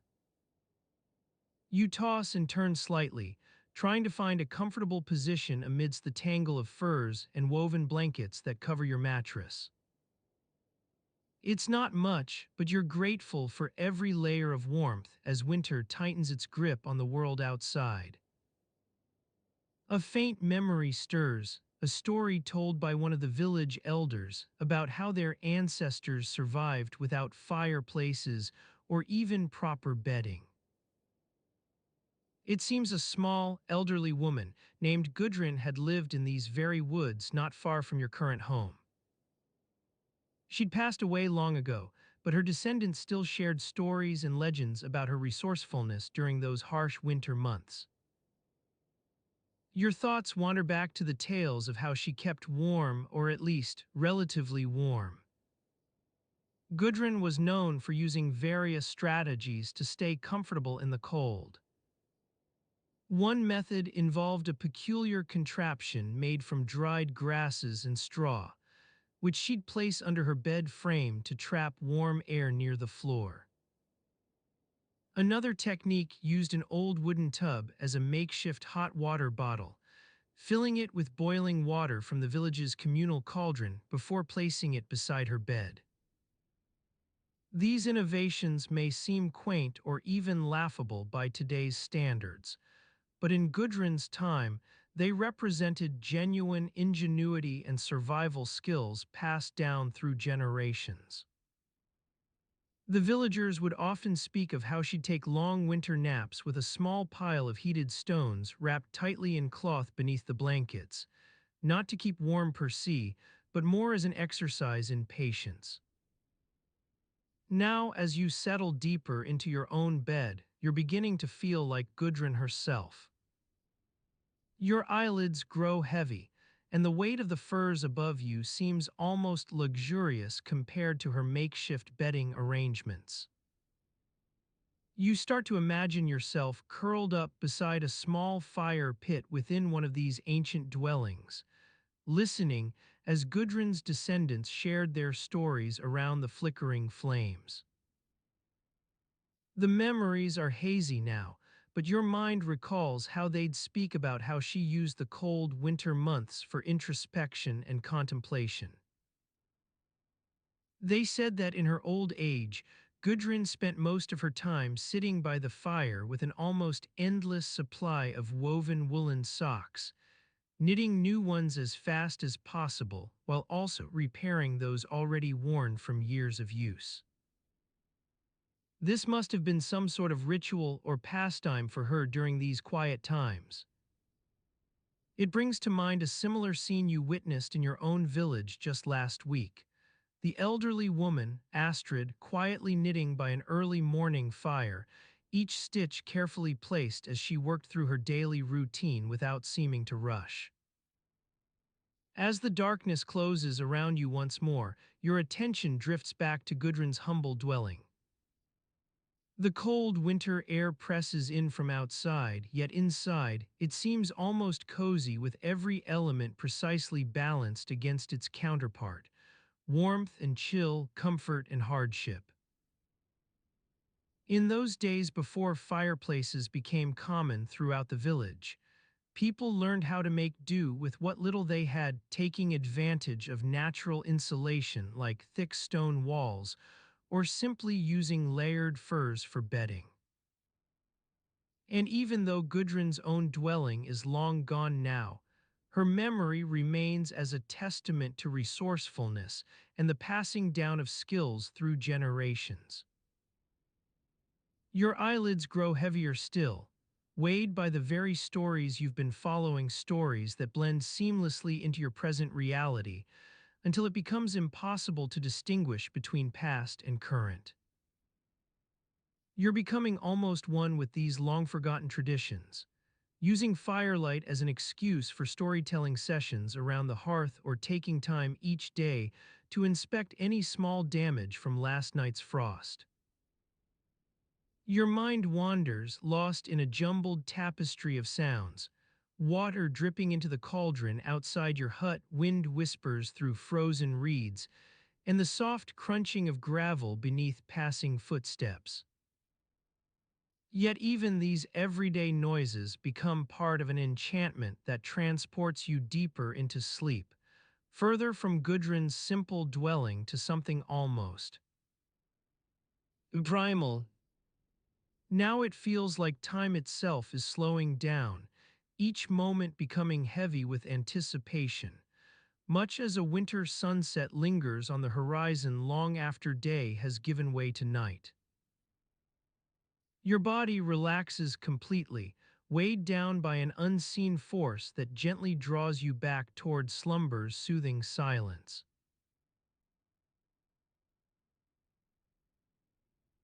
You lie on your side, feeling the softness of the mattress cradle you like a gentle mother. Your body relaxes completely, weighed down by an unseen force that gently draws you back toward slumber's soothing silence. The sounds around you begin to blur and fade away, like ripples disappearing into still water. In another time, in another place, the people of Niflheim would be waking up from their own beds. They lived in a world much colder than yours now, where ice and snow clung to every surface like a damp shroud. Their homes were made of rough-hewn stone, with walls so thick they seemed almost impenetrable. One such person was Gudrun, a skilled whittler who spent most of her days huddled over a block of dark wood, chiseling intricate patterns onto its surface. Her fingers moved deftly, the sound of scraping and scratching filling the air as she brought forth fantastical creatures from the frozen stone. You picture yourself standing beside Gudrun's workbench, watching in fascination as she coaxes life from the cold, dead material. The scent of freshly cut wood wafts up, mingling with the faint tang of smoke from a nearby fire pit. You can almost feel the gentle warmth on your skin and hear the soft crackle of flames licking at the logs. Gudrun's skills were renowned throughout Niflheim. People would travel for miles to commission intricate wooden trinkets or decorative figurines from her skilled hands. Her workshop was cluttered with half-finished projects, scraps of wood shavings scattered across the floor like autumn leaves. You walk over to a nearby shelf and run your fingers along the edge of one such project. An ornate comb, its teeth intricately carved into delicate flowers that seemed almost too fragile to touch. The smooth surface beneath your fingertips is cool to the skin. You can feel the chill from the outside seeping in through the gaps between the stone walls. In a nearby corner, Gudrun's apprentice Havur huddles over his own workbench, attempting to replicate the master whittler's skills. His fingers stumble and fumble as he tries to coax delicate curls onto the surface of the wood. It sounds like a chorus of nervous snipping and hacking. You watch with amusement as Gudrun patiently guides Havur through the intricacies of her craft. She explains that even small mistakes can affect the entire piece, causing one misaligned curl or misplaced groove to throw off the balance of the design entirely. You see how she pats his hand reassuringly and begins explaining again from a different angle. Havur's fingers continue their struggles as he attempts to replicate Gudrun's masterpieces. You watch in gentle fascination as his frustration slowly gives way to concentration, each attempt slightly more successful than its predecessor until finally, with a quiet whoosh of triumph, the finished comb emerges into being. The intricate patterns seem almost magical on that first glimpse, delicate yet robust, whimsical yet precise. As the sounds around you fade further away and your body continues sinking deeper into relaxation, you find yourself standing amidst Gudrun's workshop once more. You see a small note tacked to one of her workbenches with crude handwriting. Why the people of Niflheim were known for their unusually good whittling skills. The phrase sends you wandering through your memory in search of an explanation, were it their isolation. The long, slow winter spent indoors, hands numb and fingers stiff from exposure to biting winds that howled like restless animals outside. Or perhaps something more intangible, a cultural trait passed down through generations, instilled in every child who learned the delicate art at her mother's knee. As your thoughts meander on this topic, Havre approaches with an offering, a small wooden figurine crafted by Gudrun herself. You take it from him, running your fingers along its smooth surface. There are countless tiny patterns and textures within that you hadn't noticed before. Thank you, you say quietly to Havre, who smiles shyly in response as he returns to his workbench. The silence envelops everything now, a soothing blanket of stillness. You close your eyes, letting yourself become one with the peaceful atmosphere. Gudrun's workshop seems less like a place and more like an emotion. Contentment seeps through you as if from within. In another room nearby, Havre starts tapping out a rhythmic pattern on his workbench, something gentle that blends in seamlessly with your own breathing. The sound is almost hypnotic. Your eyelids grow heavier still until eventually they droop shut entirely, the last thing you notice being Gudrun's workshop slowly fading into darkness like an image disappearing from memory. As you drift off to sleep, Havre continues tapping away on his workbench in a soothing cadence that harmonizes with every beat of your heart. You hear whispers of wood shavings dancing through air currents above, the silence now interrupted only by the quiet crunch of grain beneath their fragile forms as they fall to rest.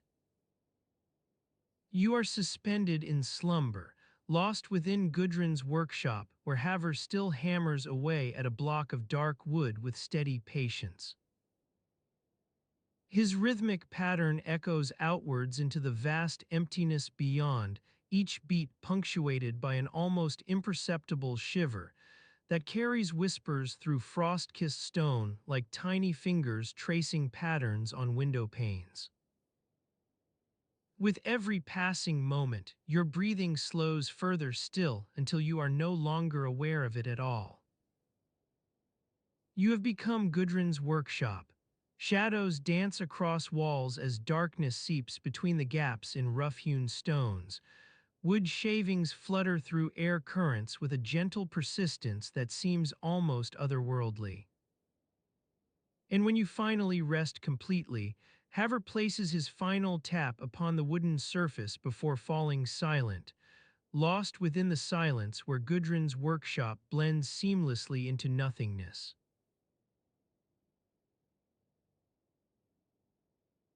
The last echoes of Havre's tapping fade away, and Gudrun's workshop becomes a sanctuary of quiet once more. You're there with me now, standing near the half-finished wooden chest that will one day be given to the god Odin as a gift from the people of Norhaven. Look down at your feet. They sink slightly into the soft earth beneath the worn planks of Gudrun's workshop floor. The scent of freshly cut wood and beeswax still clings to the air, but it's no longer overpowering, now more of an undertone, a gentle reminder that you're standing in a place where tools are crafted with care. As I speak, Havre stirs from his reverie, yawns softly, and begins to gather up his things. Gudrun's eyes still hold a faraway look. She's lost in thought, her hands absently running over the wooden surface of one of her half-finished projects as if searching for something.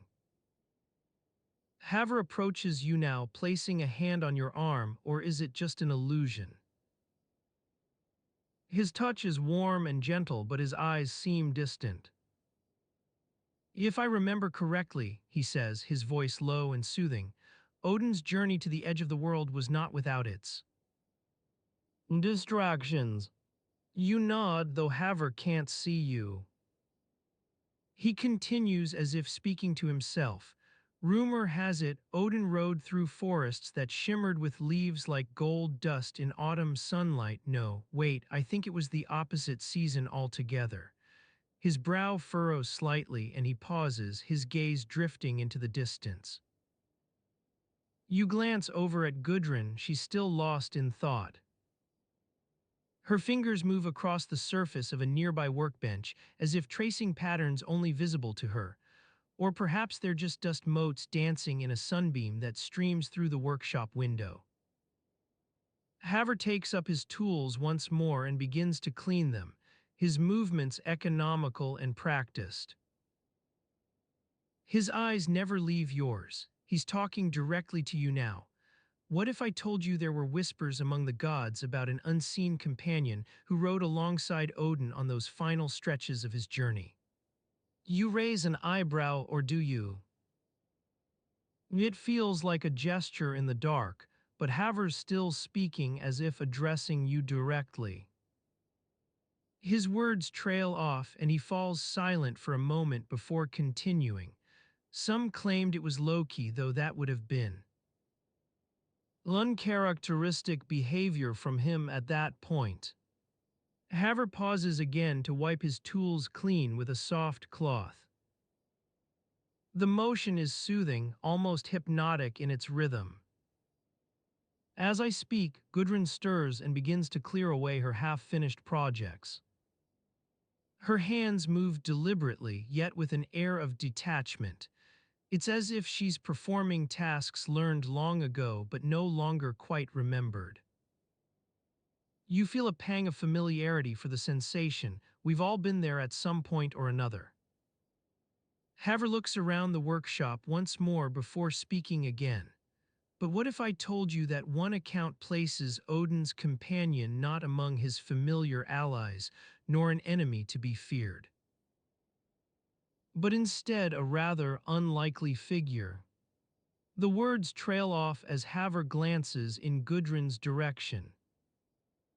Her eyes are still lost within some inner world, or perhaps she simply sees something we don't. You feel the air grow heavier with silence now. It settles around you like a blanket on a winter night. You can almost sense the weight of unspoken words, their edges pressing against the surface of reality without quite bursting forth into being. And in this quiet, Gudrun speaks for the first time since Haver's mention of Odin and his journey to the edge of the world, Mimir. Her voice is barely above a whisper. It carries on the stillness like a ripple disturbing the surface of a lake on a windless day.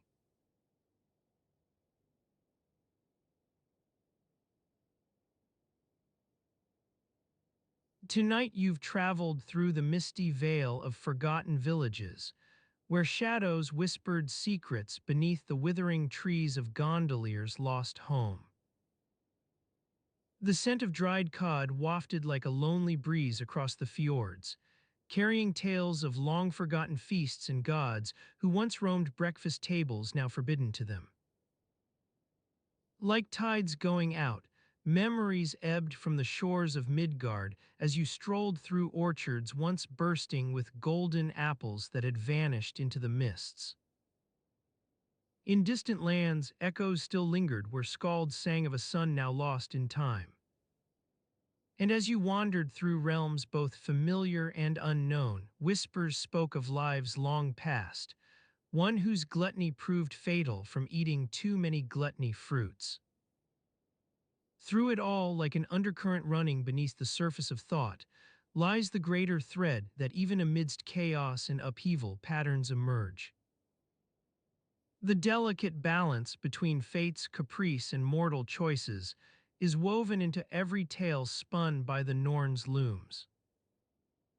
And though individual threads may fray or break, they remain part of a vast tapestry weaving together countless lives. If you'd like to keep exploring, you can gently tap like and subscribe so you don't miss the next journey. And if you feel awake enough, leave a comment and share where in the world you're listening from. perhaps near some forgotten place whose story is waiting to be rediscovered. As you drift toward sleep, you don't need to hold on to any of this.